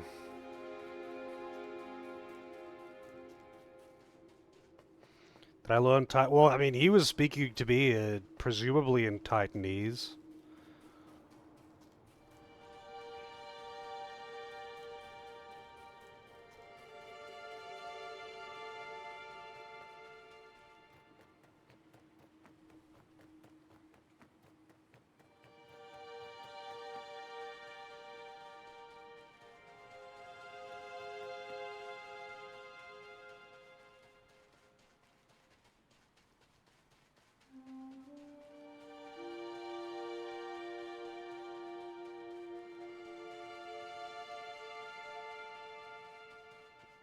I mean, sure, what's the other game? Why would, wait, why would telling me what the other game is be spoilers? Like the name of the game? Is it just a game by the same devs or something?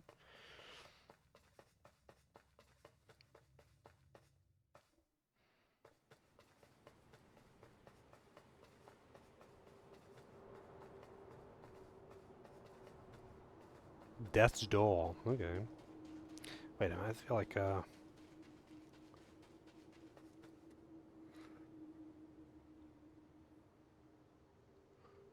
games are connected. Well, I gotta say, I don't really care about the lore. But I'm pretty sure I've seen Death's Door. Actually, no, I haven't. This is... Oh, no, I have, yeah. You play as the fucking crow. I remember watching someone play this, and I was thinking, oh, that actually looks kind of cool. I'm not gonna lie, if it's, the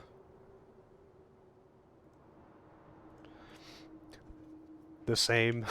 if it's the same, but, different art style, I'm not really interested. I feel like I would probably be pretty into this if it didn't focus on... if it didn't lean so hard into its one-frame window.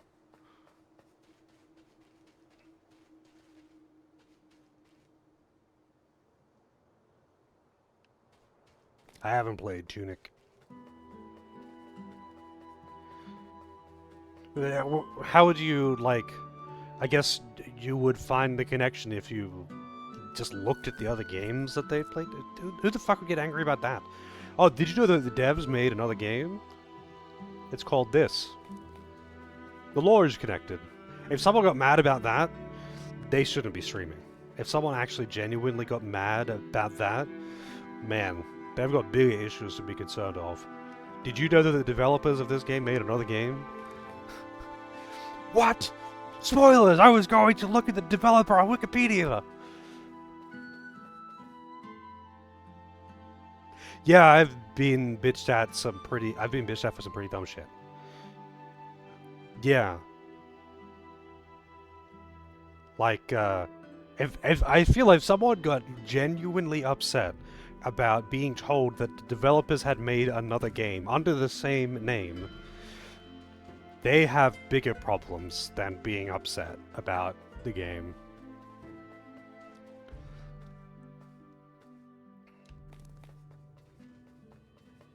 I don't know what the deal with this room is. There's obviously something to it.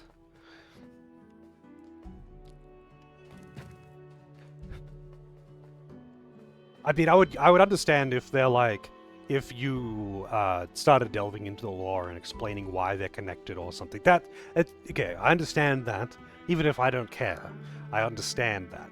But like getting mad that someone has told you that the developers have made a second game is crazy.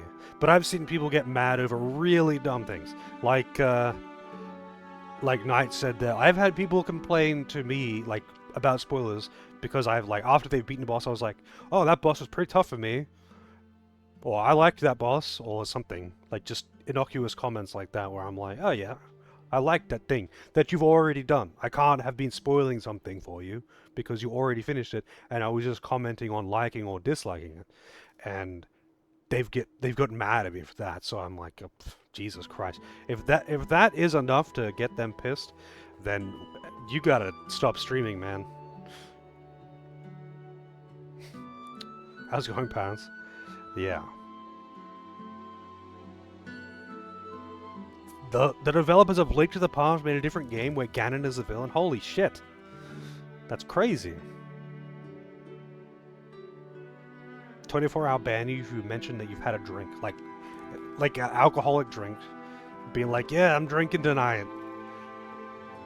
That's a bit excessive, but... Alright. I don't know. I've been literally banned in a channel for saying, this is the one that I usually bring up as stupid reasons to get banned.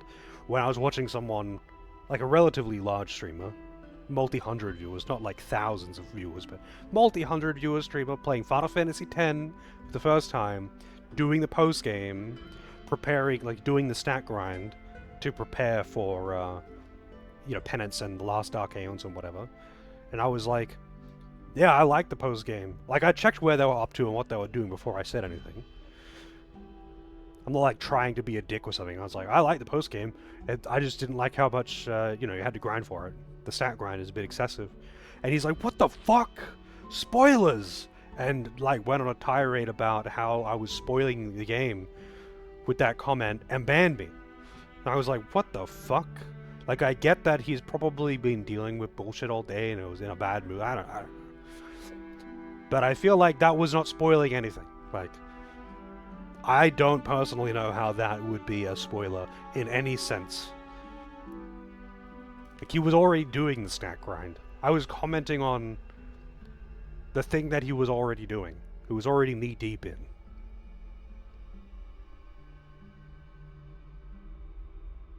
The end is hard.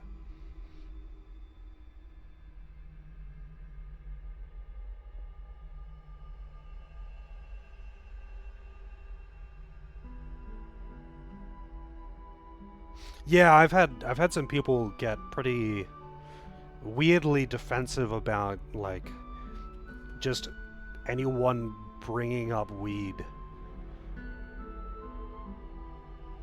Like, I totally get it. If you don't drink, you don't smoke, whatever. No problem. I don't know why you would get angry about people talking about it, though.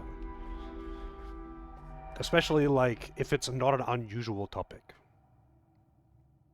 I get being annoyed by someone coming into a chat, like, totally unrelated to anything that is, like, it's like, man, I'm so fucking blazed right now. 4 bong hits, man. Cheeseburger. Tequila.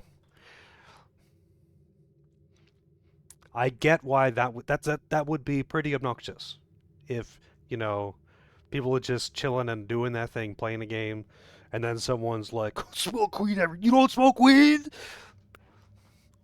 Fuck a coward.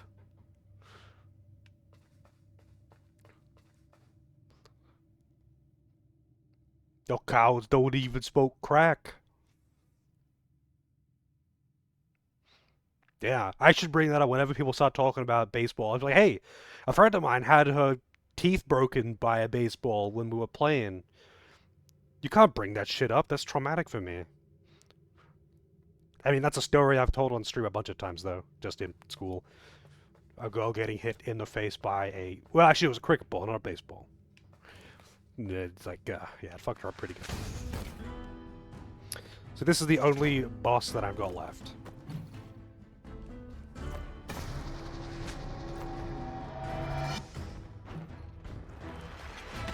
Oh. Never mention Spall again.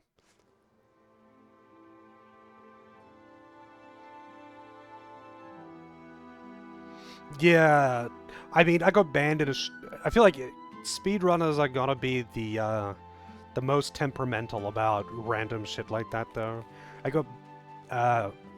Actually, it wasn't a ban. It was a 24-hour timeout in a speedrunners channel because I posted "Feels Good Man," and apparently posting any kind of Pepe emote is a ban or a 24-hour timeout in that channel. A ban if you do it again. He really, really fucking hates Pepe emotes, but it's like not in the rules or anything. I was just like, yeah, just like randomly put it on at the end of a random sentence. It was this like, I don't know, I like this game, feels good, man. Oh, you posted a Pepe ban. What the fuck? Yep, I mean, I've found several channels that literally just have Kappa banned, as in like it's in the filter, so you can't post Kappa. But I've never seen someone time you out or ban you for posting Kappa if they didn't have it like filtered.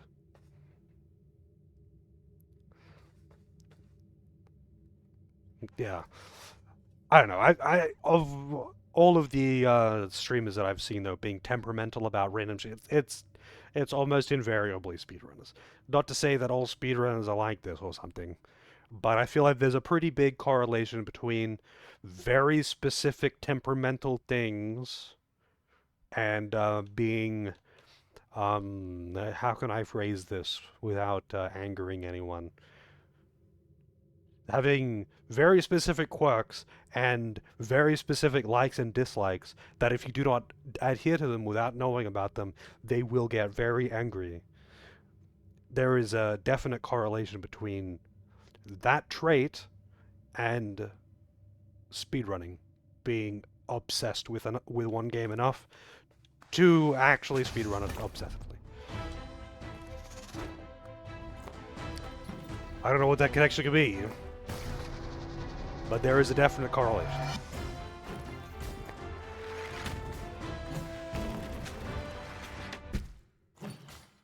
Not even close. Missed that shot by a mile. I'm going to try and just hit it again without trying to line of sight the lightning bullshit.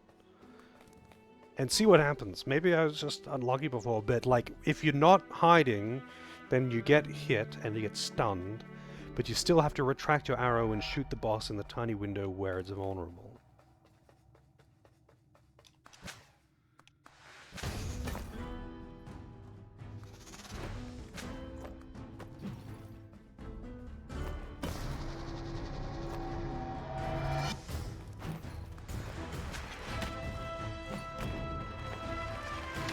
Whoops.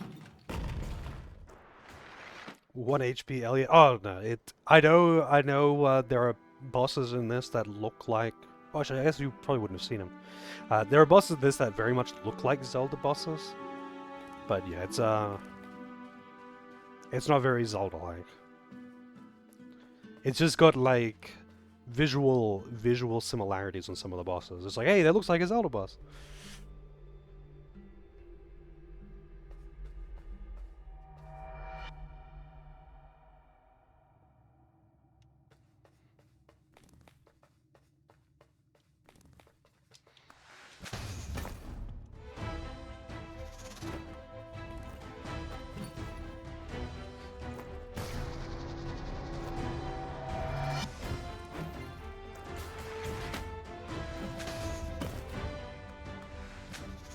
Ooh, actually, okay, you don't have to line aside it.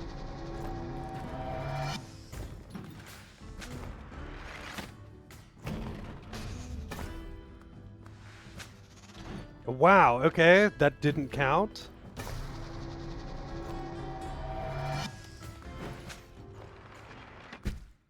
That didn't count, alright. I guess I wasn't charged enough, bro.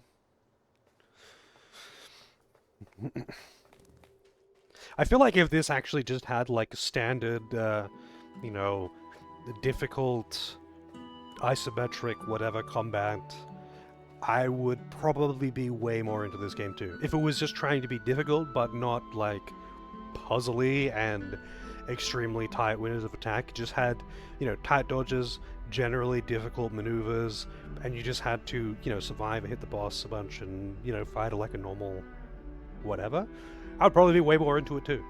The annoying thing is, mostly that it's, oh yeah, you get this one frame to attack. Find the one frame.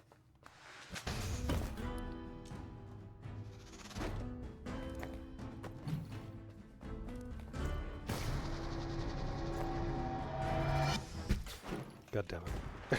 I got caught on the side of the pillow when I was trying to just walk behind it.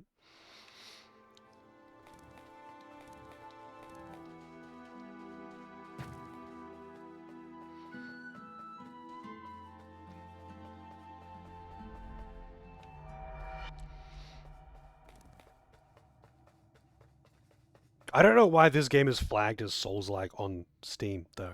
But people flag everything as Souls-like. Fucking everything. It's like, dude, this doesn't have literally any Souls mechanics. It has 0 Souls mechanics.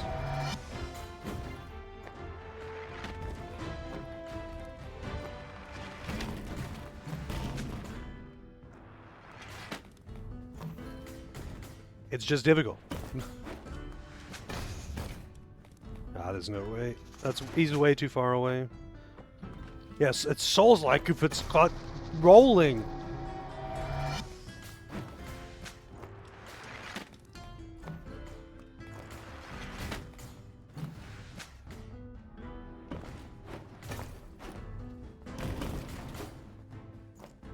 Whoa. Oh wait, I don't think he can actually hit you on the backswing now.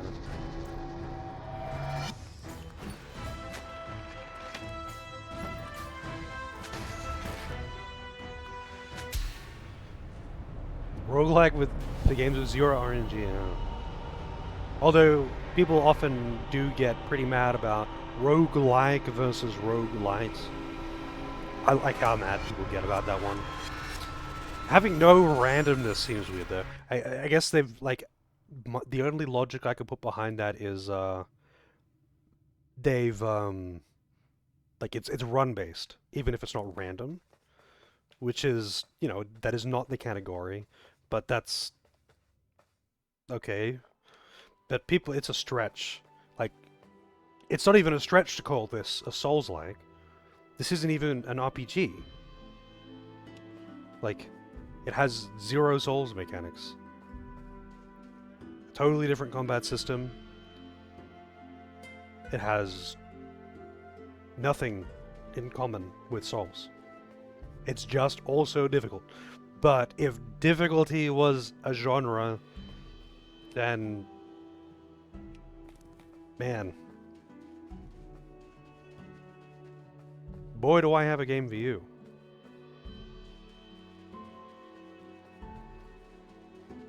Chess is a Souls-like. No, but chess is easy as long as you play against idiots. As long as you're playing against idiots.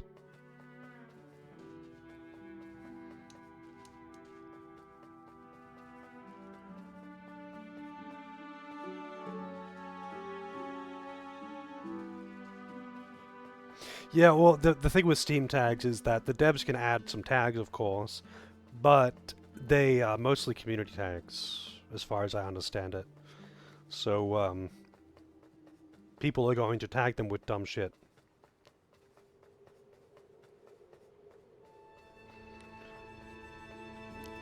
So people are gonna tag... Like, I feel like a more appropriate tag would just be difficult or something. Like, this is a difficult game. That's, you know, that's fine. That's no more stupid than tagging a game with a female protagonist. It has no bearing, or indie. It has no bearing on the genre of the game. Oh, this isn't the right one. It has no bearing on the genre or the content of the game in any way. But, like, it is something that people might seek out specifically. Which is, you know, fair enough. But, like, Souls-like is a pretty specific thing. That's not a flavor. That's a genre.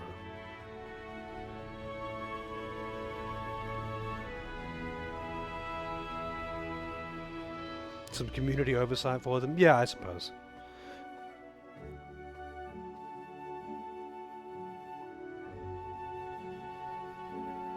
Yeah. Like, it really is a bit odd. The Steam tags are just a mess, because it's just community tags. Like, honestly, I feel like the easiest solution is to allow community tag suggestions, and the devs can approve or disapprove of them, and then, at least, it's on the devs. Because the devs can edit the page, like... And having, like, a quick yes-no suggestion thing. But, like, you know, some games would just be flooded. But on larger devs... With larger devs, they would probably just tag it appropriately themselves, and then they wouldn't need the community tags. With indie games, it's a little different, I guess.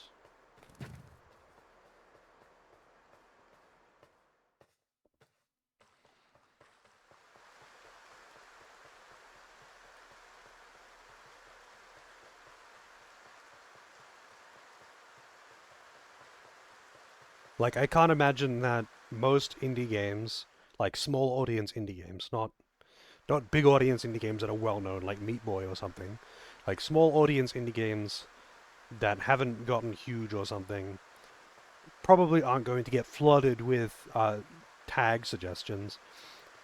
And if the dev has already tagged it appropriately, most people wouldn't outside of means, and they could pretty safely ignore them, I think.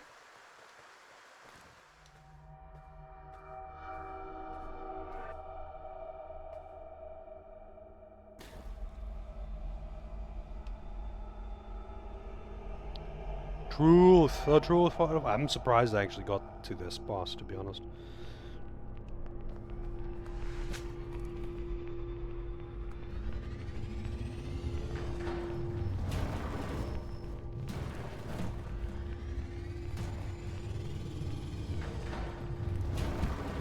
Okay.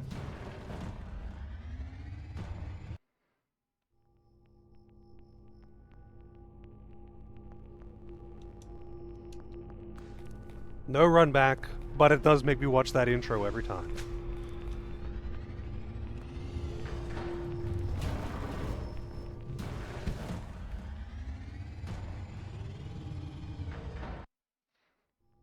There's no way that shooting this thing's eye once is gonna be enough.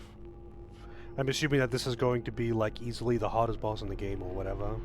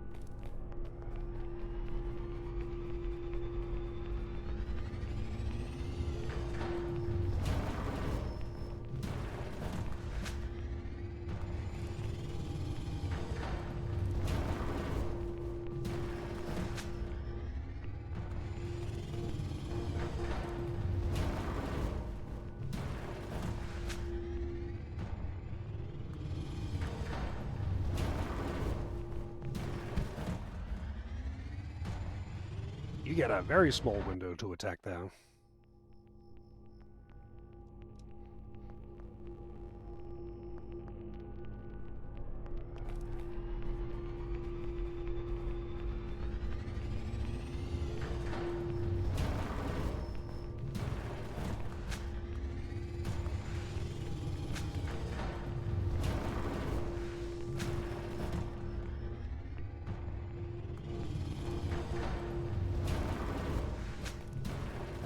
I think I have to actually hit it when it's rolling.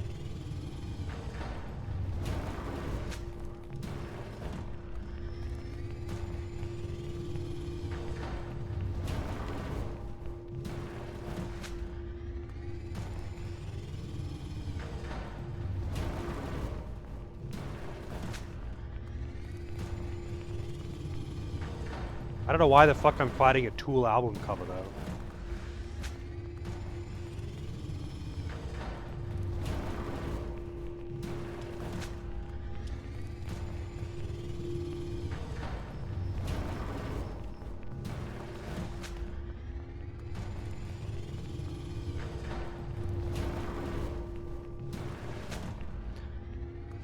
Really?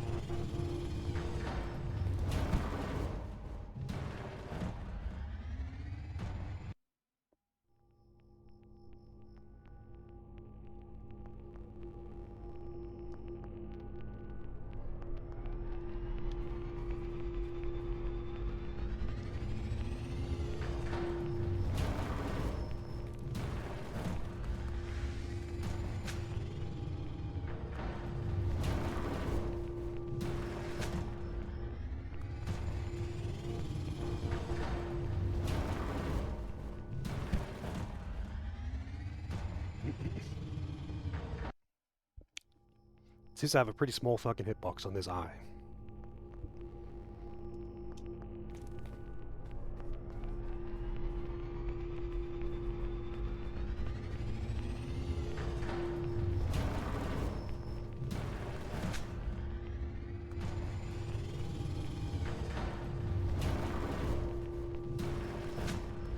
What the fuck? I guess I wasn't charged enough. That's okay. That is the hitbox though, apparently. You just have to hit it in the pink eye hole. You just get a very, very small window to attack it. And this is not the only phase. There's 3 phases that have their own mechanics.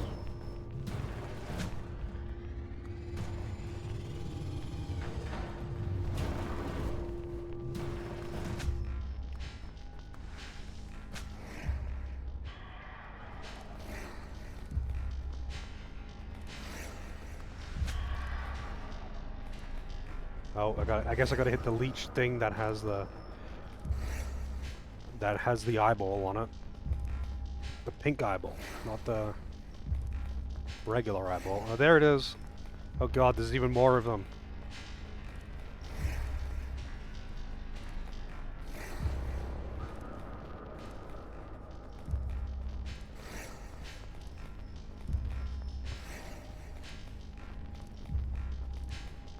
I don't know if there's any consistency to when it spits out the right one, though. Cool, there it is. Yeah, it has to hit it right in the pupil.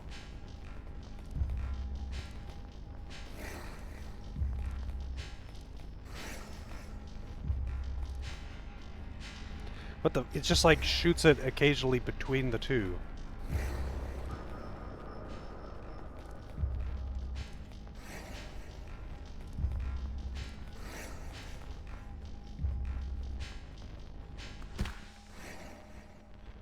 Yeah, that's a lot of giant black spermies.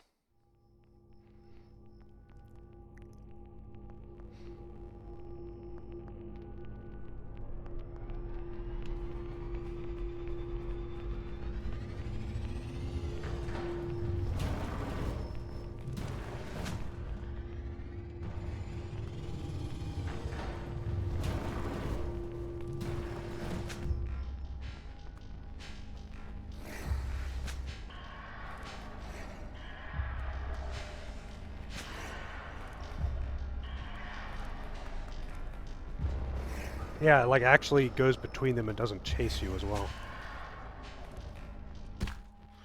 You definitely can't fucking shoot the like you can't kill these things to get them out of the way. I guess you just have to hit the correct one quickly before they get overwhelming. But I don't know if there's any consistency to that.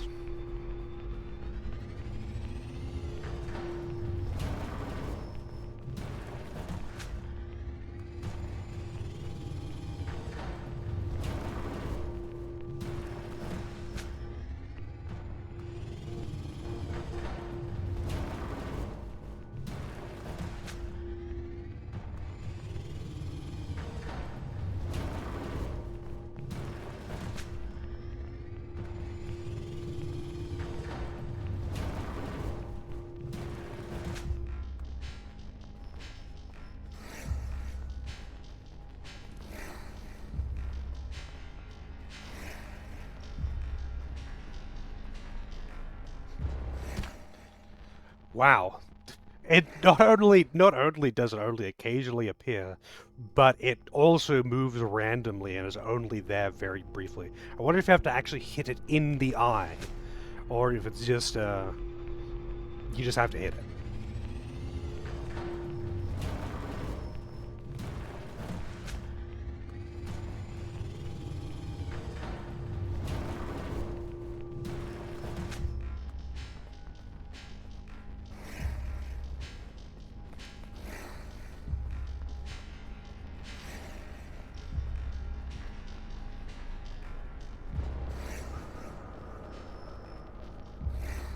Come on, man, where is it? Okay, you just have to hit it. By the looks, I didn't like that. But I also hit by one of the other ones. I don't know why I keep trying to do that.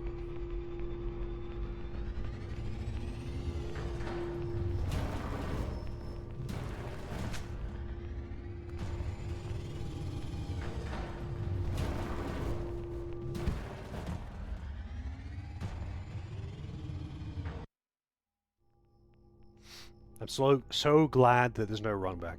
Kind of weird that you have to watch this intro each time, but so much better than having a run back.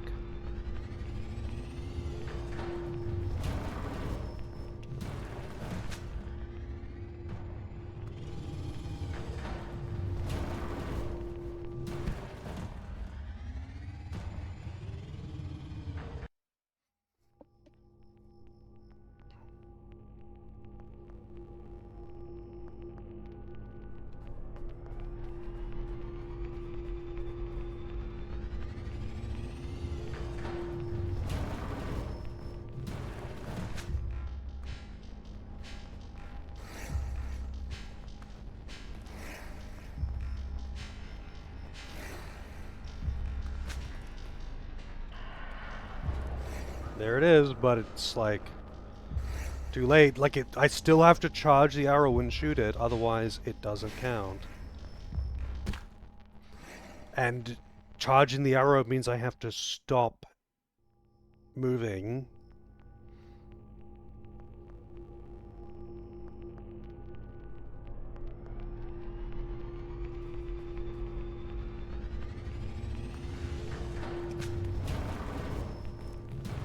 I don't know why they fucking keep doing that.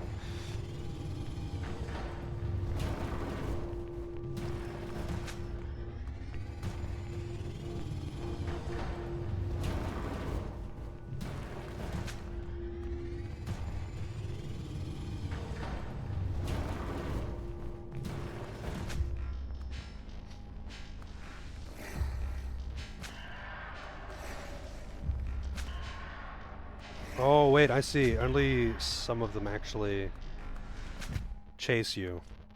Only the teeth chase you. The other ones are just around.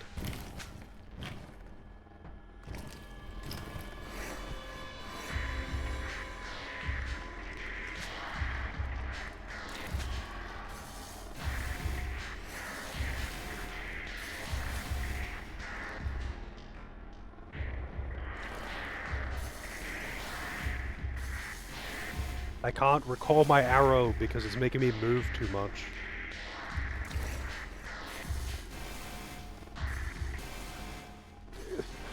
It's making me move too much to recall my arrow.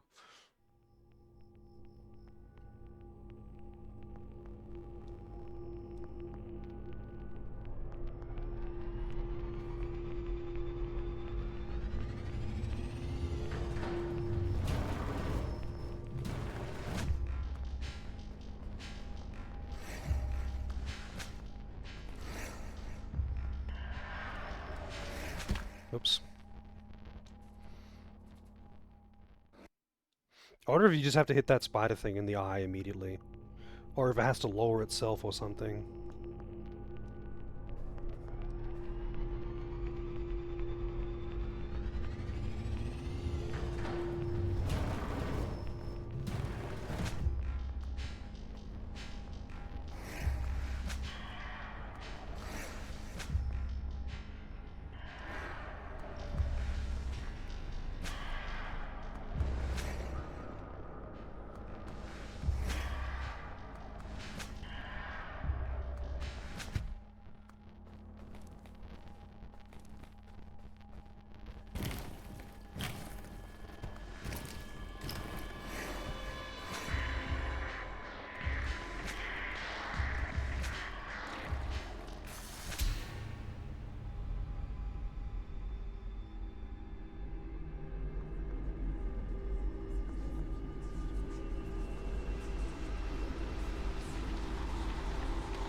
Okay.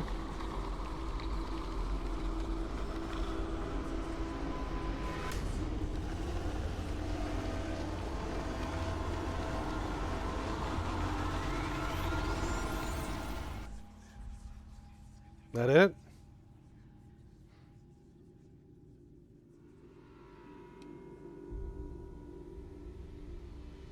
It's a lot of pixels. Honestly, I didn't really expect to... Nope. Okay, that's it. I didn't expect to actually reach that in less than an hour after getting the regular ending. I don't know, man. Some of those bosses were an absolute joke, and some of those bosses were actual, just terrible, terrible ass design. I don't know, man. My patience for that kind of thing is limited at best, even when I don't, like even when I'm not sick.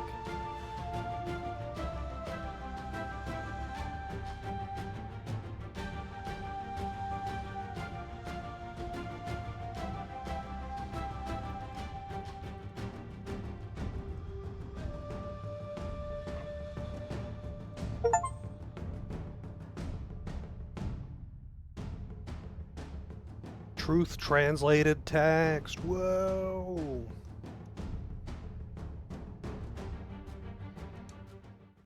For it took me more time than night to beat the game. I'm not a true gamer.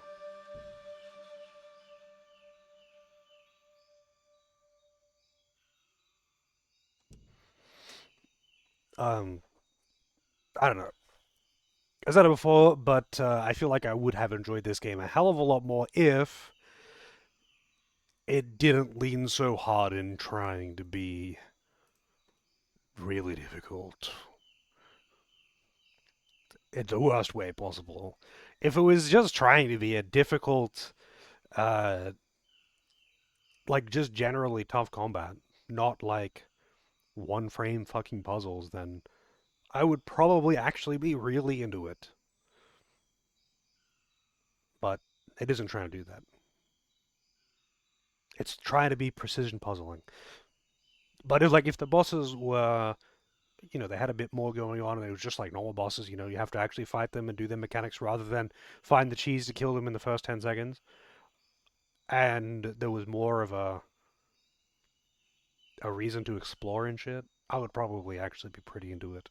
But then again, maybe I would be more into it also if I just uh didn't wake up 5 minutes before starting and have a headache.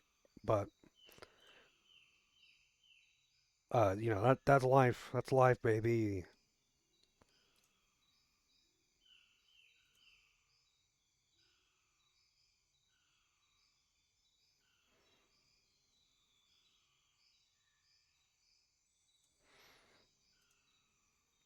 But yeah, I guess that's it. I don't know what the hard mode is.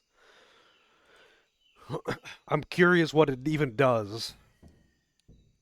Hard mode, iron mode. Oh, to get one. Fuck off. Translated text. No rolling. I feel like some of those bosses. I guess if it's there, then it must be doable with no rolls. But I feel like there are several of those bosses where if you don't roll to avoid the attack, it will hit you every time. But maybe there are other ways to avoid it, like just being far enough away and running. Like I'm pretty sure with that second last boss, the statue thing, statue Mark II, pretty sure if you don't roll out of the way of those fists, uh, they'll hit you. They'll just hit you every time. But cannot roll or run. Well, whatever, man. If you want to do that, then cool.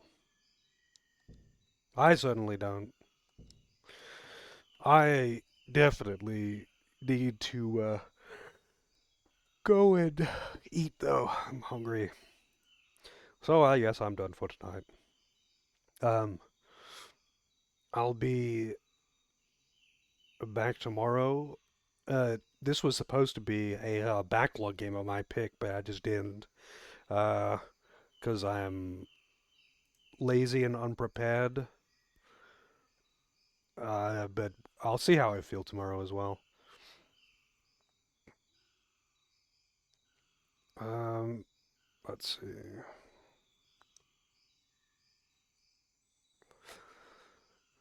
I do kind of want to just play something chill. Just fin. Yeah, yeah. I just finished it.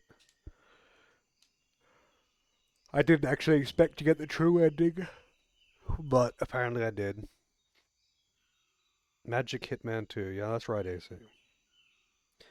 But yeah, anyway, I'll probably be back tomorrow. I might, depending if I'm feeling like more sick tomorrow, I might not stream, but we'll see.